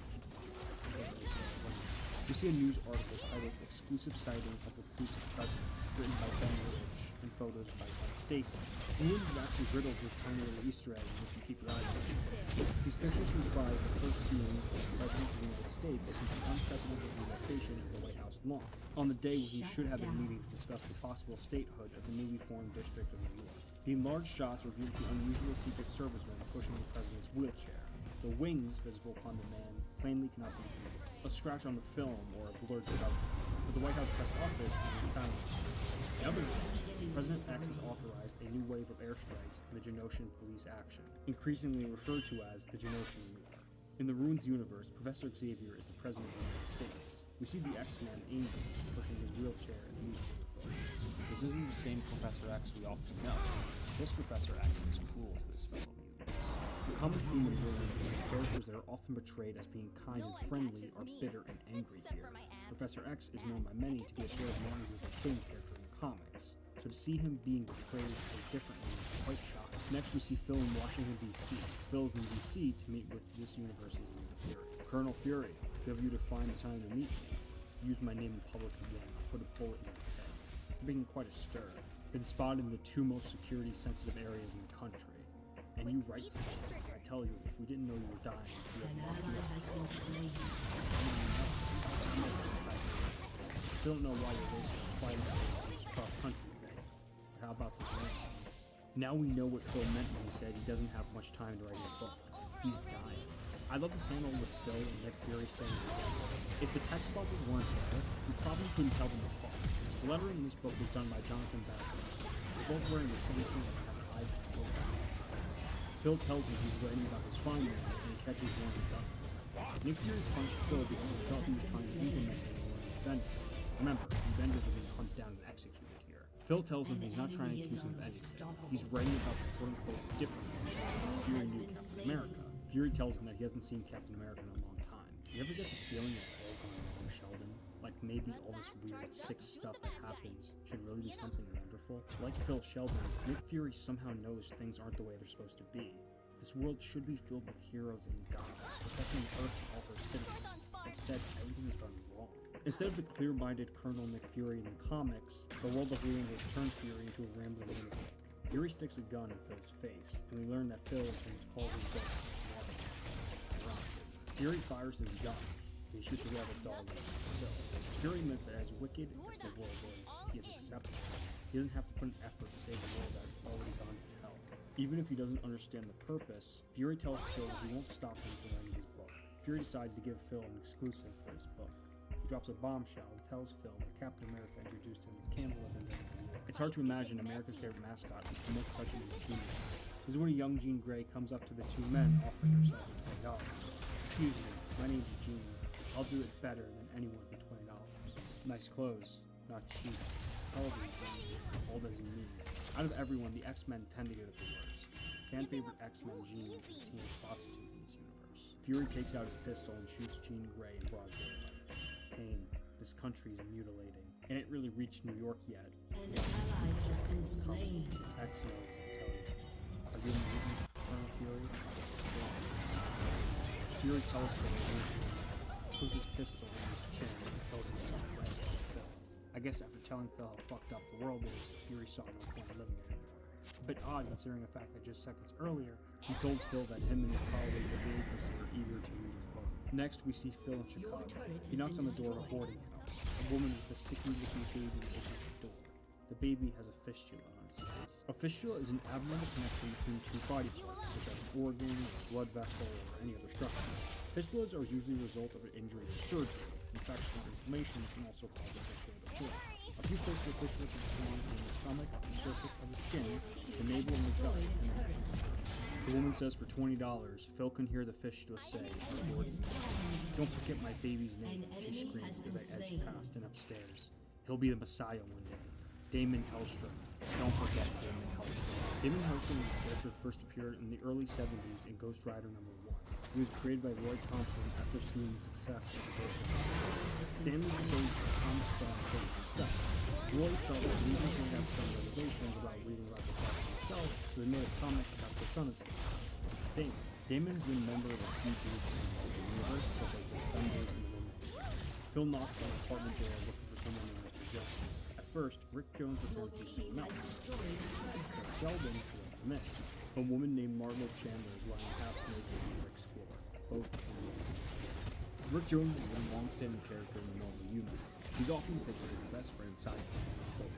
Rick Jones was born in Scarsville, Arizona. He lost his parents at a young age and grew up in Portland. Later, he accepted a dare to drive out to a bomb testing ground in New Mexico. As luck would have it, the gamma bomb designed by Dr. Robert Bruce Banner was being tested. Banner pushed Rick into a protective trench, saving his life, but the gamma rays that transformed Banner into Hulk. Rick thus became the sole confidant of the Hulk's troll Banner. Marlo Chandler first made her comic debut in The Incredible Hulk Volume 2 in 1988. She's the wife of Rick Jones and sometimes the human host of Lady Death. Rick Jones invited Phil over so he could tell his story. Something happened to Rick in Arizona. He says that the CIA is after him. He wants to tell a story that he's killed. Before telling the story, Rick drinks more morphine. All of his teeth are rotting and his skin looks like it's sagging. Rick starts telling Phil what happened in Arizona. We see a young Rick Jones playing his guitar outside the nuclear testing site. He sees a manic doctor on a motorcycle desperately driving towards him. This doctor in his white coat and everything was like ripping towards me. This guy was waving and screaming and shouting. All I could hear was test and trench. At first, Rick thought the doctor was going to tell him to leave the private property. That's when he started seeing the water tower explode. The doctor pushes Rick out of the way, and the water tower goes up. The doctor is Bruce Banner. The explosion should have killed him, but it didn't. Not really. It hurt to look at him. His skin went black and dry and cracked, and light shone out of him, like all his meat was on fire. Then he started to swell, and then the tumor is broken open. Instead of turning to the Hulk, Bruce Banner turns to a giant tumor-riddled abomination. Huge pus-filled spores grow all over his body. His bones start to protrude through his skin. His organs start to shoot out from his mouth, and you see his eyeball fall out from his skull. Half the skin from his face is completely off, and his body is seared with painful lengths. Enemy killing spree. Cells and loads. He just turned into this massive cancer. And he's still alive. They kept him in a vault under Logan Man, Hulk Man, who asked the CIA. It's possible that Rick also contracted cancer after the incident. He might be using the morphine. Marlo falls with a liar. So the but he knows that something is very wrong. These are the supposed to be. Something went wrong with him. So he needs to find out what it was. While walking out of Rick's apartment, Phil falls over the dead body of Frank Castle and is punished. Phil is dying. He's tired of it. He needs to find the truth. I don't know about it. Death is so close, so good in my veins and tissues that I can almost taste it. The heaviest snow I've ever known. Death is everywhere. It's falling on us all. Let me find an answer before I go. Let me show them how all this happened. Please, don't let me die in this place. This is the end of issue 1. Ruins holds no punches, and it shows some very disturbing and dark imagery in only the first few pages. This is a dark, cold, and angry world. A world that seems to feed all the pain and suffering its inhabitants. The question is, what caused all this to happen? Was this world always destined for damnation, or did something happen to such a This is what Phil wants to learn, and he doesn't have much time. He's dying. Finding the truth may very well be the last thing he will do. Will he succeed? Well, there's only one way to find out, so let's get into the next and final issue of Marvel Ruins. The cover of issue 2 shows Magneto losing control over his powers and having metal objects flying to him. I really love this cover, and this has a you'll see what I mean. The second issue begins, you'll see Phil on an airplane with a woman named Raven Mystique. Mystique looks very tense. Looks like she's in pain and trying to jump out of her seat. She digs her in her hand. This is when her face is smells the disgusting glob of This version of Mystique has DID and she needs to be medicated. She has to take her medicine and lose control of her power. I believe she's absorbing everything she becomes too much for her to handle and she suffers a brain.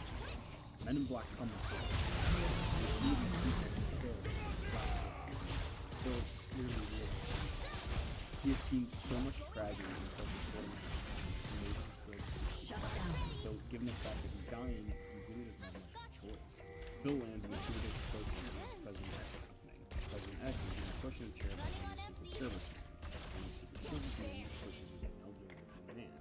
The seam of the man's jacket is a strange looking device. The Secret Serviceman thinks it's a bomb and moves President X to safety. This man is Magneto, and that isn't a bomb. It's a device to nullify his powers. This is clearly a different Magneto than the one we saw in the comic. This Magneto is a hippie who, like Mystique, can't control his powers. That seems to be a common theme of the X-Men movies. Phil stands and photographs the man instead of running. Magneto's powers overtake him and all hell breaks loose. Every metal object around them you see one inch of paint is gone, and the metal object Phil loses a lot of things in his teeth. From the next thing, the Secret Service agents are shoving him away every time they show upside down. This reminds me of that one scene in X2. You see giant metal objects in the water. You see the light in the water. Everything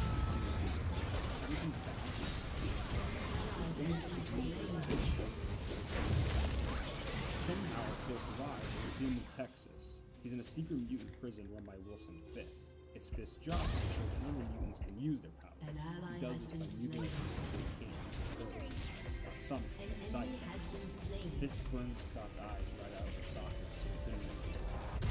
He mistreats all of the inmates, beating, cursing, and mutilating all of them.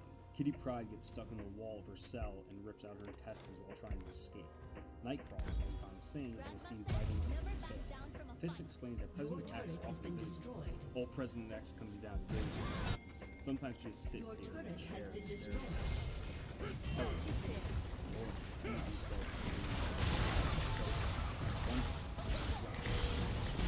You all see. It's unbelievable how much effort literally all the X-Men scholars but one thing that is isn't Charles used to see it. The entire X-Men prison is under his order. Next we see what Fisk has done with Quicksilver. They cut off his legs and arms, leaving him a bloody sack sitting in the ground. Oh no, that's for Flicky's own good, Mr. Sheldon. Don't go feeling sorry for him. Gordon Fisk, why are you keeping these paranormals here? Because that's what I've been told you. Because that's the way it is. The president, you see, he knows. He keeps it this way.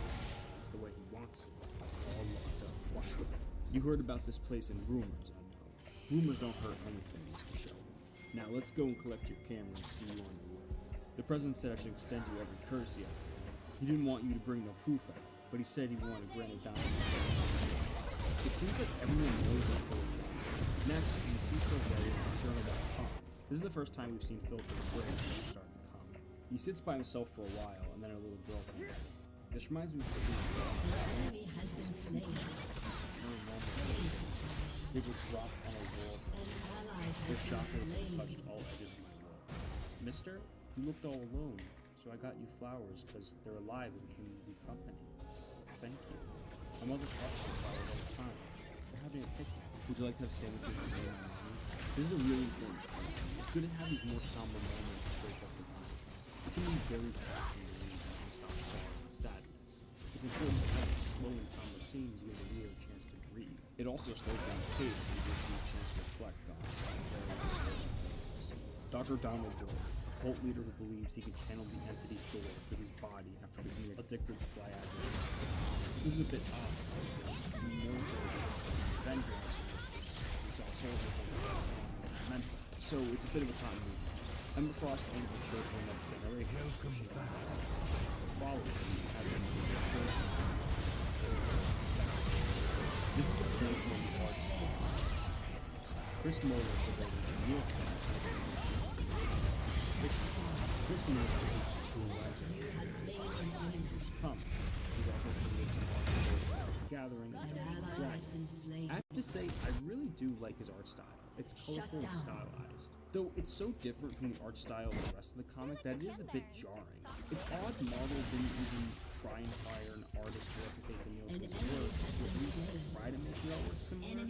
I've tried to know why the artist switched solely in development, but I couldn't really find any solid answers. Next we see Phil investigating rumors of a paranormal circus.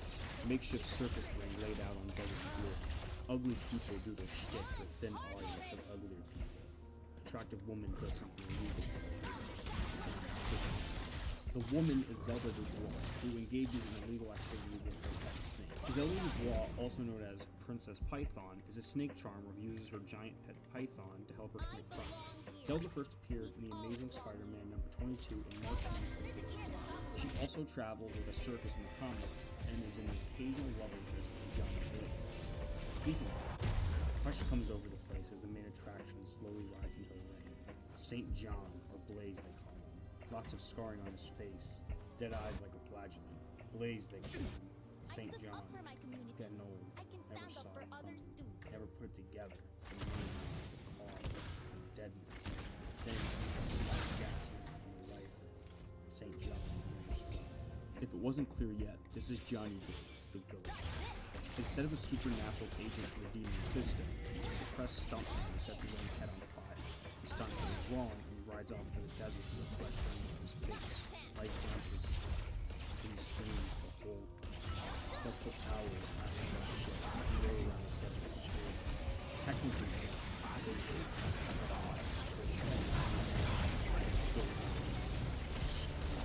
next we see Phil in the hotel room letting us see nothing else to get. To start the story, Sheldon has a now, this could simply be the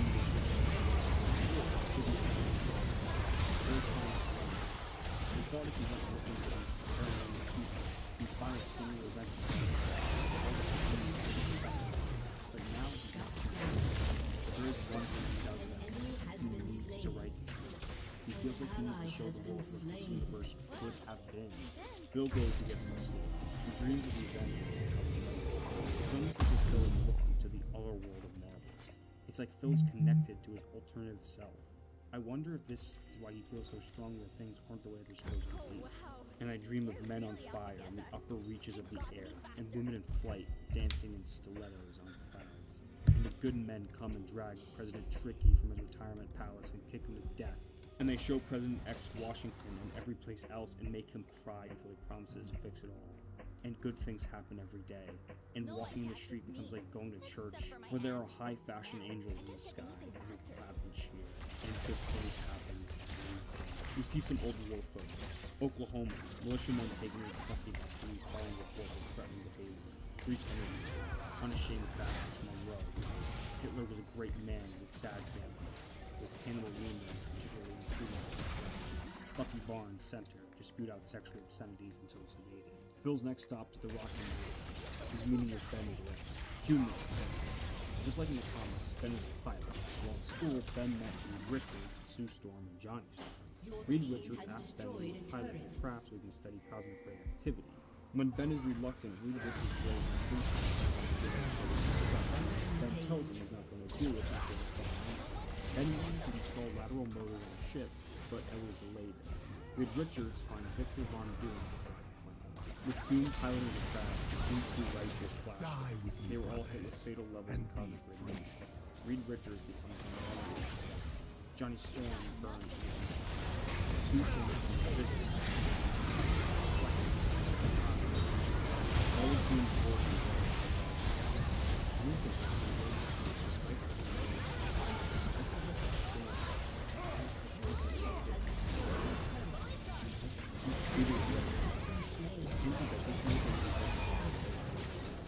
this is contradictory to Captain America and cannibalism.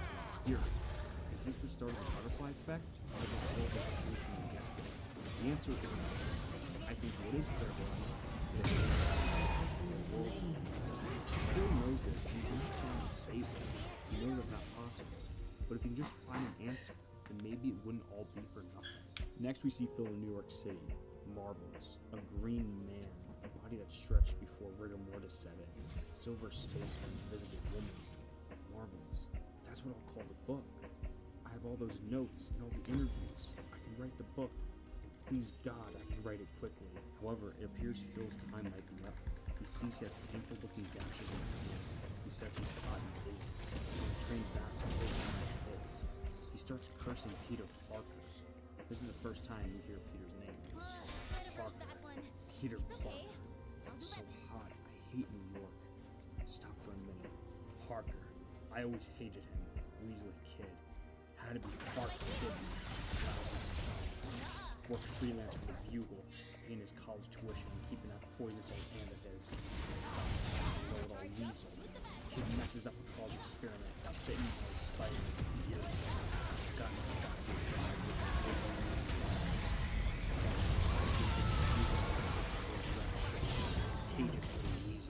Peter inspected the you see a close-up instead of a spider,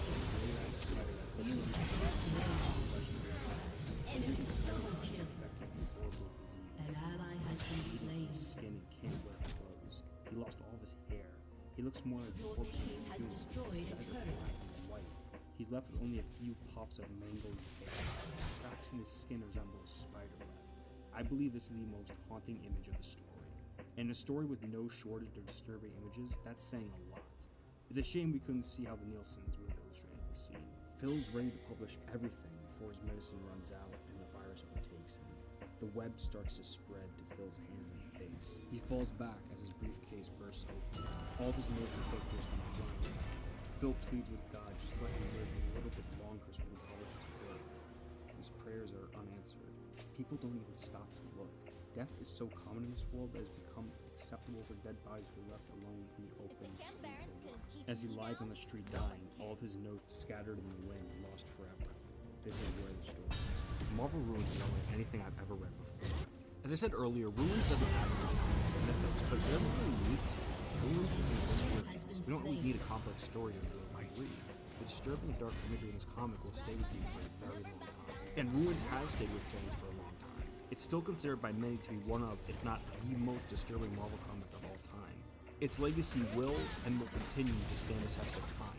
And funny enough, as I was recording this video, I started seeing a bunch of TikToks about Marvel Ruins show up, which was kind of fortunate for me, I would say. So clearly fans still gravitate towards it. It's just such a unique comic. It's clear to see why. I had a lot of fun animating it. I think it's pretty clear to see I love dark comics, and according to my analytics, you guys love when I talk about dark comics as well. So I would love to get more suggestions down in the comments below. What other dark comics would you guys like me to check out? I really want to know. Before I get out of here, I just want to say thank you guys for watching this video. I say this at the end of every video now, but I am still just so blown away by all the love and support. I can't believe it. If you want to find me elsewhere, I'm over on Twitter, so I appreciate if you guys can follow me there. If you really love what you've seen and want to support me, I'm now over on Patreon. It is absolutely not mandatory, but it would certainly help me out. Starting with the video that comes out after this, I'm going to start releasing my videos on Patreon a week before I upload them to YouTube. So if you want to get my videos a week early and want to help support me, then please check down below and check out Patreon. You can also find me over on Twitch. I streamed myself playing Batman Arkham Asylum a while ago, and it was a lot of fun. I'm going to be streaming every week now, starting on Friday the 23rd of this month. I will will be streaming every Friday, Sunday, and Wednesday. I'll be playing the rest of the Arkham series, so City is next. So if that's something you want to see, then come check it out. I'm going to try, emphasis on try, to stream on both Twitch and YouTube, but I can't make any promises. Lastly, I would like to thank Atlas VPN one more time for sponsoring this video. It's a lot of help. Alright, that's all I gotta say. See you.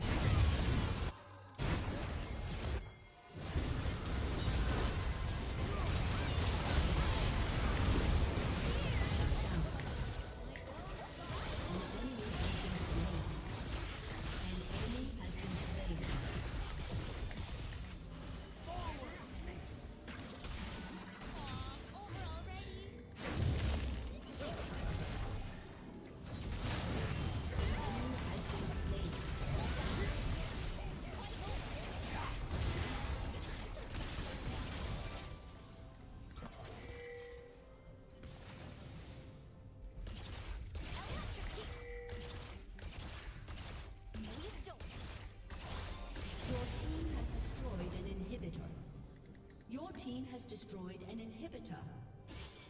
Oh,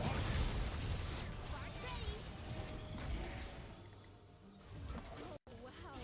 They're really out to get us. I got to be faster.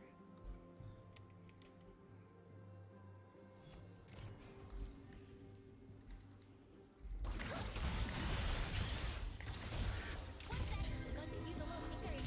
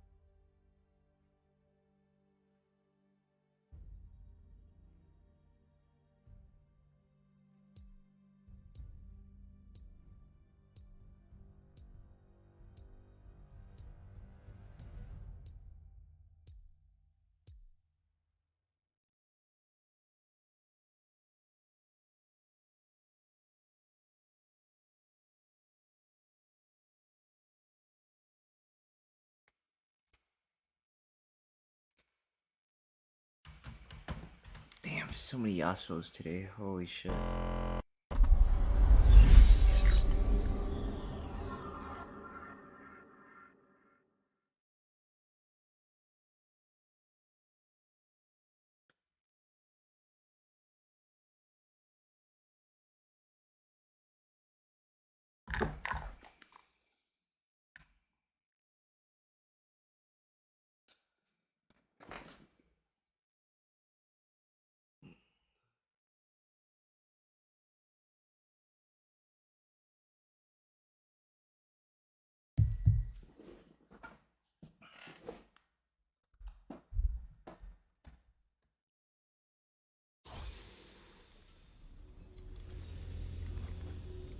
Sweet, we're here.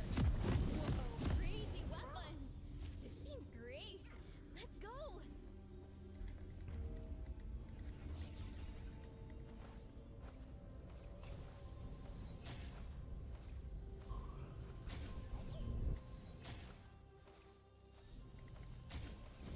Welcome to Summoner's Rift. Fight when others can't.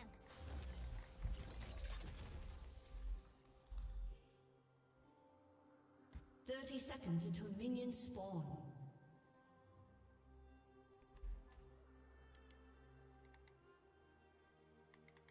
Everyone's counting on me.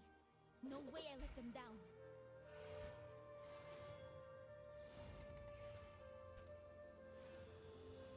Whoa!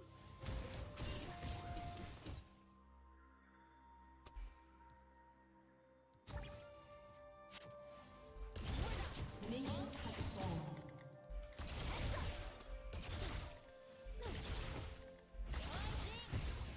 You're making me dodge this time, huh?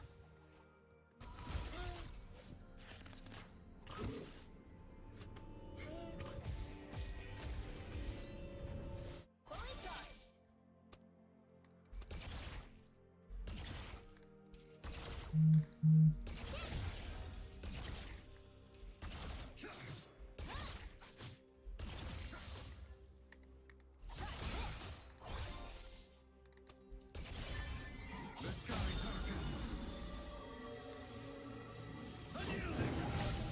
Better keep it that way.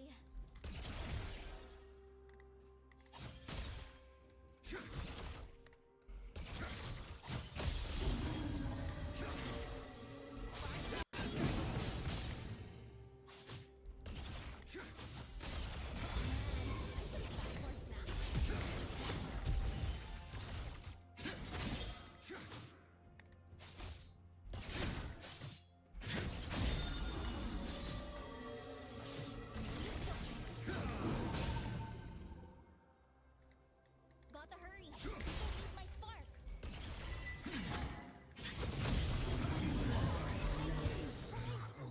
You have been slain.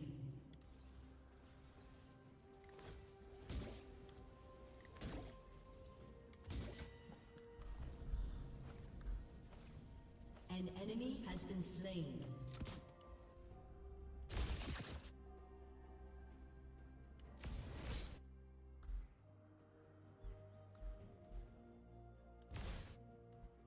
Giving up's too easy. Count on me. What's up?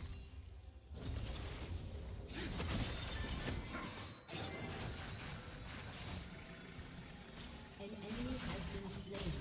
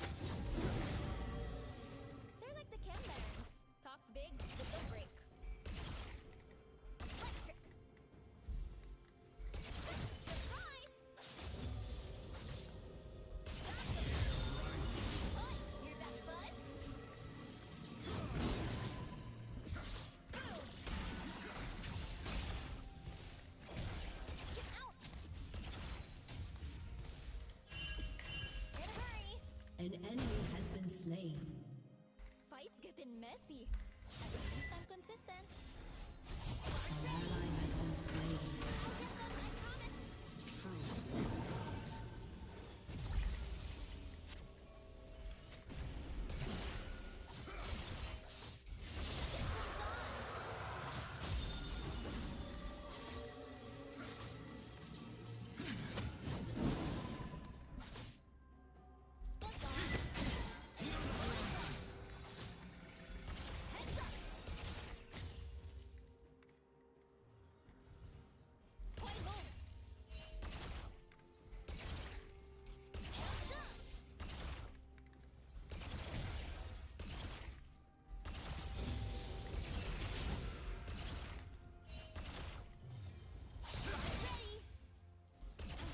Others behind. The moment approaches.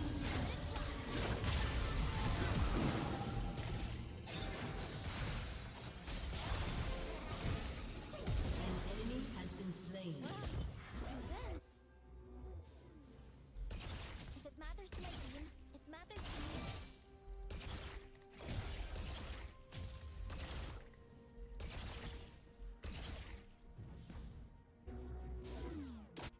Executed. There's a gear at the top of my name on it.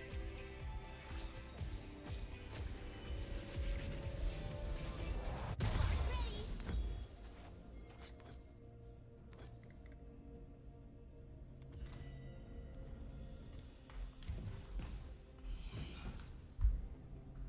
No one catches me, except for my aunt.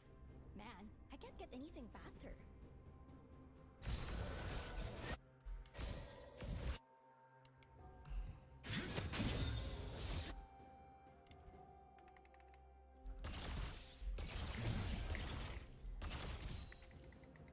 I belong here. We all belong here.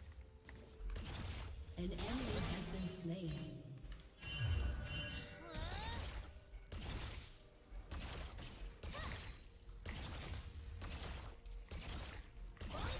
Enemy killing spree. An ally has been slain.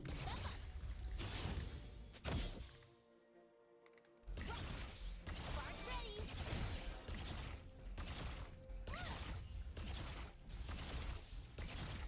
Amped up. Never seen so little practice. That's my cue.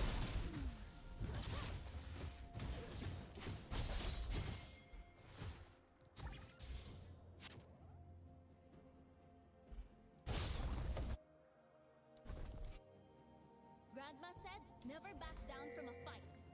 Bless that woman.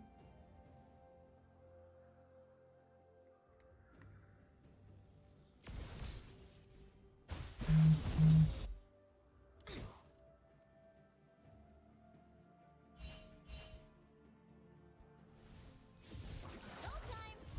Best thing I can do is fight when others can't.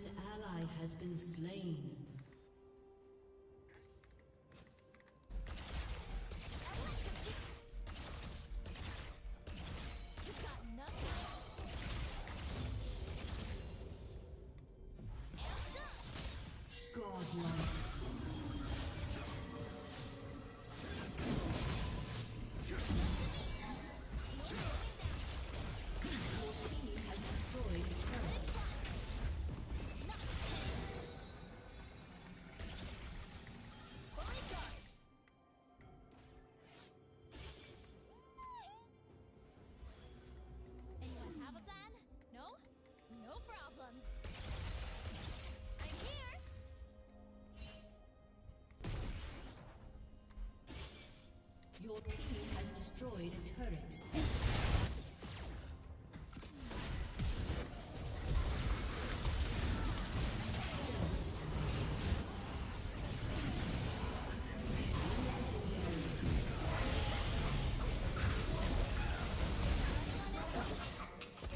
Your team has destroyed a turret.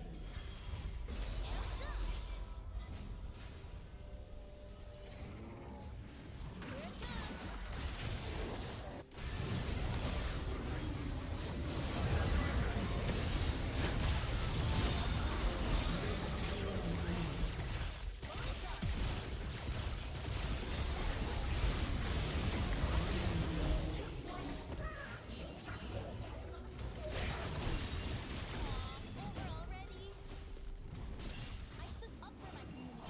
I can stand up for others too.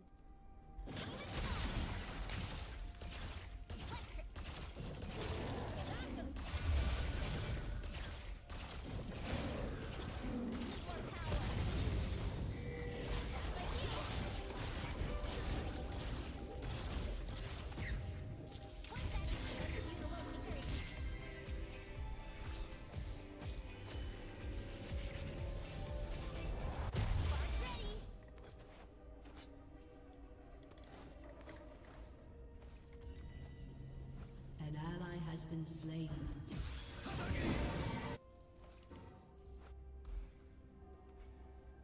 Unstoppable.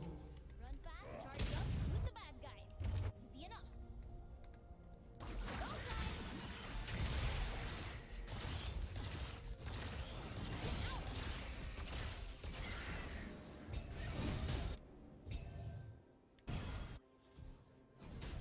Fully charged.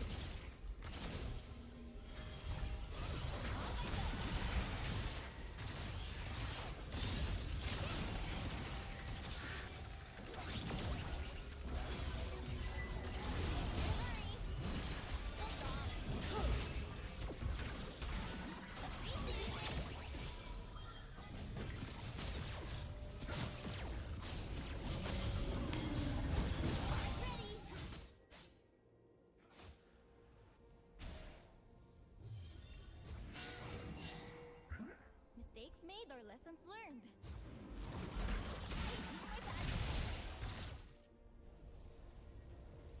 An ally has been slain. An enemy has been slain.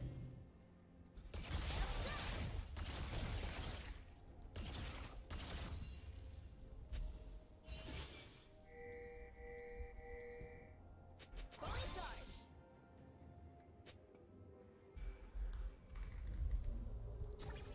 Oh wow, they're really out to get us. I got to be faster. Surprise!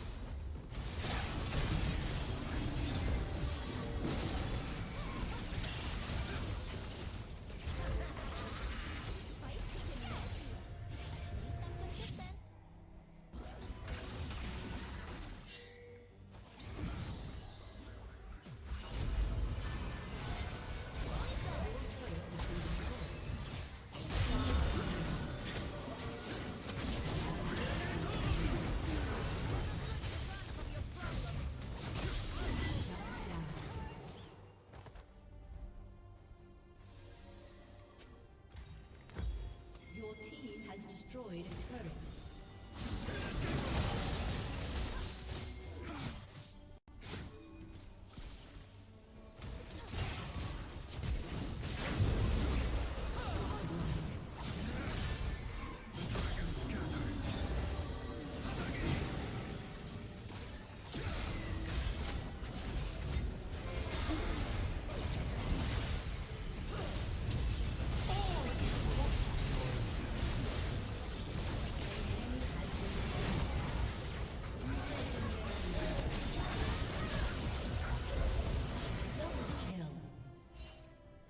Double kill. Aced.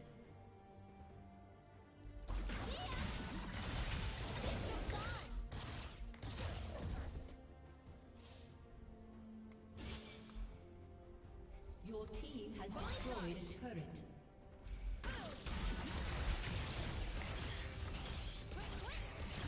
Your team has destroyed an inhibitor. No one catches me. Except for my aunt. Man, I can't get anything faster.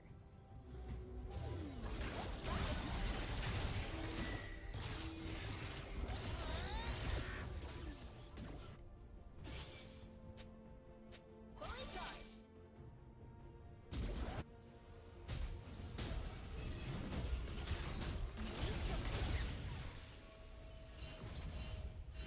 What matters to my team, it matters to me. Start ready. Let it fly.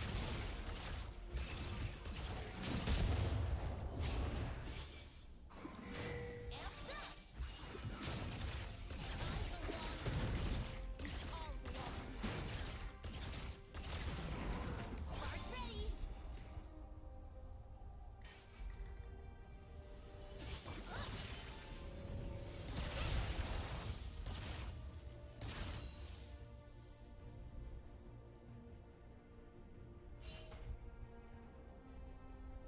Amped up.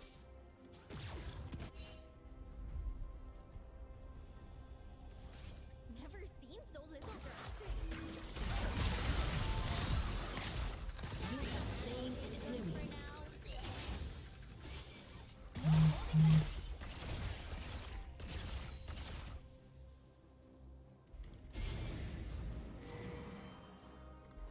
Spark ready.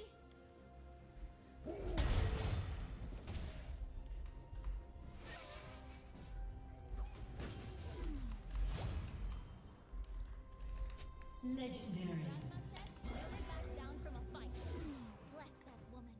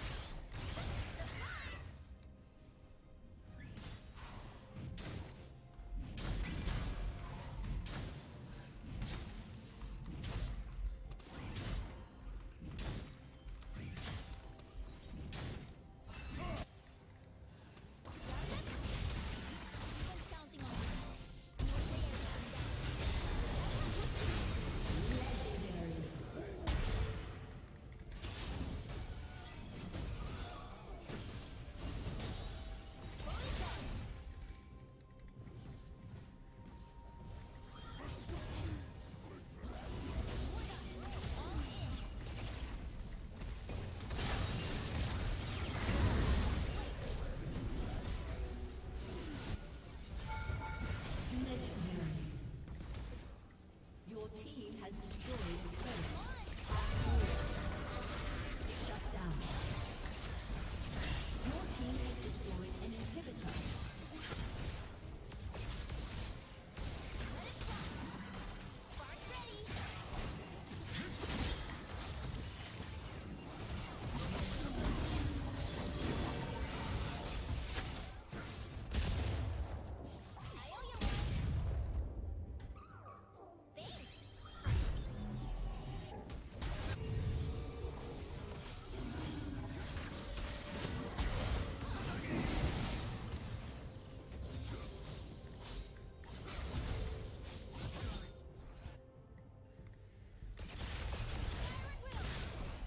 Man, I should have packed more snacks.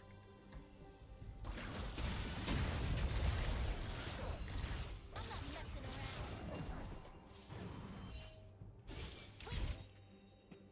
I'm okay.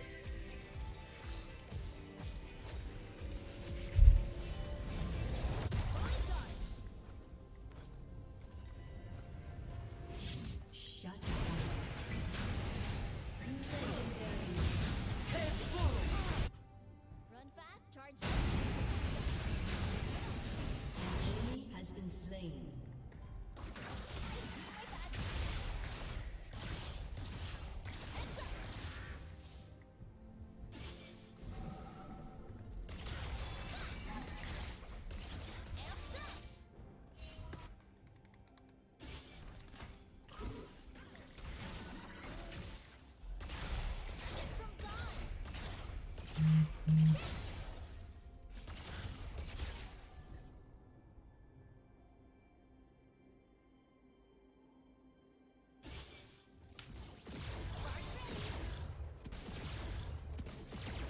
Your team has destroyed a turret. An ally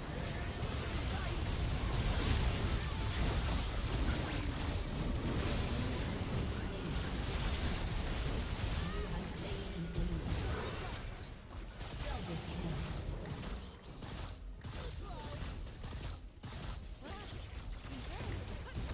Your team has destroyed an inhibitor. Your team has destroyed an inhibitor.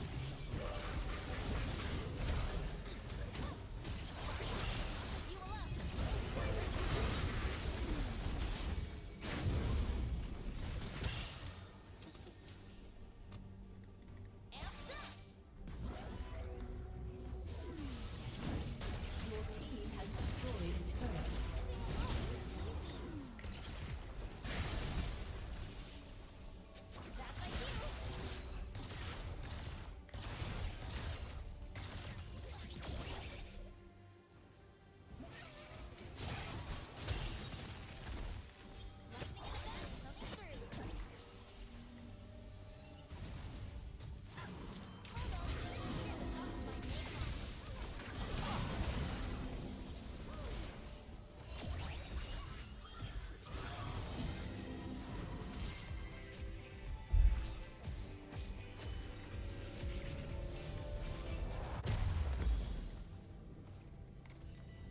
Oh wow, they're really out to get us.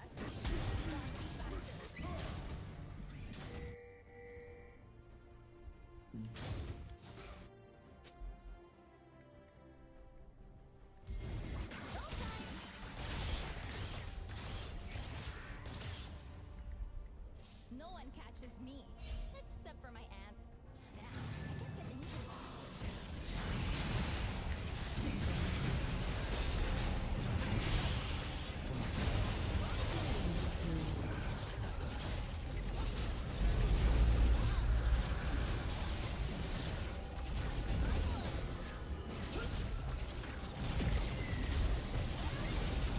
An enemy has been slain.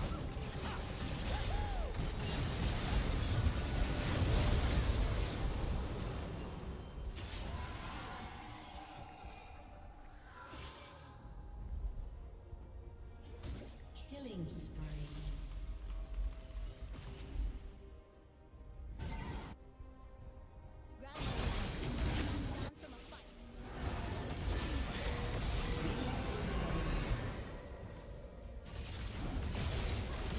Has destroyed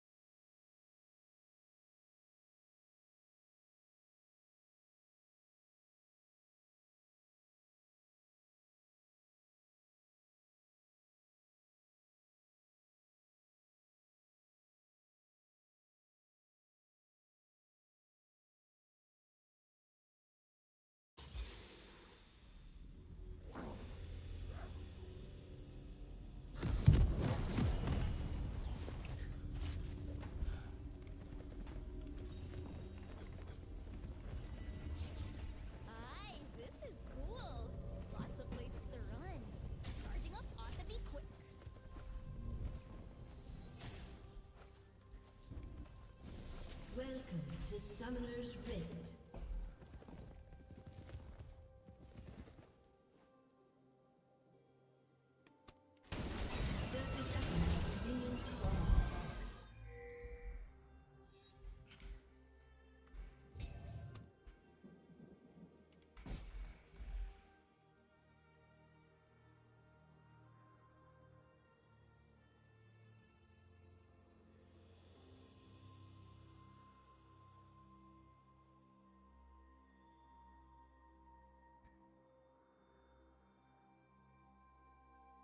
Minions have spawned.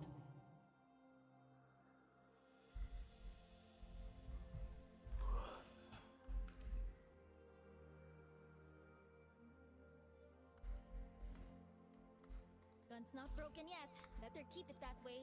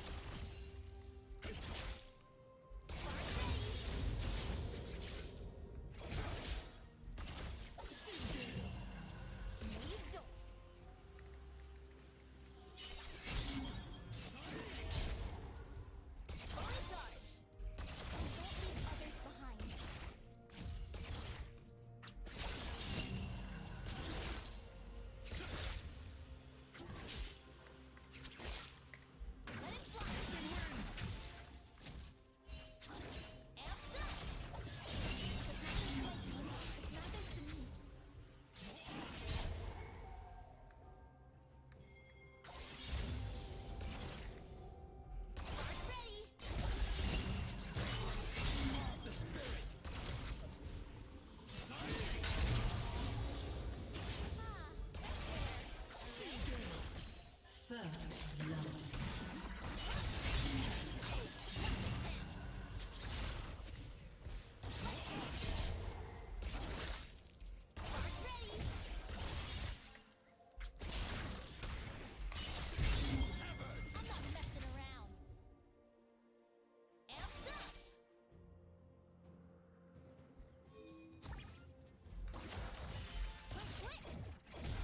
You have slain an enemy.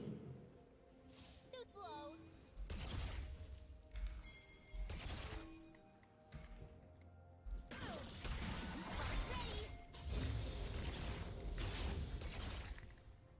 Get from Zon.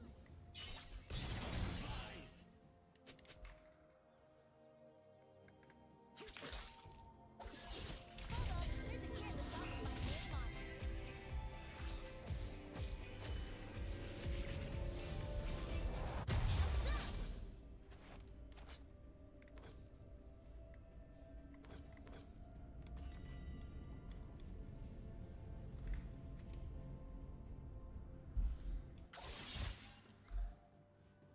Grandma said, never back down from a fight. Bless that woman.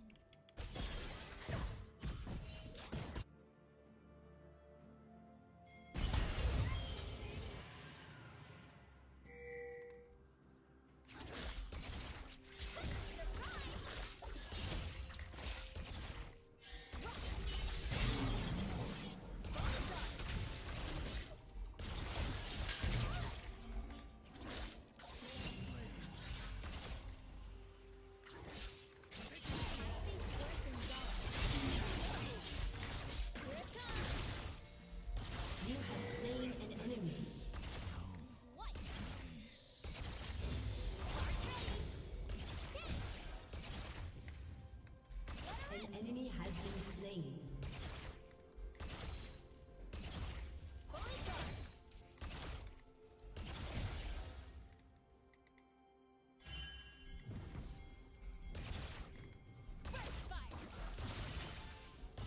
Gotta hurry. People need my spark.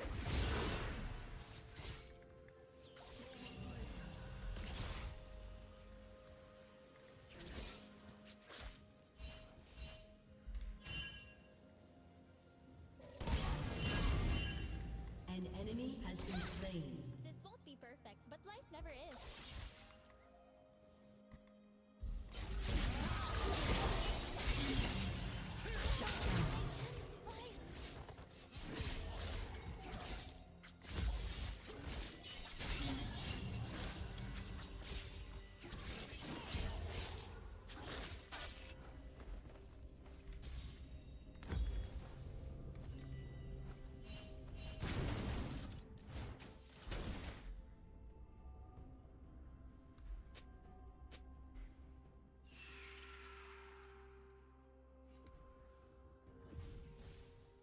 Best thing I can do is fight when others can't.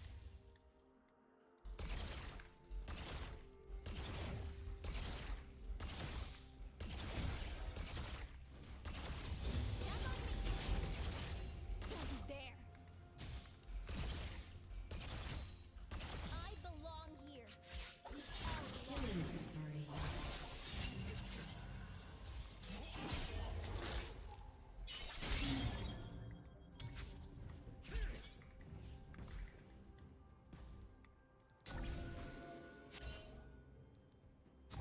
No slowing down.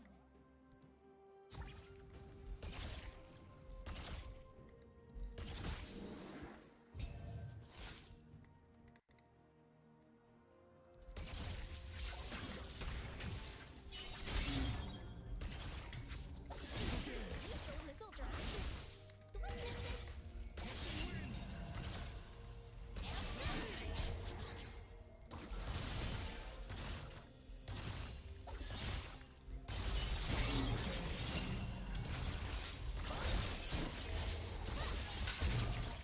You got nothing.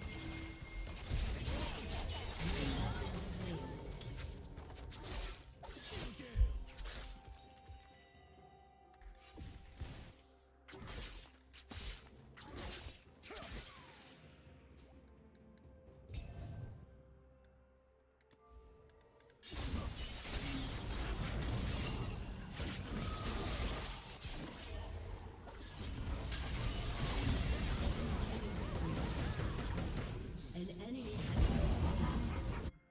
An ally has been slain. Charge up, shoot the bad guys. Easy enough.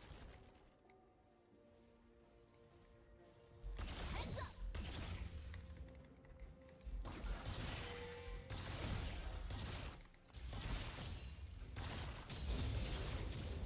Come on, charge already.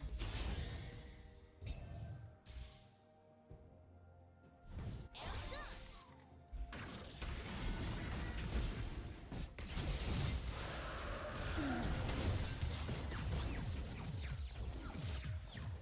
Fight's getting messy. At least I'm consistent. All in.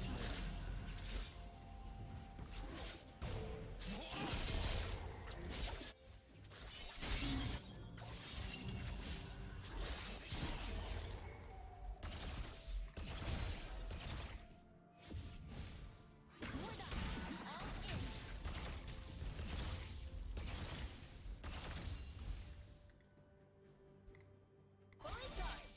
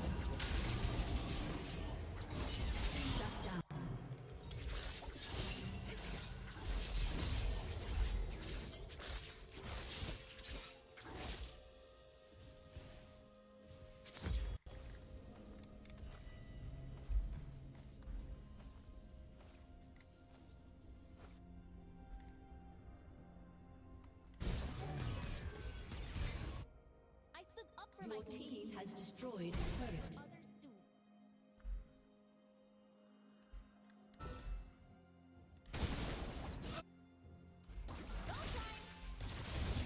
Running on empty. Step up. Sword on spark. Killing spree.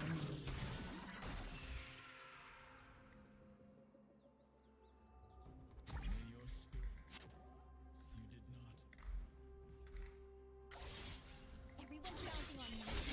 No way I let them down.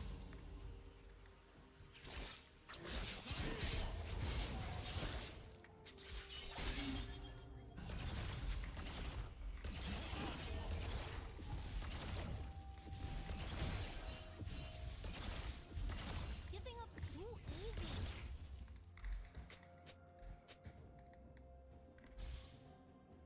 Fully charged.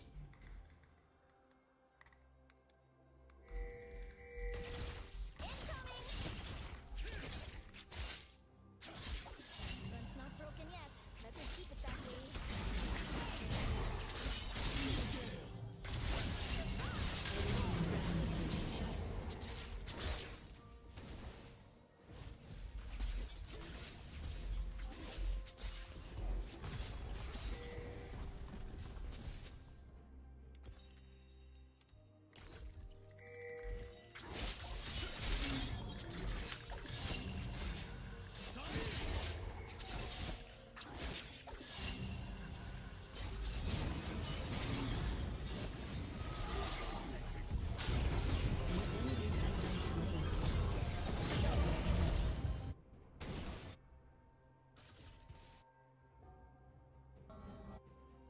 No one catches me. Except for my aunt. Man, I can't get anything.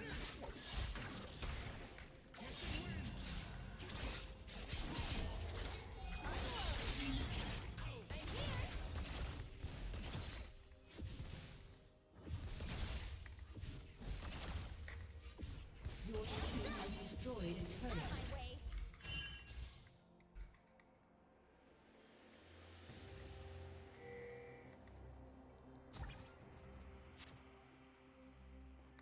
In a hurry.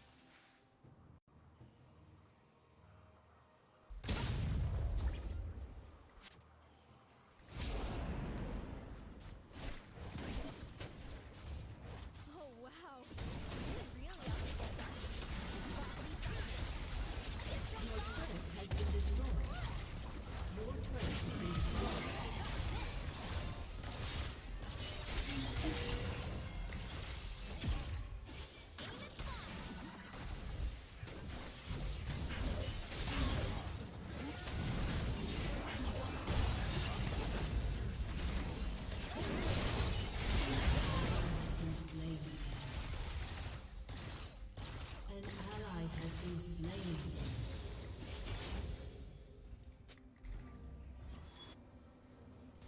Gotta hurry. People need my spark. Wait, I forgot something. Just stay alive, okay?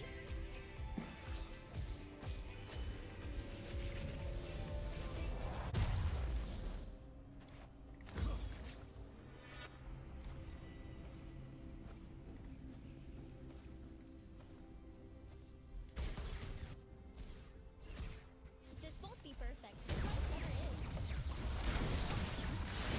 First fire.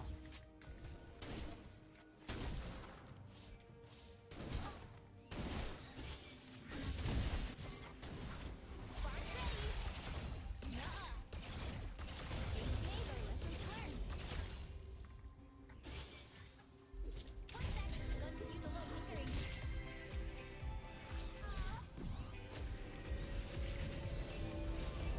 Volley dart.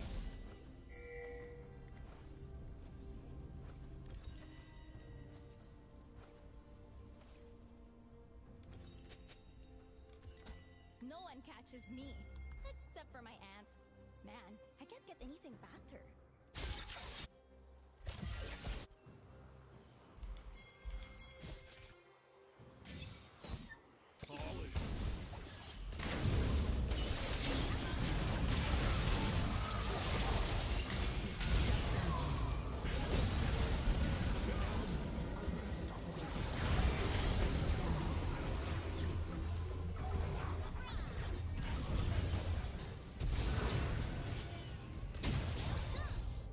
Shut down.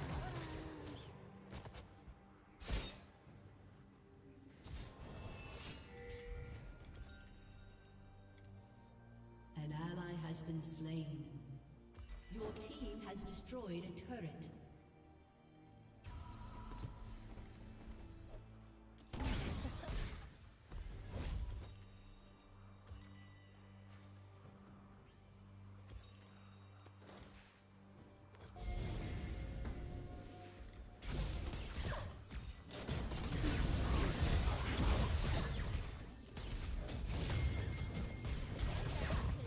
Ally has been slain.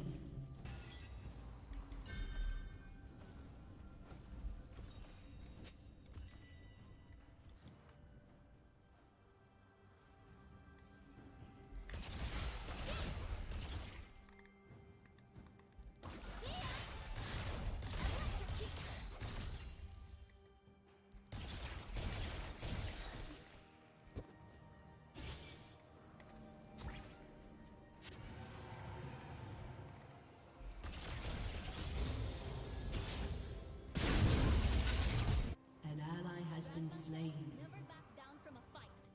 Bless that woman. My bad. Surprise!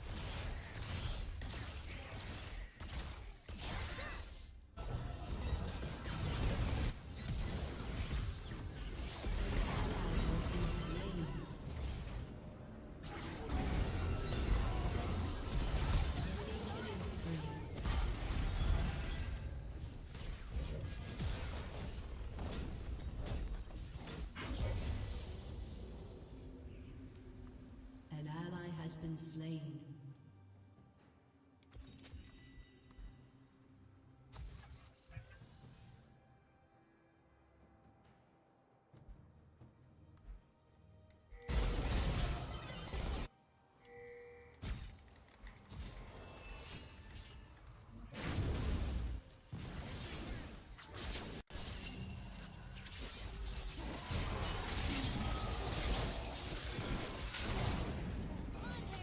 Fight to win. Remember that. Enemy killing spree.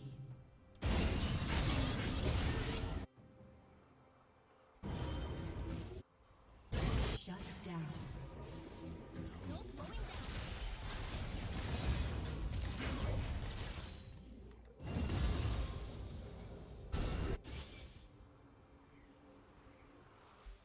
Spark ready. Your turret has been destroyed. So little dirt. An ally has been slain. The stuff.